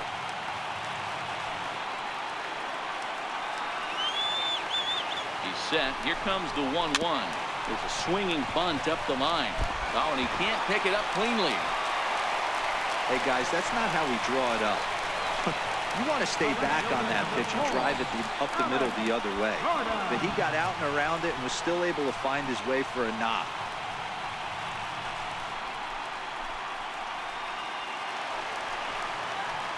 Standing in, Alex Gordon, as he's got a chance to tie this ball game up with that equalizing run just 90 feet away at third.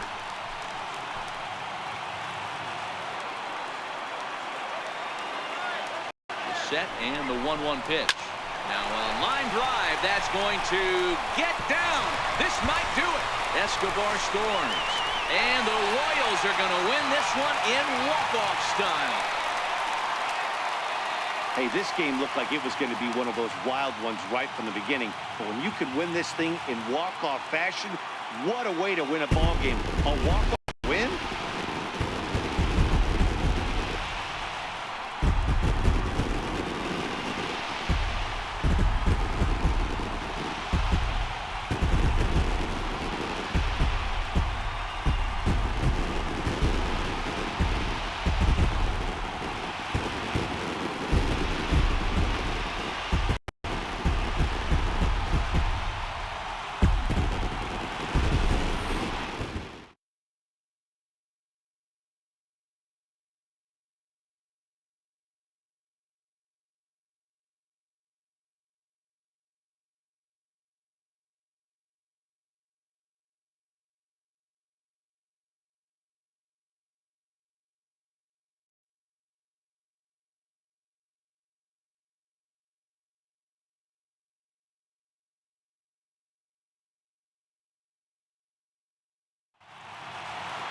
Pitching and defense game 2-1 the final score this afternoon. Kansas City led this game from the third inning on and never wavered. Danny Duffy takes home the win. Ivan Nova only completed 2 innings and is charged with the loss. So that's a wrap for us here this afternoon. For Mark, Dan, and the rest of our crew, I'm Matt Vasgersian. You've been watching MLB Network. Our final line score this afternoon. First for the victorious Kansas City Royals. 2 runs on 3 hits. No errors. They left 2 men on base.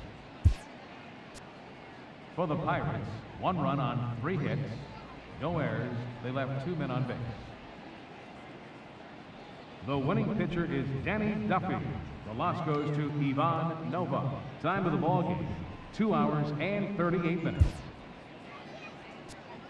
A reminder that Royals Express buses for downtown, Crown Center, Midtown, Plaza, Brookside, and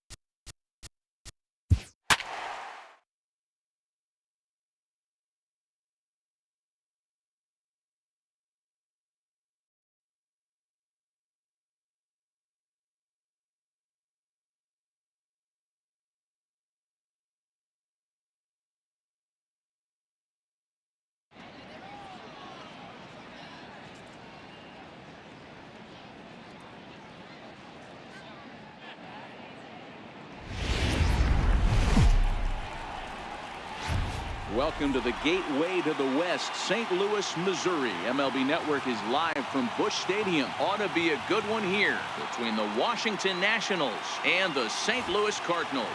Going to be an interesting contrast in styles in this one as one of baseball's hardest throwers goes head-to-head with a top finesse arm. Next, Carlos Martinez, a right-handed native of the Dominican Republic, will be the starter. Dan Plesac, what do you got? Hey, Carlos Martinez, one of the biggest arms in the game of baseball. Electric fastball, 95 to 99 miles an hour with movement up, down, in, and out of the zone. Powerhouse slider, and I mean as good as any slider in baseball. His changeup has gotten better. If Carlos Martinez brings his A game, he has the chance to throw a no-hitter every time he takes the mound. Ready on 3-1. Here's the pitch. And that misses for ball 4, so it's a 5-pitch walk to get us started here this afternoon. That is not the way he wanted to start off this half inning. It's one thing to walk the leadoff hitter, but it's even more painful when the leadoff hitter is an absolute burner, and he can really wreak some havoc on the bases. And now for Washington, Trey Turner. Go-ahead run at first, nobody out.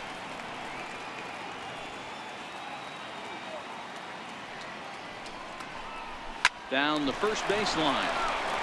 And a diving effort there, but it'll come up empty. It's a base hit. And they've really got something going here. Runners at second and third to start the inning. This is the type of production they were expecting from this guy when he came to the majors a couple of years back.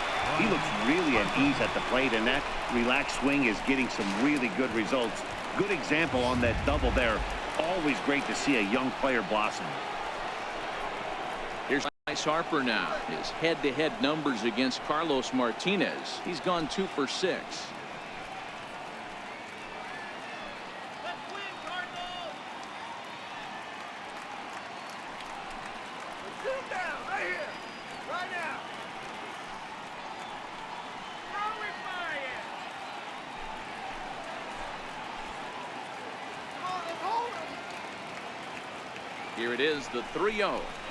Finds the zone, strike one. I got 3-1. Snuck that high hard one by him without a swing, but that's a pitch and location he can do a lot of damage with. Got to be careful doing that.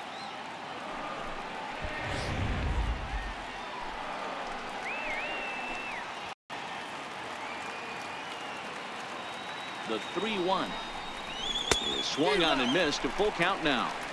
He appears to be having some issues with pitch command to start the game. He's dealing with 2 guys on, and that last pitch looked like a big mistake in that location. Right down the middle, but he got away with it. Eaton on third. Turner is at second with nobody out. And he lost him. Ball 4 as Harper will reach. Some guys take a little time to find the zone, but with the second walk of the first inning, it might be a little more than just settling in here. Not sure how long of a leash they'll give him, but they're not going to let him walk the world out there. So next will be the 4-hole for the Nationals. Anthony Rendon.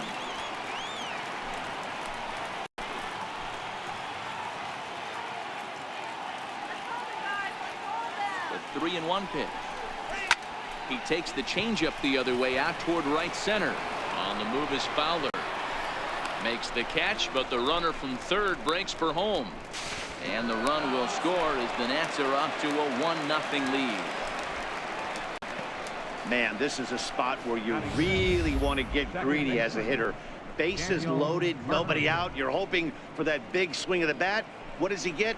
A sacrifice fly, and only 1 run scores. I'm sure he wanted more, but he's not going to complain about the RBI.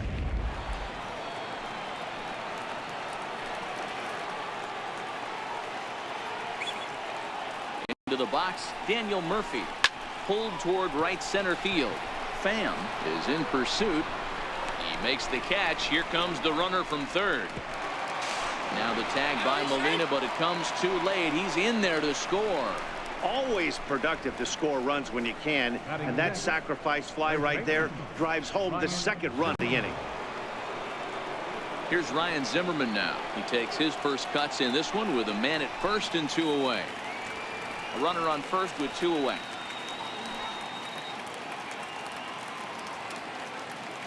Runners on the move for second. Pitch inside. The throw.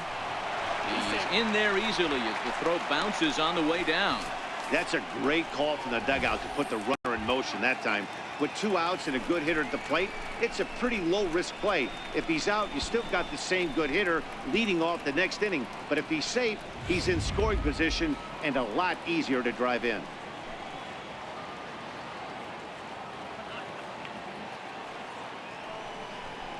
Two balls and 2 strikes, the count to Ryan Zimmerman. You know, I think this is a big situation in this game. They've got to lead by a couple of runs, but they don't want to look back on this inning when this one's over and think that they left some runs out there on the base path. Scoring more here would be huge. Waved at and missed for the 3rd out. Not much of a chance at hitting that one, and the inning is over. So it's 2 runs on 1 hit, no errors, and 1 man left on. We'll move on to the bottom half of inning number 1. Washington leads this one 2-0. Max Scherzer gets the ball for Washington in this one. What's your take on him, Dan?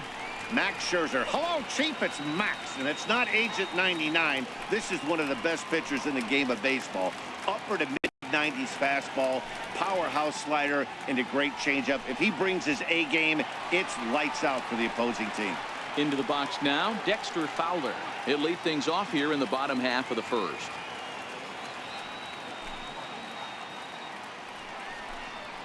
And this one's going to bounce up to the plate.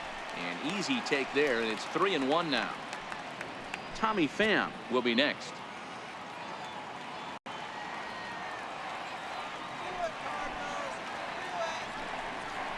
And that misses for ball 4.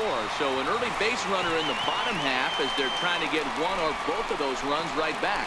Batting second, center fielder, Tommy Pham. Stepping in for the Cardinals, Tommy Pham. He'll get to take his first cuts here.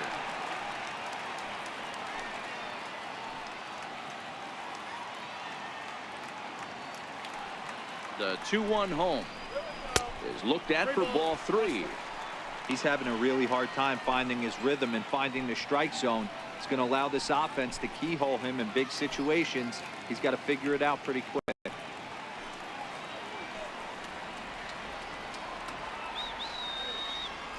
Scherzer comes set. Here it is on 3-1. High fly ball out to straightaway center. Eaton is under it. 1 out.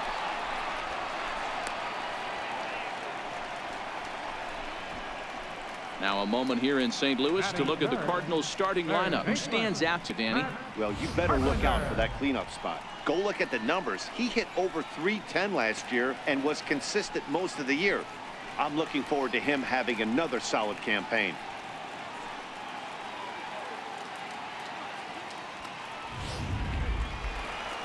Here's Matt Carpenter. Past battles with Scherzer. He's 5 for 14. Fowler leads off first with 1 away.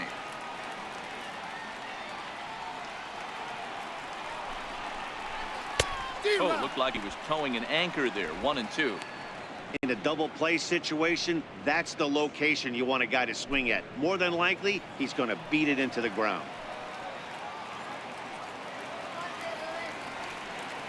The 1-2 is swung on and missed. He got him. Hey, I'm not sure what he was sitting on right there. It might have been sitting on an off-speed pitch, but instead he gets the fastball way late. Had no chance to put that ball in play.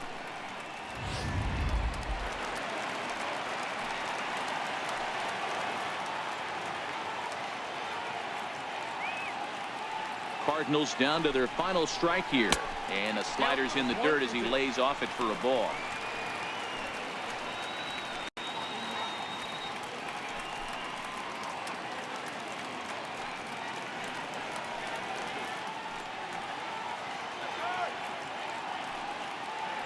On the move now is Fowler. Swing and a little tapper.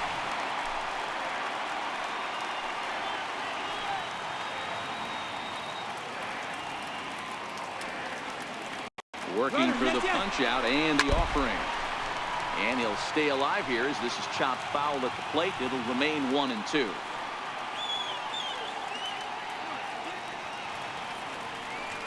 The 1-2. Swing and a ground ball. This could do it. Throw on to second for the force, and the ball game is over. Well, as a former pitcher, you know I love these low-scoring games as opposed to those slugfests. This was like a throwback game when home runs weren't so common and pitching was really dominant. No complaints here. A 2-0 finish today. The Nats jumped out to an early lead in the first and never looked back. Max Scherzer earns the victory on the mound. Carlos Martinez was unable to work out of the second inning as he settled with the loss. So that'll just about do it for us this afternoon. Thanks to Mark DeRosa, Dan Plesac, and the rest of our crew. This is Matt Vasgersian, and you've been watching a presentation of MLB Network. See you next time.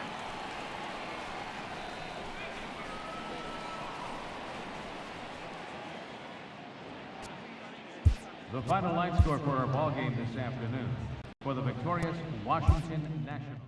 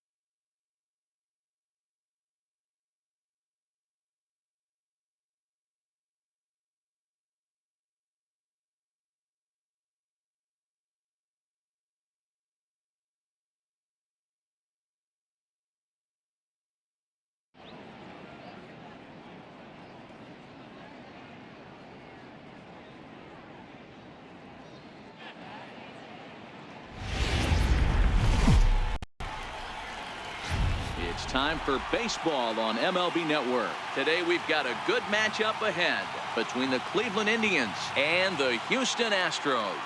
A pair of former Cy Young Award winners, Kluber and Verlander, head-to-head next.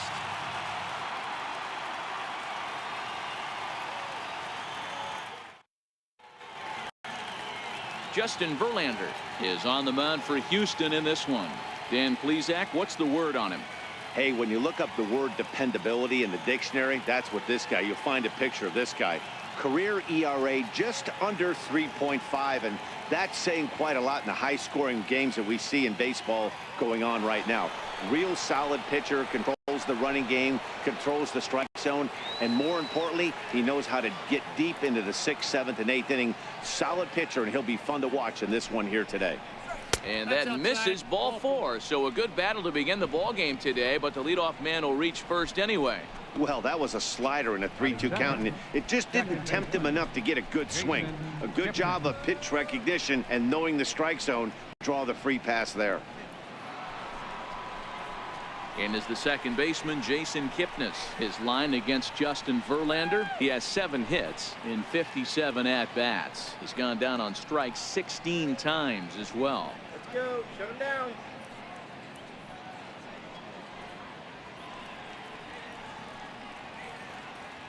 Lindor aboard here at first with nobody out.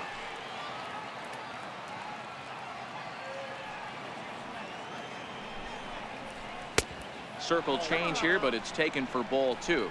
Verlander has worked his way through more than 2,500 innings in his career and sports a respectable ERA just under 3.50.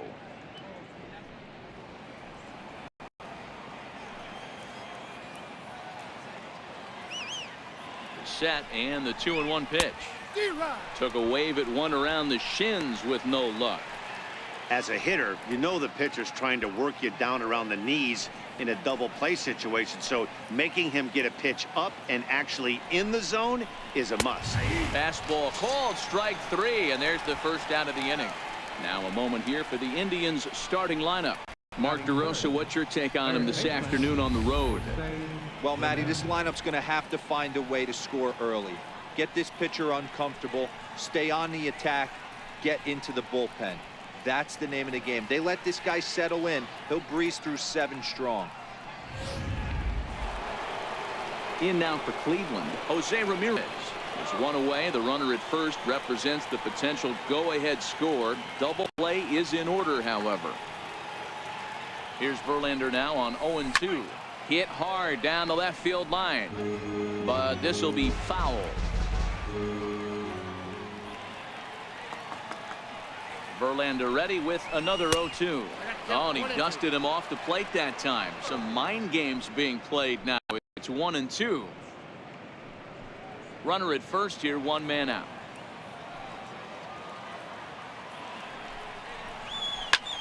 Pulled toward right center field. On the move is Springer, and that's the second out of the inning.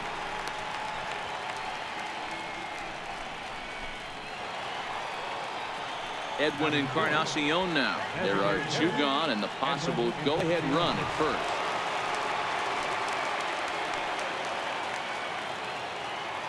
Now the 2-1 pitch. Ripped down the first base line. Oh, and he has some trouble with it. And he's safe. Man, errors are never welcome, but to make one with 2 outs in the first is especially painful. Now your pitcher has to make extra throws, and that could make the difference in how long he lasts in this game. Here's Michael Brantley. His line against Justin Verlander. He's got 22 hits in 76 tries. He's gone down on strikes 8 times as well. And he lays off for a ball. 2-1. Boy, he better get it back together here quick because he's got 2 guys on already. He's starting to lose location of that strike zone. He's got to throw a strike right here. Let's sit him down right here. And he'll try to hold back the swing, but he'll do so unsuccessfully as that's ruled a strike. 2 men are on with 2 men out. Right after. Woo! Swing There's a swing and a high deep drive headed for the right field corner. And that's going to wind up hooking just a bit foul, so a missed opportunity there. The 2-2 one more time is a wave and a miss. He struck him out. Indians strand a couple, and now the Astros will go to work for the first time. No score.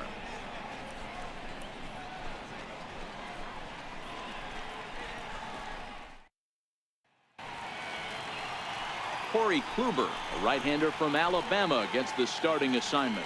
What do you have for us on him, Danny? On comes former Cy Young Award winner Corey Kluber. Might have the best right-handed breaking ball in baseball. Great velocity, too, 94 to 96. And he'll throw that comebacker that he'll start at a left-hander's hip and bring it back over home plate. Big overhand breaking curveball. Not a true curveball, more of a slurve, but it's nasty. Does have a changeup. If he has all three of his pitches, he's nearly impossible to center. Popped him up. Perez waits on it. Looks it into his glove, and there's one gone. Time now for a quick look at the hometown Astros starting lineup. Danny, any thoughts? Well, you really have to appreciate what Jose Altuve brings to this team. He took home the American League batting title last season. He went from corner to corner. He used the whole field, and he's so difficult to defend. When you win a batting title, you're doing something very special. Striding in for Houston, Alex Bregman. Bases are empty, 1 man out.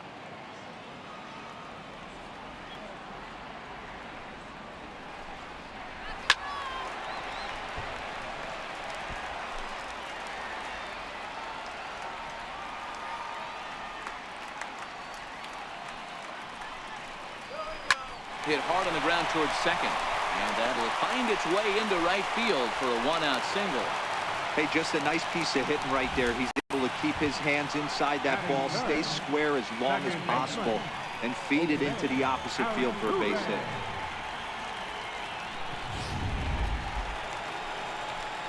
Here's the second baseman, Jose Altuve. Lifetime against Corey Kluber. He's totaled 4 hits in 18 at-bats.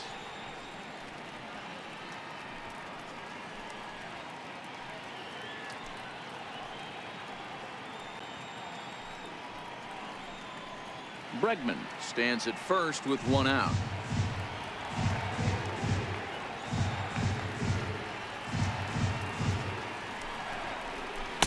And a curveball's by him that time as he falls behind now 1-2. Now that's when you know it's a good pitch. He broke off a really nice breaking ball down in the zone right there. And even though this is one of the best hitters around, he waved right through it.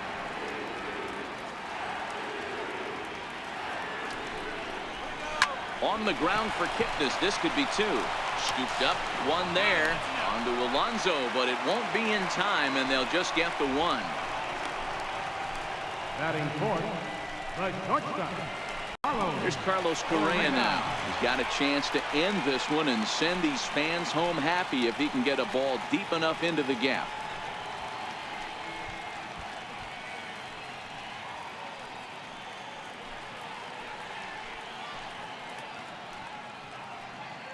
Two out with the man at first.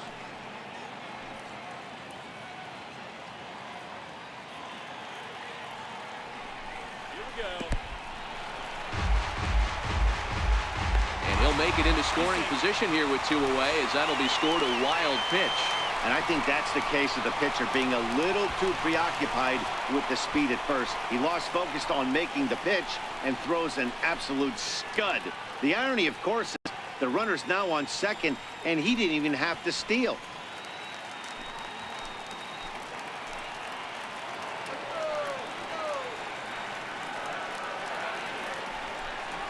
Slider whiffed on for strike 3. A great pitch to put an end to the inning.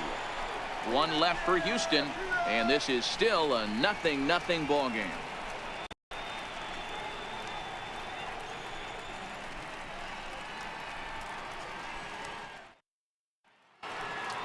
Here's Yonder Alonso.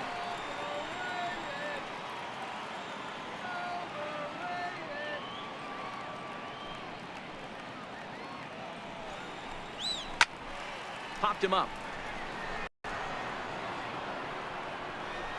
Bregman is over, and he's got it for the first out of the inning. Time for a look at the Stros on D. And let's focus our attention on the guy behind the plate putting the digits down. That's Brian McCann. I don't think he gets enough credit for his defense. The ability to massage a pitching staff, soft hands, and a nice throwing arm to second base. We already know from the offensive side he's a multiple-time All-Star with the ability to launch. Lonnie Chisenhall will stand in. His line against Justin Verlander, it brings a robust .340 batting average. And of those hits, 3 of them were of the home run variety. He takes strike 3 called on the fastball. Couldn't pull the trigger, and there are 2 away. Batting 8. The catcher, number 55. Striding in for the Indians, Roberto Perez. He'll work on keeping this top of the second alive. Here now the 2-2. Doesn't get the zone. Count full now. Bradley Zimmer would be next. No score here as we play inning number 2.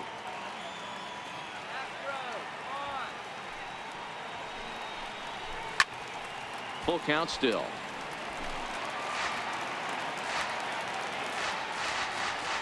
Now the payoff pitch home. Again, he sends it out of play.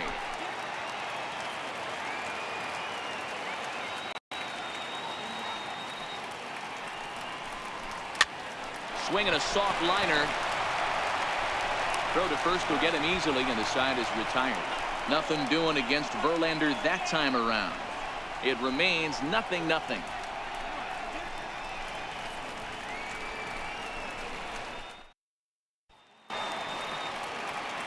Now the Cuban import Yuli Gurriel.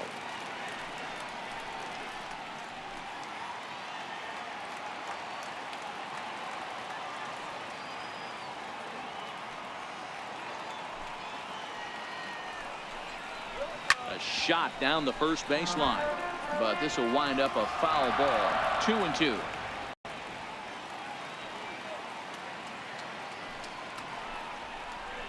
A bouncer to the left side. Oh, and he can't come up with it. And they'll have no play as he reaches first base safely. Well, nothing earth-shattering about this one. He just didn't finish the play and watch it into his glove. And now they've got the leadoff runner aboard and no outs.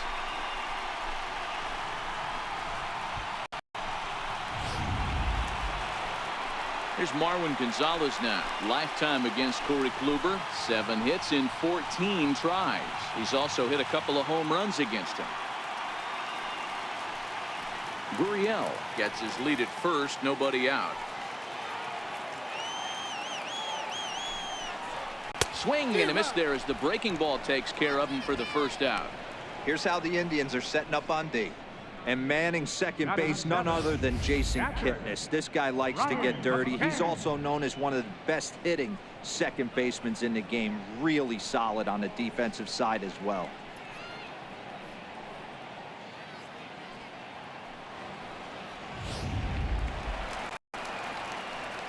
Here's the catcher, Brian McCann. First swings for him in this one with a runner still at first and 1 gone.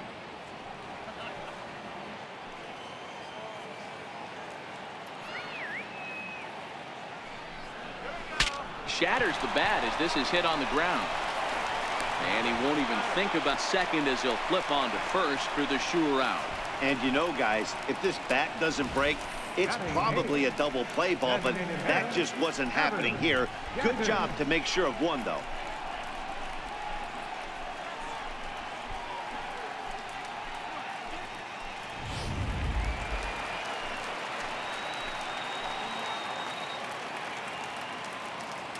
Standing in now, Evan Gattis. Looks at a fastball inside, so he's in the driver's seat. 3-1. Josh Reddick would be next if they can keep this inning alive.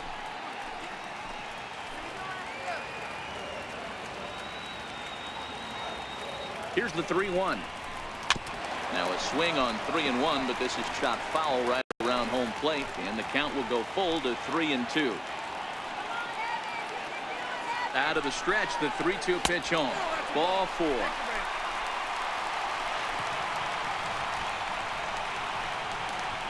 batting ninth, right fielder, Josh. Stepping in is Josh Reddick. Lifetime against Corey Kluber. He's totaled 4 hits in 16 tries. Now the 3-2 pitch. Turned on, but it's wide of first and foul. Bottom of the second here with no score. And another pitch is hit foul as the battle continues here.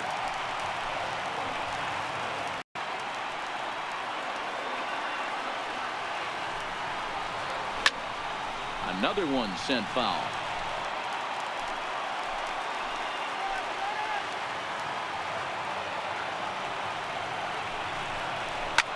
Neither guy willing to give in, and the at-bat will continue.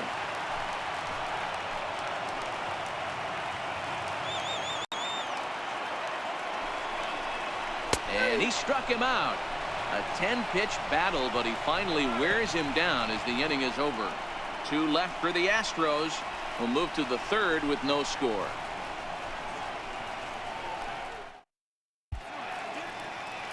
Beautiful day here in the Space City as we're all set for the third inning in this one on MLB Network. Coming to the plate now, Bradley Zimmer. He'll be the one to greet Justin Verlander to start the inning.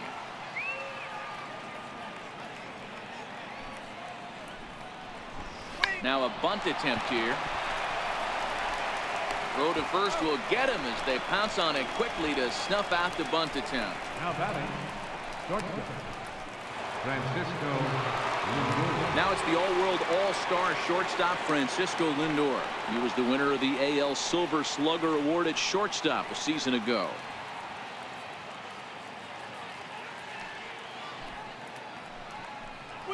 And he'll come back with one in the dirt as the count moves to 2-1 now.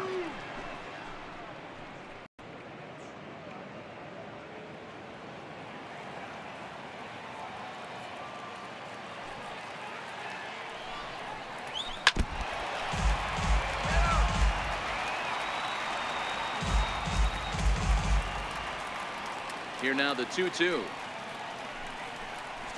And he chased it in the dirt. And he makes the throw to first. Lindor is retired, 2 down now. Number 22, Jason Kipnis. And as the second baseman, Jason Kipnis. This guy's still looking at a 0 in the hit column. Third inning, no score to this point.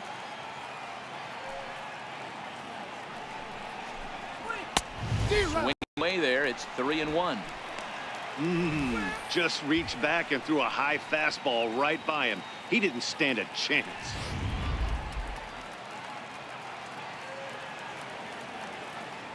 Three and 1 now to Kipnis. Count full, 3 balls and 2 strikes.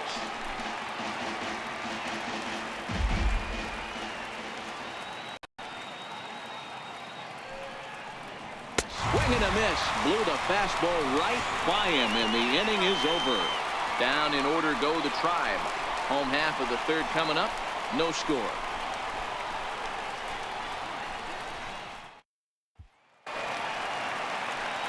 Here's George Springer. He popped out in his first trip.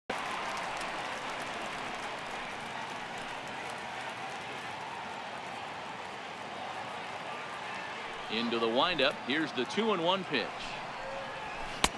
Sinker misses there, and now he's in trouble. 3-1. Well, that sets up a big pitch right here, Matt, because you don't want to lose the leadoff guy in a scoreless game. It's tough to work around the leadoff walk. The 3-1. Finds the zone to fill the count. 3-2.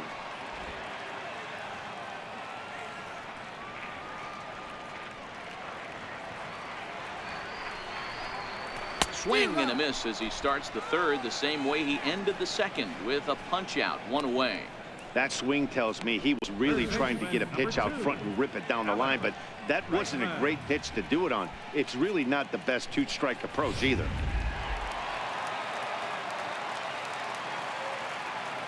In now, Alex Bregman.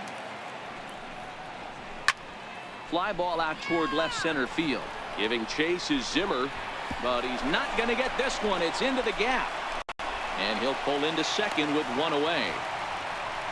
This is the type of production they were expecting for this guy when he came to the majors a couple of years back. He looks really at ease at the plate, and that relaxed swing is getting some really good results. Good example on that double there. Always great to see a young player blossom.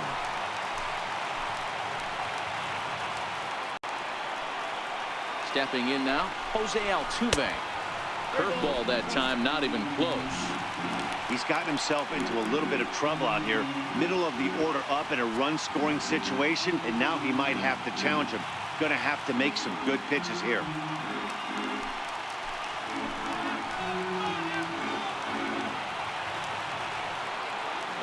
3-1. He was swung on and missed. A full count now. 3-2.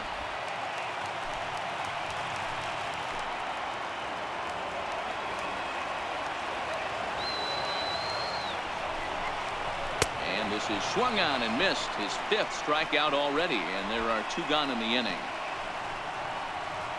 The batter, number 1, shortstop, Carlos. So coming to the plate, Carlos Correa, as he'll look to get the ball into the outfield and bring home what would be the winning run from second base.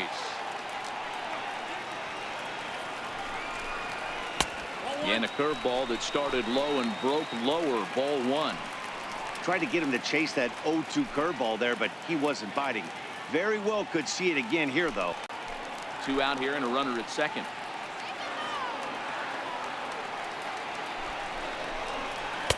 And there's a sinker that he just spits on as it misses low. A lot of times you see guys in the middle of the order get worked away, but not right here. They're keeping it inside on him. Is that an effort to keep him from getting extended, do you think? Yeah, I think that's the idea, Matt, but he might spin to win if he starts looking for it in there. A drive to left. Get out of here. Get out of here. Gone. They win it. Santa Maria.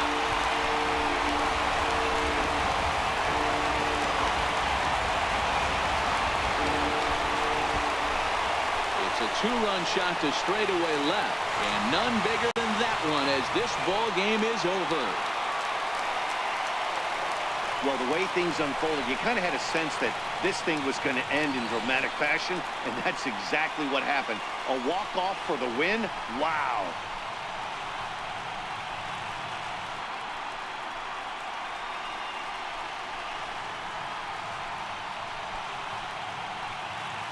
And, fellas, the Astros were able to claim a victory here, mainly due to the start turned in by this man, Justin Verlander. Put that on a bubblegum card. He's our top player of the game.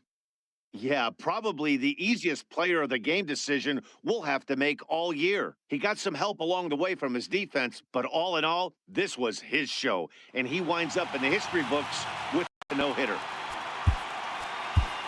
Fans, our final line.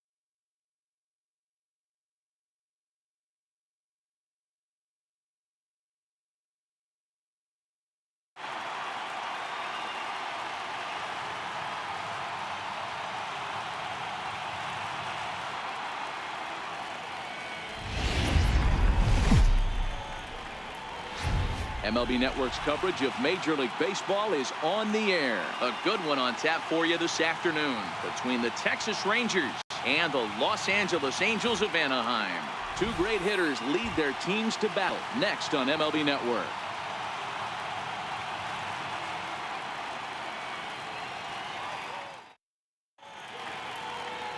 Shohei Ohtani is ready to go as he'll be on the mound for the Angels. What do we need to know here, Danny? Well, Matt, the first thing we're going to find out is how well this guy pitches with little sleep. I can't imagine knowing that you're going to be the next day starting pitcher the night before. This is a young guy making his first start. Listen, You can only make your debut one time, so there has to be lots going on in this guy's mind. Hopefully he can settle down early and pitch well in his debut. On his way into the box, there's a look at Shin-Soo Choo, so that means we are ready to get this one underway. Fastball swung on and missed, and the leadoff man has gone on strikes to start the afternoon. A chance now to look at the batting order for the visiting Rangers. Thoughts, Dan? Who stands out? Well, I'm always excited when I get to see Adrian Beltre do his thing. Go look at the numbers. He hit over .310 last year and was consistent most of the year. I'm looking forward to him having another solid campaign. Here's Elvis Andrus now.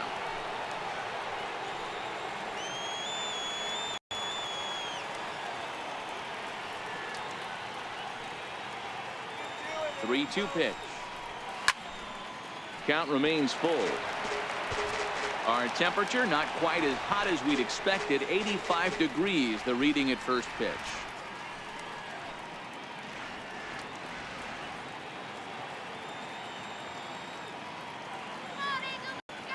Once again, a 3-2.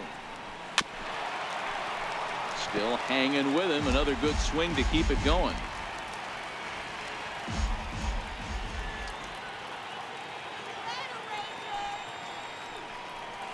High in the air into shallow left center. Here comes Upton. He gets there and makes the play for the second out of the inning. So next to the plate for Texas, Nomar Mazara. First chance for him here in the top of the first with nobody on. Top of the first just underway here at Angel Stadium.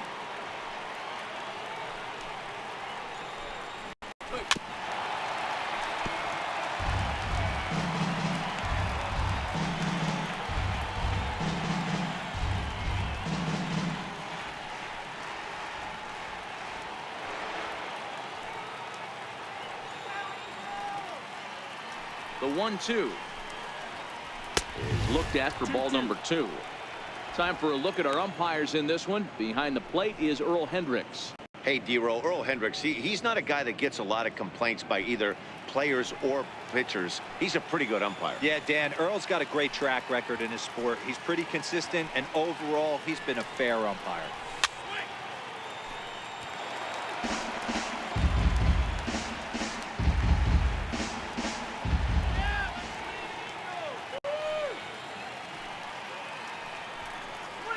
Hit on the ground to short. Taken in by Simmons.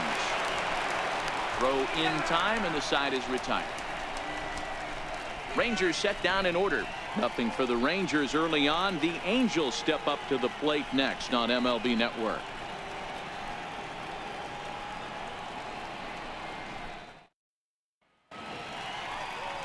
Paul Hamels gets the starting assignment for Texas in this one. Dan Plesac, what do you got? Cole Hamels, one of the top left-handed pitchers in the game of baseball. Early on in his career with the Philadelphia Phillies, was really almost the ace of those really good Philadelphia Philly teams. His best pitch, the straight changeup. His changeup was as good as it is now when he was in high school coming out of San Diego, California. 93 to 95, will throw the overhand curveball, but primarily a two-pitch pitcher. Fastball and a lot of straight changeups.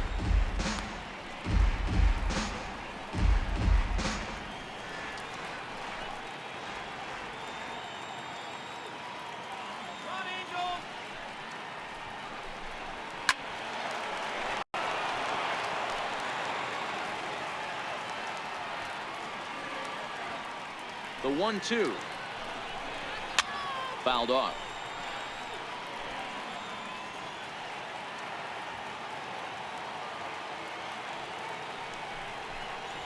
Fastball misses in the dirt as he tried to get him to chase the low one. After multiple pitches were fouled off, it gets a little disappointing as a pitcher. So you think, say, I'm going to throw one way off the plate and see if he'll chase it. Didn't happen. The 2-2. Fooled pretty badly there as he reaches to poke this one foul. The 2-2 one more time. Line to the right side, but foul.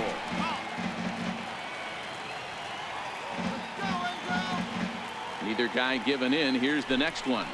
Hit the other way out toward right field. Mazara's under it, and he hauls it in for the first out of the inning. Well, here's a look now at the Angels starting lineup. Dan, who do we keep an eye on? Well, you always have to beware of Mike Trout. This guy hit over 300 last year, and man, it was impressive. Just hitting over 300 is really something special to look at. He's a consistent hitter. I love watching his approach. He doesn't make a lot of mistakes. He'll be there again this year if he continues to stay within himself. Here's the center fielder, Mike Trout. Previously against Cole Hamels, he's totaled 4 hits in 20 at-bats. He's also been a strikeout victim 6 times.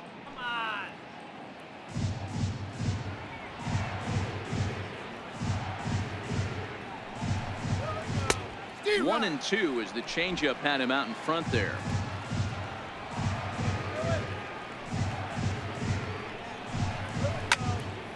Still 1-2.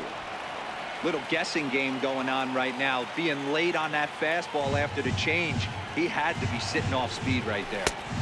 Tried to shoot the corner and he missed it. 2-2. These last 2 guys are making him work quite a bit out there. Both have been long at bats, and all in all, he's had to make 13 throws just to them so far.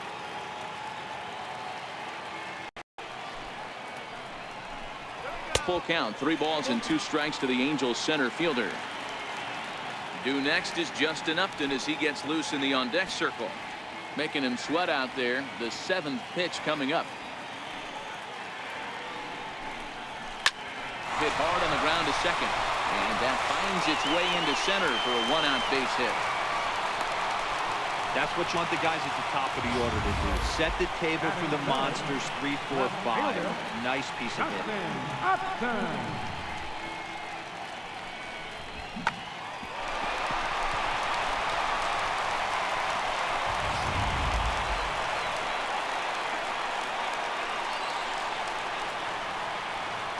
Into the box now, Justin Upton. 1-1 pitch is a circle change. It hits the target. 1-2. Trout, base runner at first with 1 out.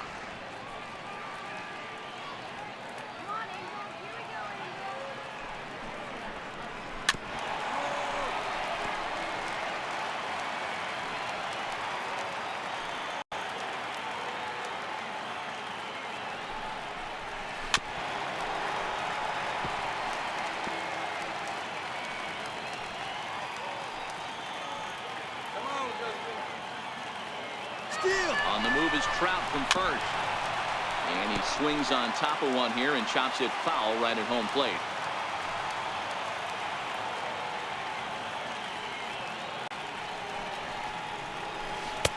Missed with a breaking ball.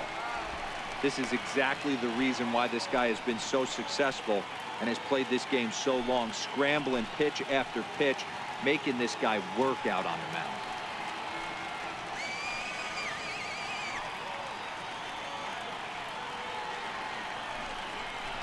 And he can only battle for so long as he's finally set down here after an 8-pitch at-bat. One thing to know is not all strikeouts are created equal. Right there, he goes down on strikes, but he really made that guy on the mound work for it. And when you're doing that in the first inning, it can have an effect on how deep he's going to be able to go into this start. There's a big difference between that and going down on 3 or 4 pitches. Ready now for L.A., Albert Pujols. He's got a chance to end this one and send these fans home happy if he can get a ball deep enough into the gap. Fastball swung on and grounded out towards second. Fielded by Odor. Throw to first in plenty of time, and the side is retired. I think a few of these folks need to get out of the sun. We're off to second, scoreless on MLB Network.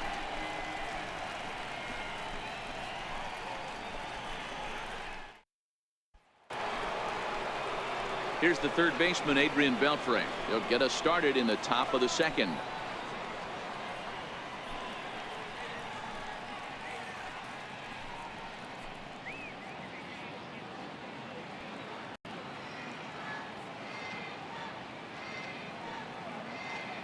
The 1-1.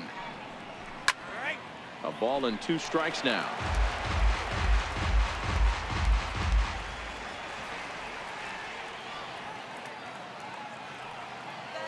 The 1-2. Line hard to the left side. But this is a foul ball.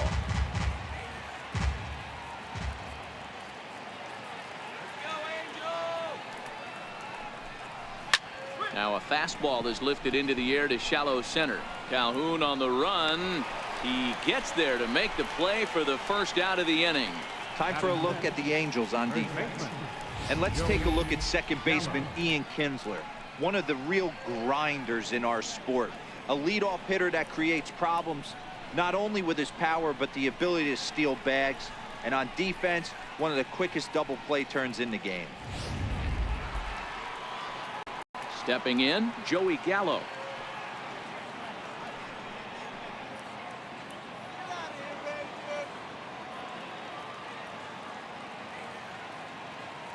The windup and the 0-2 pitch. Now a swing and a miss. He struck him out, and it's 2 up, 2 down to start the second. Another strikeout for him on the mound, and boy, is it fun to watch him go about his business. No doubt, Matty. He's one of my favorites, mostly because of his stuff. You know, he can absolutely dominate on any given day because of what he offers up there. It's just nasty. There aren't many hitters that like to see this guy on the mound.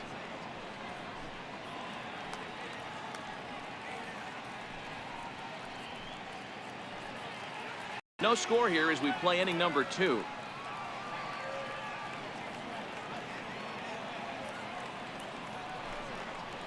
Now a fastball swung on and missed, and that is out number 3. 1, 2, 3 go the Rangers.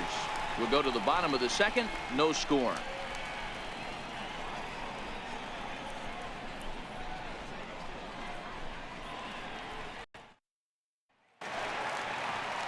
Cole Calhoun will stand in now. Previously against Cole Hamels, he's got 3 base hits in 26 at-bats. And additionally, he's gone down on strikes 13 times.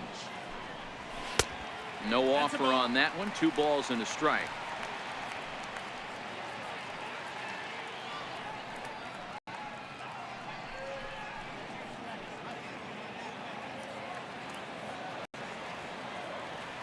The 2-1 home. Is a low changeup that's laid off. Waiting next is Andrelton Simmons.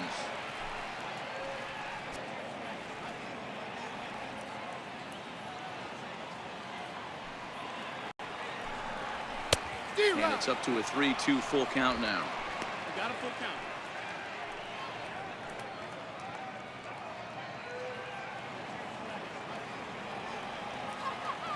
The 3-2 pitch. Is a swing and a miss. That's strike 3. So here's how the Rangers are positioned defensively. And patrolling the outfield today is Nomar Mazara, one of the young superstars in our game right now. But he doesn't take his defense for granted. He's the big chill out there, making the game look easy with a strong and accurate throwing arm. And now for the Angels, Andrelton Simmons.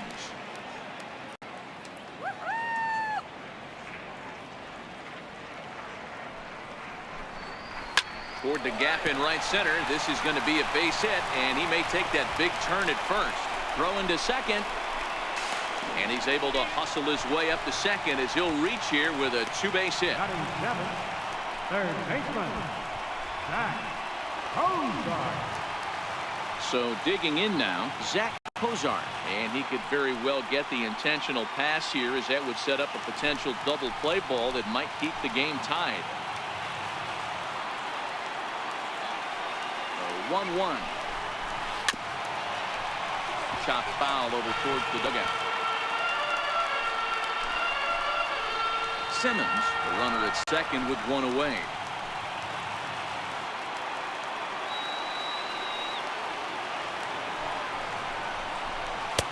Here's a fastball in on the fist, and that'll even things up at 2-2.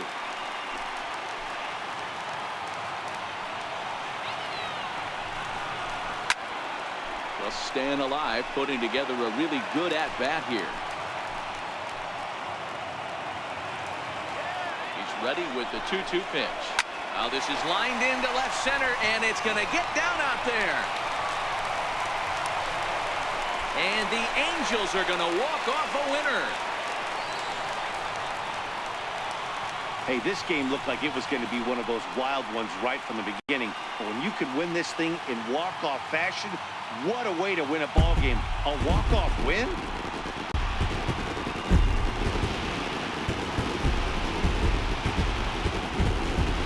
Starting pitching, so obviously important to a team's success, and a great performance given here in this one by the fellow you see on your screen. He's our top player of the game. Yeah, no need to offer any debate this time.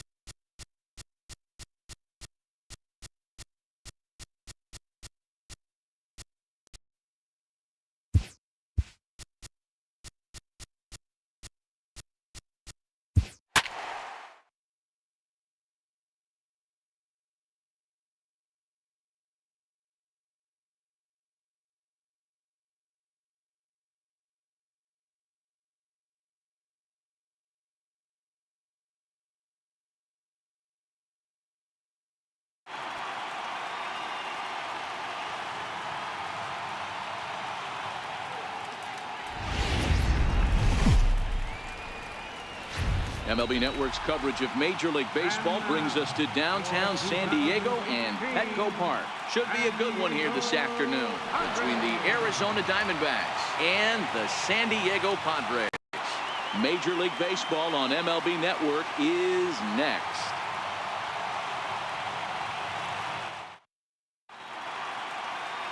Clayton Richard, a lefty from Indiana, is on the mound here. What's your take on him, Dan? Hey, lefty Clayton Richard, this guy's been around for a long time. Not an overpowering guy from the left side. At one time, he was in the low to mid-90s, but he consistently sits 92, 93, has the big overhand curveball, will mix in a straight changeup. The key to Clayton Richard, getting the fastball over for strikes to get a chance to use the off-speed stuff. Now batting, A.J. Pollock. He will lead this one off today. And they'll go off speed here as this pitch misses. It's 2-1. In previous at-bats against Clayton Richard, he's 4 for 14. He's taken him deep once. Now the 2-1 pitch. Swing and a liner toward the gap in left center. He leaps, but he can't get it. It's down for extra bases. And he's going to get to second now with nobody out. Wow, that's the way to kick off a day at the ballpark right there. Leadoff hitter, and he puts the pitcher on his heels right out of the gate with a leadoff double. It's hard to get settled into a game as a pitcher when you're dealing with the runner in scoring position, one batter into the game.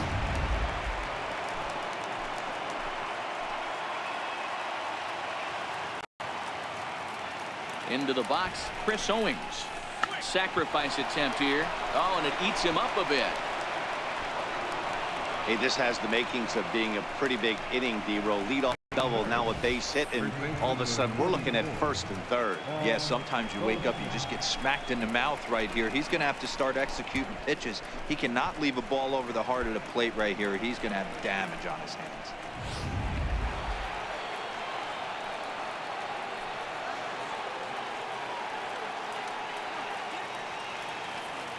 Standing in now, Paul Goldschmidt. Count still at 1-2.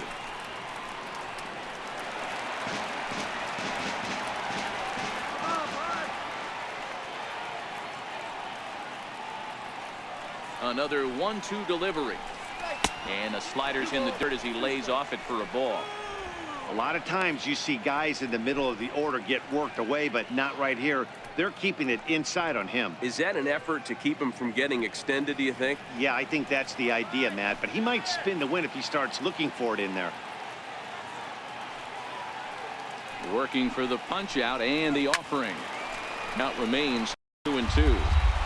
Runners are at first and third with none out.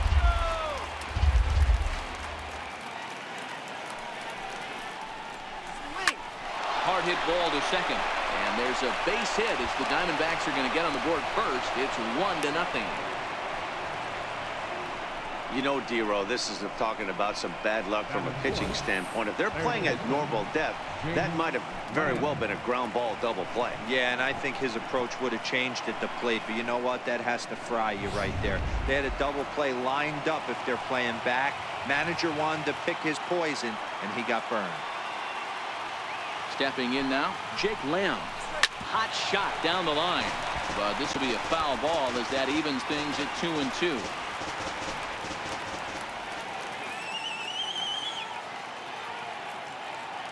Here now the 2-2. Fouled away.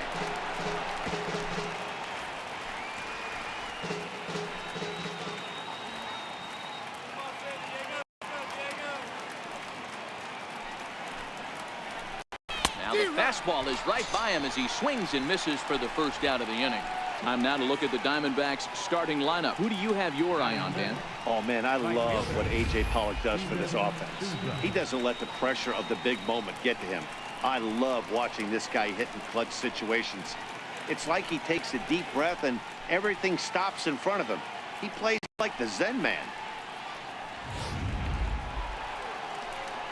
Up next for Arizona, Steven Souza. And now the Diamondbacks look to push more across in the opening frame.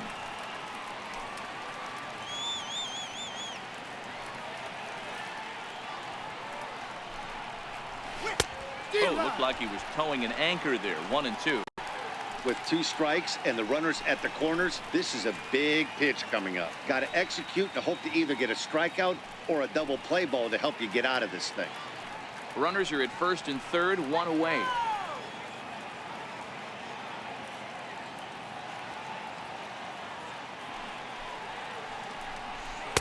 To 2 balls and 2 strikes now. So let's take a peek at the officiating crew in this one. Behind the plate is Kenny Jansen. You know, Kenny Jansen, D-Row, he's kind of hard to figure out. Doesn't give a lot on the edges. He'll make you bring the ball into that plate. Yeah, Dan, Kenny Jansen is definitely consistent, and he'll reward pitchers around the knees. But on the edges right there, sometimes it's hit or miss. Made a miss on the off-speed pitch that time. Steven Souza goes down for out number 2 in the top half. Digging in is Manny Tomas. And they're runners at the corners now.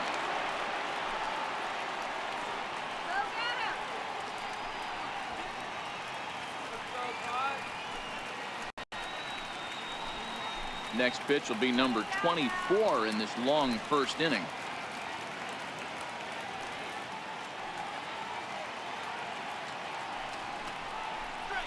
Three and 1 to the Diamondbacks left fielder. Couldn't be a whole lot better situation to hit in now. 3-1, 2 on. He's got to be thinking he's going to get a pitch he can drive right here.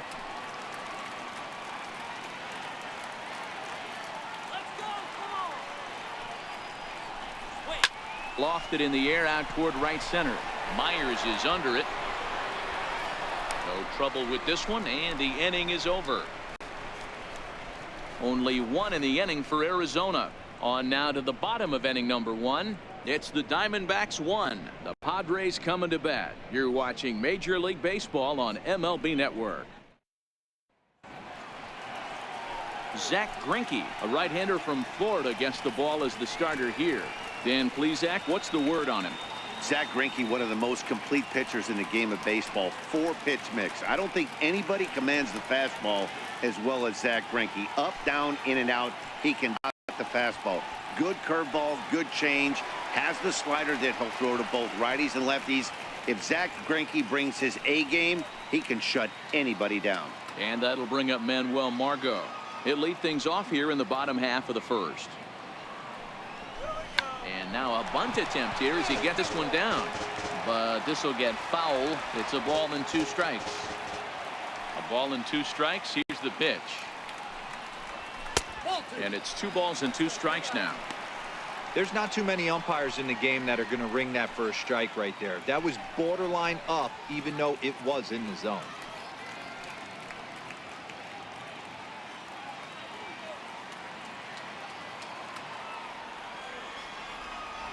The 2-2.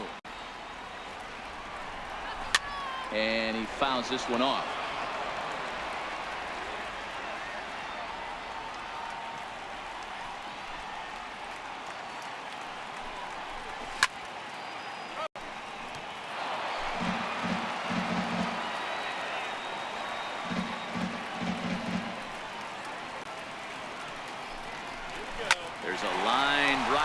the gap in right center. Running hard. He's digging for second. Arms pumping. He's hustling for third.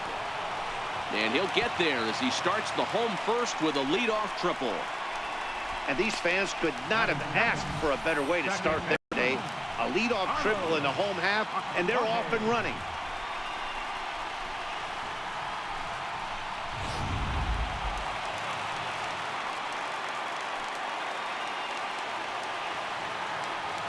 Into the box now, Carlos Suarez.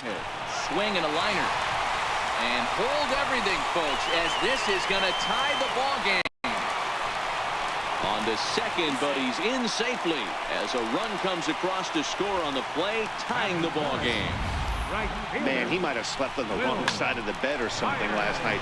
He's given up a double and a triple in the first inning, and he looks shaky at best. Next to the plate for the Padres, Will Myers.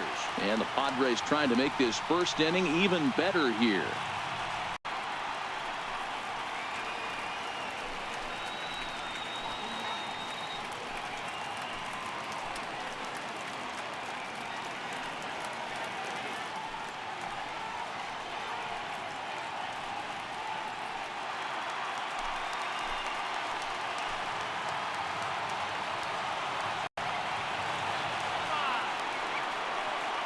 The 1-1 home.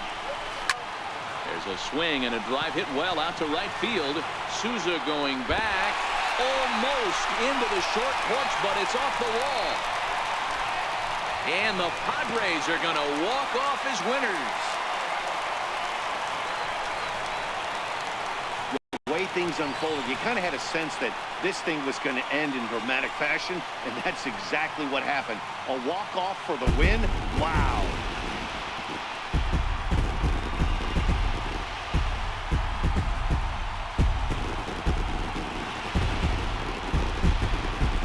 Time to single out one man for his efforts this afternoon, and there he is on your screen. Well, the numbers don't just jump out at you, but his lone hit was a really important one. And sometimes you just need to come through when it matters most to be the hero, and he did just that. Final line score for this afternoon.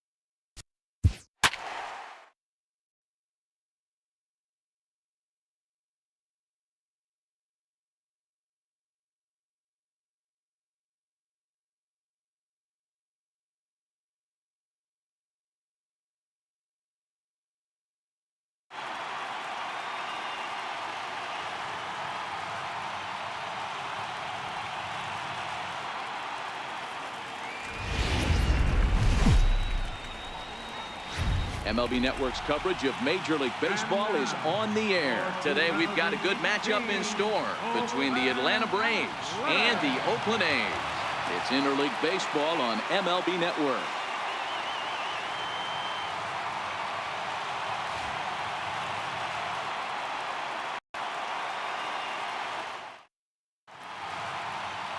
Sean Manaea is ready to go as he'll be on the mound for the A's.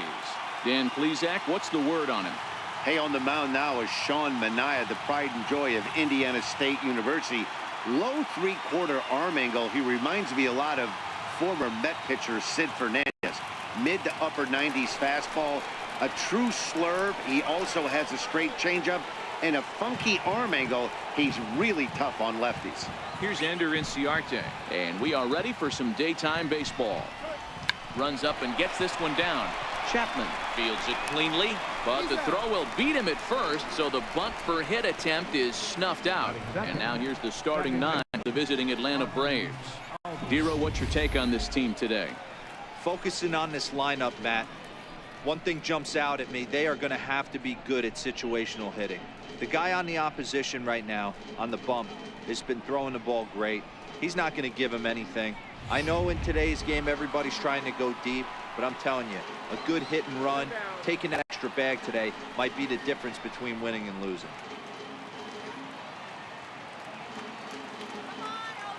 1-1. There's a fastball that misses. We'll be in the 80s later this afternoon, but for now 79 degrees at first pitch.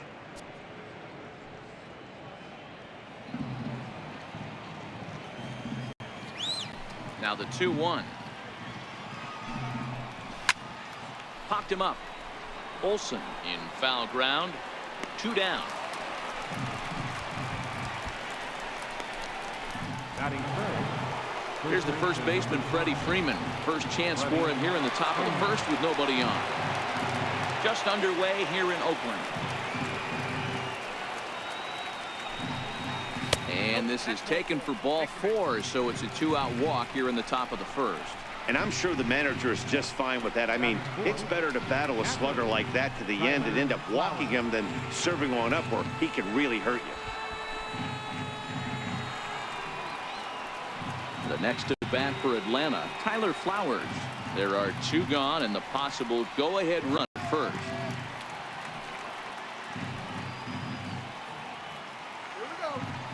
The 1-1 home. High in the air and deep to straightaway left. Back goes Joyce. On the warning track, he makes the catch. So no runs here on no hits, no errors, and a runner left on. And now the A's offense gets its first shot here. No score. Julio Teheran, a Colombian native, gets the call to start this one. What do we need to know here, Danny? Hey, Matty, Julio Teheran, 4-pitch mix guy. Good fastball, 89 to 94 miles an hour. Changeup, probably his best off-speed pitch. Has the curveball, has the slider. One of the keys you'll notice he's going to be on early, inducing a lot of ground balls. He's a ground ball type pitcher. If he's getting ground balls, expect a strong outing. Coming to the plate now, Marcus Semien. He'll lead things off here in the bottom half of the first. Changed up on him as this is grounded to second. Throw to first is in time for the first out. With that, let's look at the starting lineup for the hometown A's. Dan Plesac, who are you focused on? Well, Matt, I think the cleanup hitter might be the difference in this game. He doesn't let the pressure of the big moment get to him. I love watching this guy hit in clutch situations. It's like he takes a deep breath and everything stops in front of him. He plays like the Zen man. Next up for the A's, Matt Joyce, as he'll get his first opportunity in this one.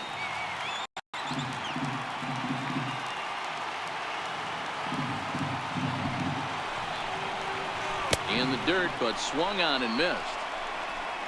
And he makes the throw to first. Joyce is retired, 2 down now.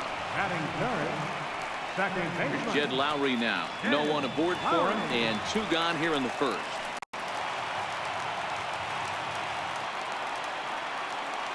Ready with the 1-1 pitch. Turned on that one and crushed it. Just pulled it a little foul. Teheran has tossed more than 1,000 innings at the big league level and hangs an ERA just a little over 3.5. 1-2. Here it comes. Still a ball and 2 strikes.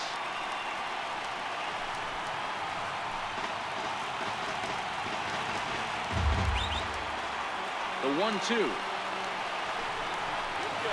Now a swing and a softly hit ground ball. Albies scoops it up and a close play at first, but he's called out and the side is retired. Inning in the books. Scoreless on MLB Network. Here's Nick Markakis now, the right fielder. He'll get us started in the top of the second.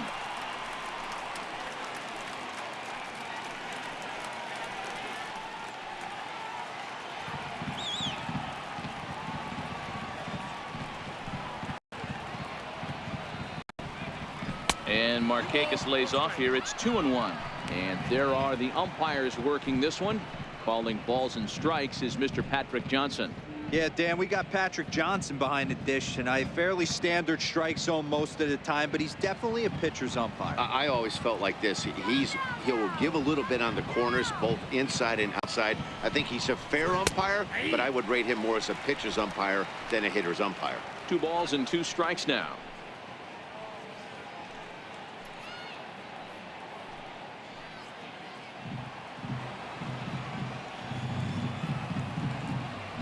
The 2-2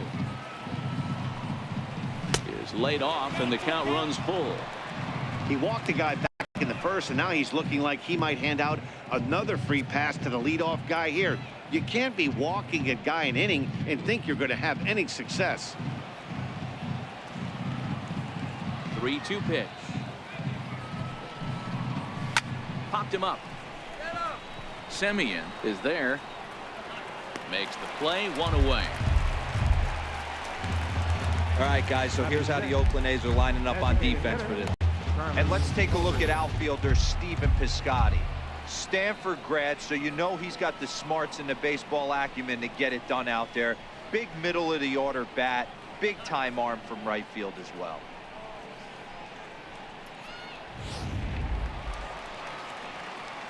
Stepping in for the Braves, Charlie Culberson. Still looking for our first hit in the ball game.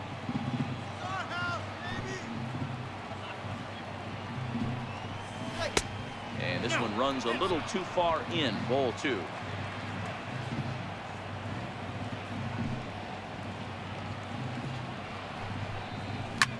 Fly ball out to straightaway right. Piscotty will drift over to his left a few steps as he takes it for the second out. Third baseman, And the next in is Johan Camargo. His career numbers against Minaya. He's hitless in 3 at-bats. The 1-1.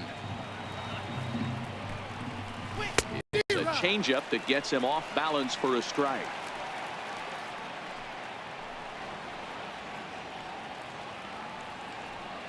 No score here as we play inning number 2.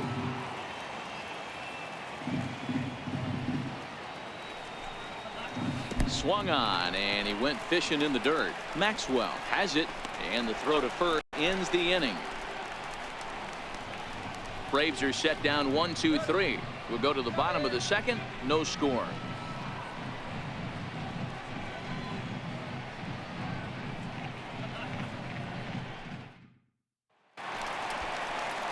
So here's the Oakland cleanup batter, Chris Davis. He's set to lead off the home half of the second.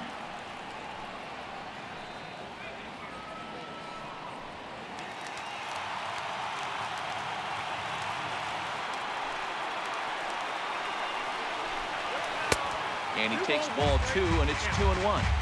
Well, when you're behind an account like this pitcher is, it's a good time to work in something off speed if you're confident in it. Most hitters are looking for fastball.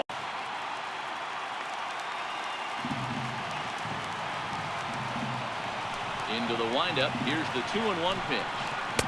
And the slider just stayed north of the strike zone that time. That's back-to-back breaking balls away, but now he's got himself into a little bit of a tough spot. You probably can't throw that again, so your opponent is probably up there just looking for a fastball that he can drill.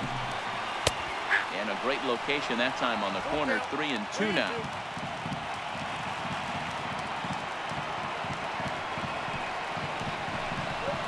And a big cut at the breaking ball, but he comes up empty, and that's the first out.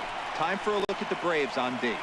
And how fortunate are we that we get to watch the Gold Glover play some center field today. He's on every highlight reel on the regular, making huge plays for his defense, saving runs, throwing guys out at the plate, diving in the gap with his hair on fire. This one should be fun. Ready now, Matt Olson.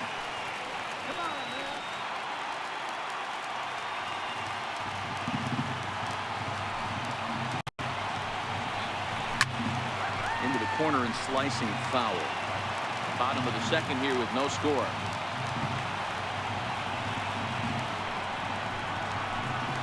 And he'll lay off the curveball that's in the dirt that time, and it's back to even now at 2-2.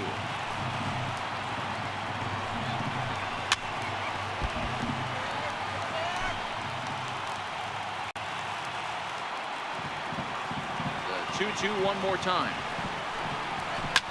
And this ball is also hit foul and heading for the seats, so we'll have to do it again. Still 2-2.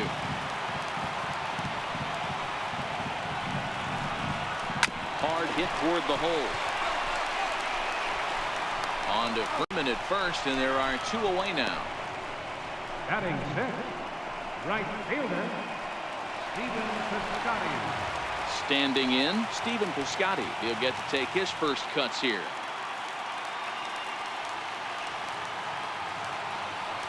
The 2-1 is taken, ball 3. You know, when you haven't gotten a guy on base yet in the entire game, a 3-ball count kind of feels like a little mini rally. Let's see if he can get on. 2 out, nobody on.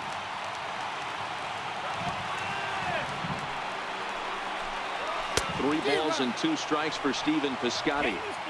When you get yourself to a 3-1 count and you get a fastball, those are the ones you really want to punish. Couldn't get the bat on it, so we'll see if that comes back to haunt him. Now the payoff pitch home. Yanked on the ground down the line. A dive, and oh, he can't hang on. And he won't risk the long throw across. He'll hang on to it. It's an infield single. Third baseman, Chapman. Striding into the box, Matt Chapman. Got a chance to end this one and send these fans home happy if he can get a ball deep enough into the gap.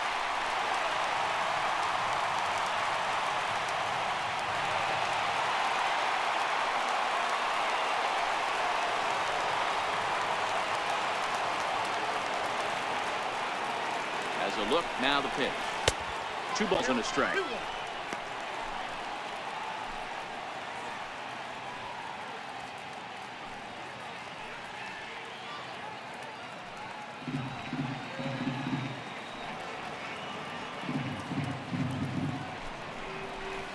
And it's fouled away.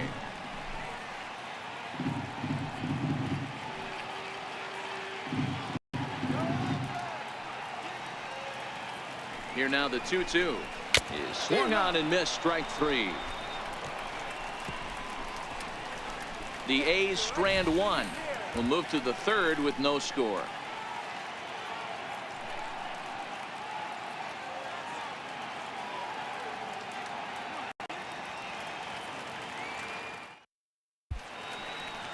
Welcome back to Oakland as we're set for the start of the 3rd from the Coliseum here on MLB Network. Digging in, Danny Santana.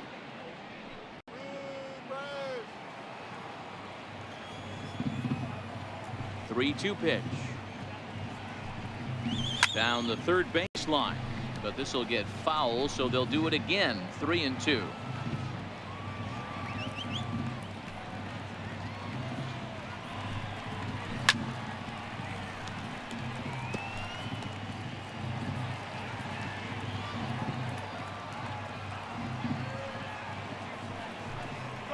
And he lays off there, ball 4. So the leadoff man is on here to begin inning number 3.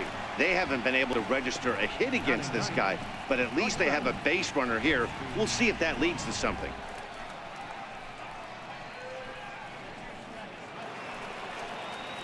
And next will be Dansby Swanson digging in. His career numbers against Manaea. He's hitless in 3 at-bats.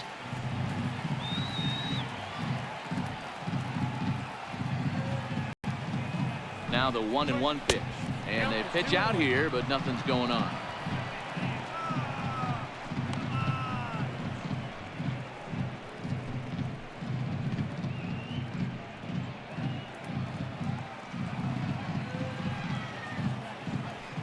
And he'll snap one over to first, and a dive, but he's back in. Santana on at first, nobody out. And another snap throw to the bag, keeping particularly close tabs on him.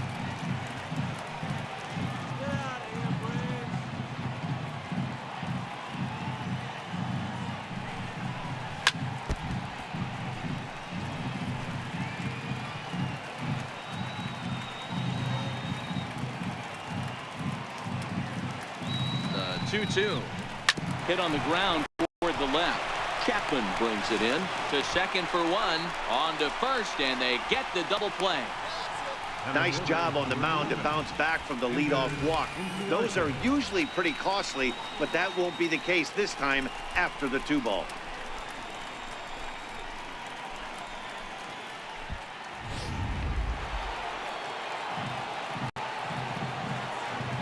In now, Ender Inciarte. Trying to go the other way. This is looped out toward third. And that's the first hit in this one for the Braves. Not in time, and he's in there with a double. As we look again at that double here, you can see that he was thinking too right out of the box. Smashed it down the line, and that was some great hustle to throw to second to earn himself a double.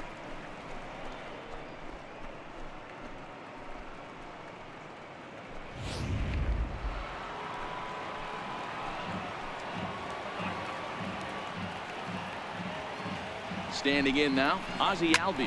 Swing and a line drive, but foul.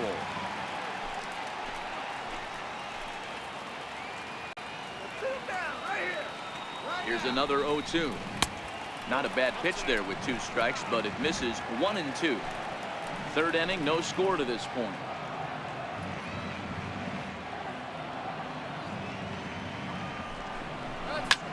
Takes this the other way to right.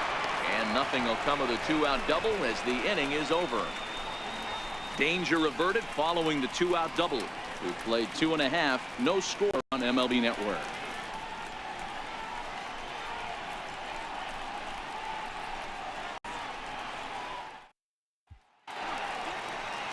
Stepping into the box, Bruce Maxwell, as we move on to the bottom of inning number 3. Ron gets the sign, coming home with the 1-1 pitch. Lifted down the line in left. Santana sprinting after it, and no one will track it down. Here he comes on a ball and 2 strikes. Look out. That one almost got away from him. 2-2 now.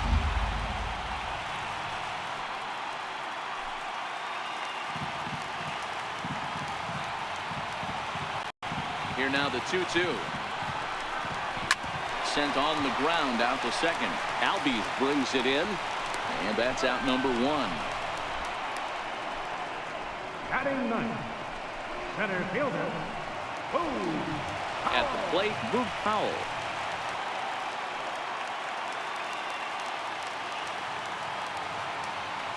The 1-1 is a ball high and inside. Bottom of inning number 3, 0-0 our score. And a slider's in the dirt as he lays off it for a ball. One thing that could nag at you as a pitcher is having to work really hard to get a guy that you think you should be able to cruise right through. He's not known for his offensive prowess, but he's putting together a real nice at-bat here. Hit hard to the right. Foul.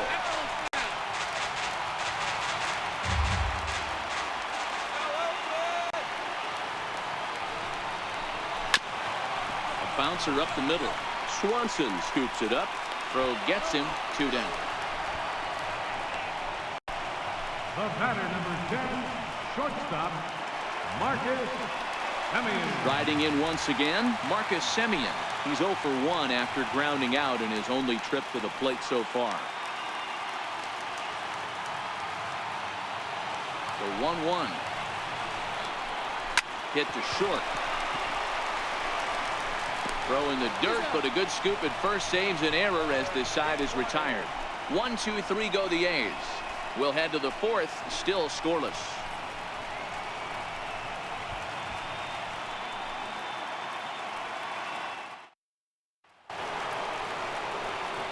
With Mark DeRosa and Dan Plesac, Matt Vasgersian with you as Freddie Freeman settles in to start out the inning.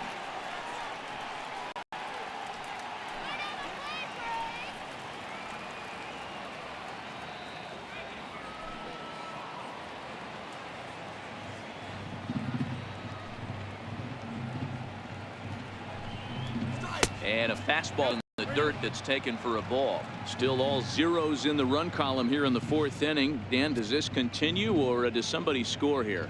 I think this continues for a while, Matt. Both of these pitchers are throwing very well, throwing strikes, having good command of their off-speed pitches. This is going to be one of those low-scoring affairs.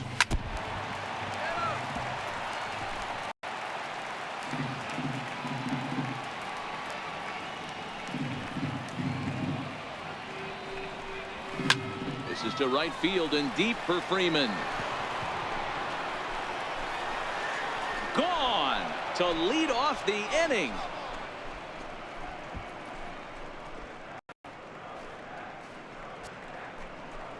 A solo shot here to straightaway right field, and it's now a one-run ball game.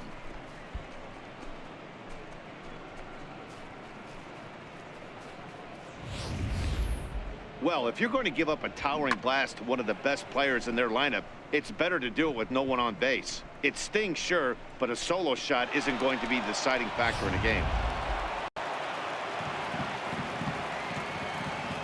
Into the box, Tyler Flowers. Little tardy on that swing as it's well wide of first.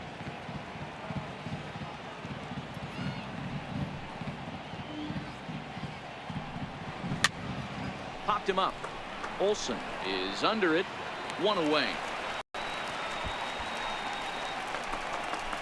Now batting, right fielder. Digging in for his second at bat, Nick Markakis. One run in and one gone so far this inning.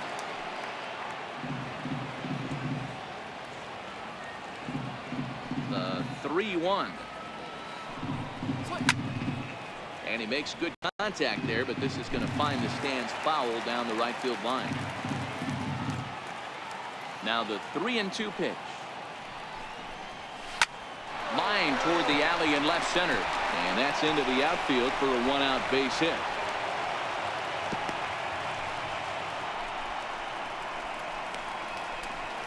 Batting, designated hitter, Charlie Culberson. To the plate now is the designated hitter, Charlie Culberson. One in, one out, and one on here in the inning. 3-2 pitch. Fouled off. One run on 3 hits and no errors so far for Atlanta.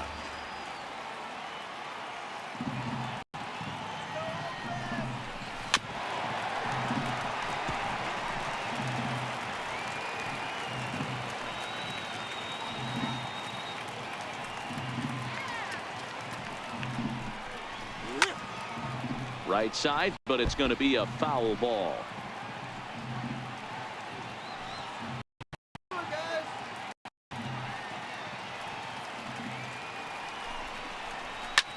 Pitch swung on and hit in the air toward the line and right, and that's in there. Base hit. The relay throw won't get him. Hey guys, that fires me up right there. He stuck his nose in there, grinded out a 10-pitch AB, and delivers the knock. That was fun to watch.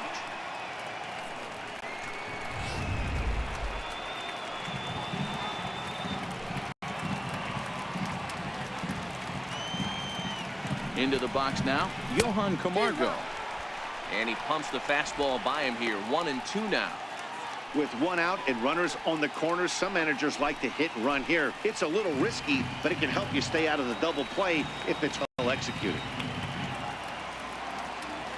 Working for the punch out and the offering. A little bouncer.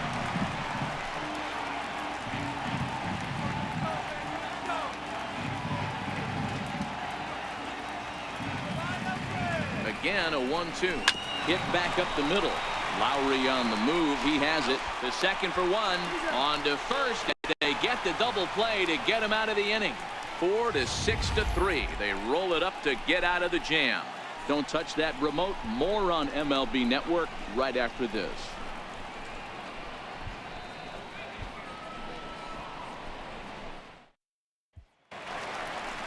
Ready for another chance? Matt Joyce. 0 for 1 for him here in this one.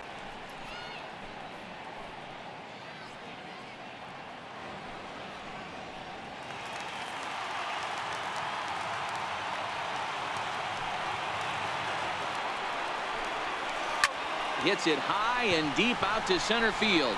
Ranging back is Inciarte. That one is out of here. This game is tied.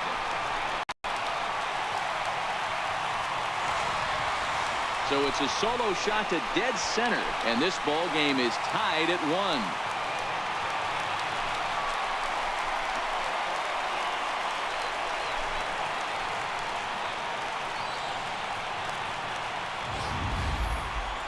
Well, how do you beat the shift? You hit it over the shift, of course. You can't play guys up in the sky, so he lifts this one up and out of here.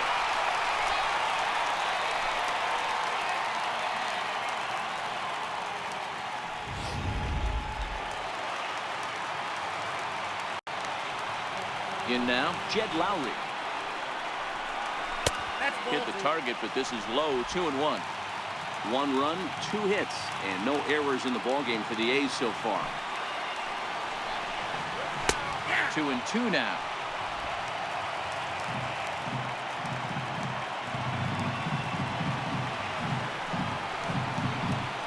Rounded up the first baseline.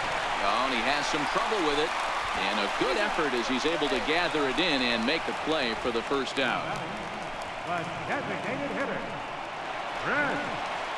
Here's Chris Davis now.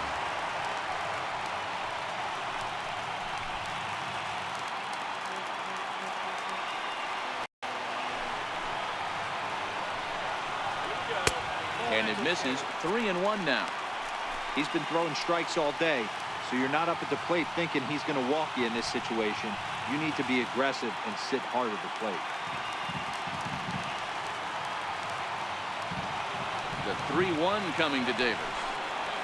And that misses as Davis will reach its ball 4. You know, it takes a lot of discipline to watch a pitch like that go by, but on a 3-1 count, he had the luxury of being a little bit more selective up there. Good take and a walk is the result. Striding in for Oakland, Matt Olson. He's 0 for 1 thus far.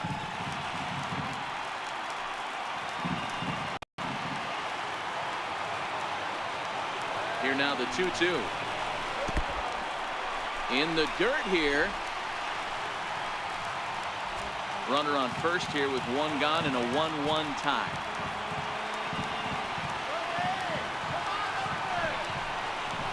Olson connects and sends it to deep right field. Ball game.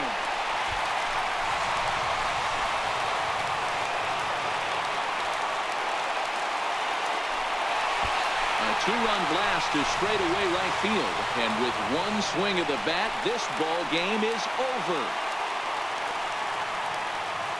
Hey, this game looked like it was going to be one of those wild ones right from the beginning. But when you could win this thing in walk-off fashion, what a way to win a ball game. A walk-off win?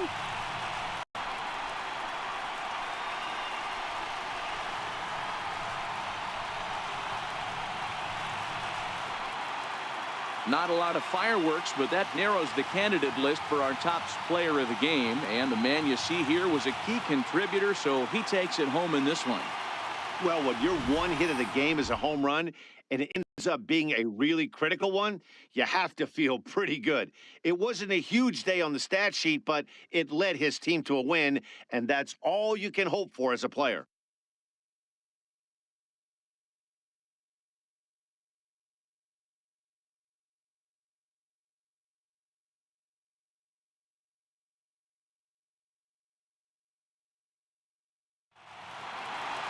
Three to 1 the final score this afternoon. The Athletics took the lead in the 4th and held on until the end.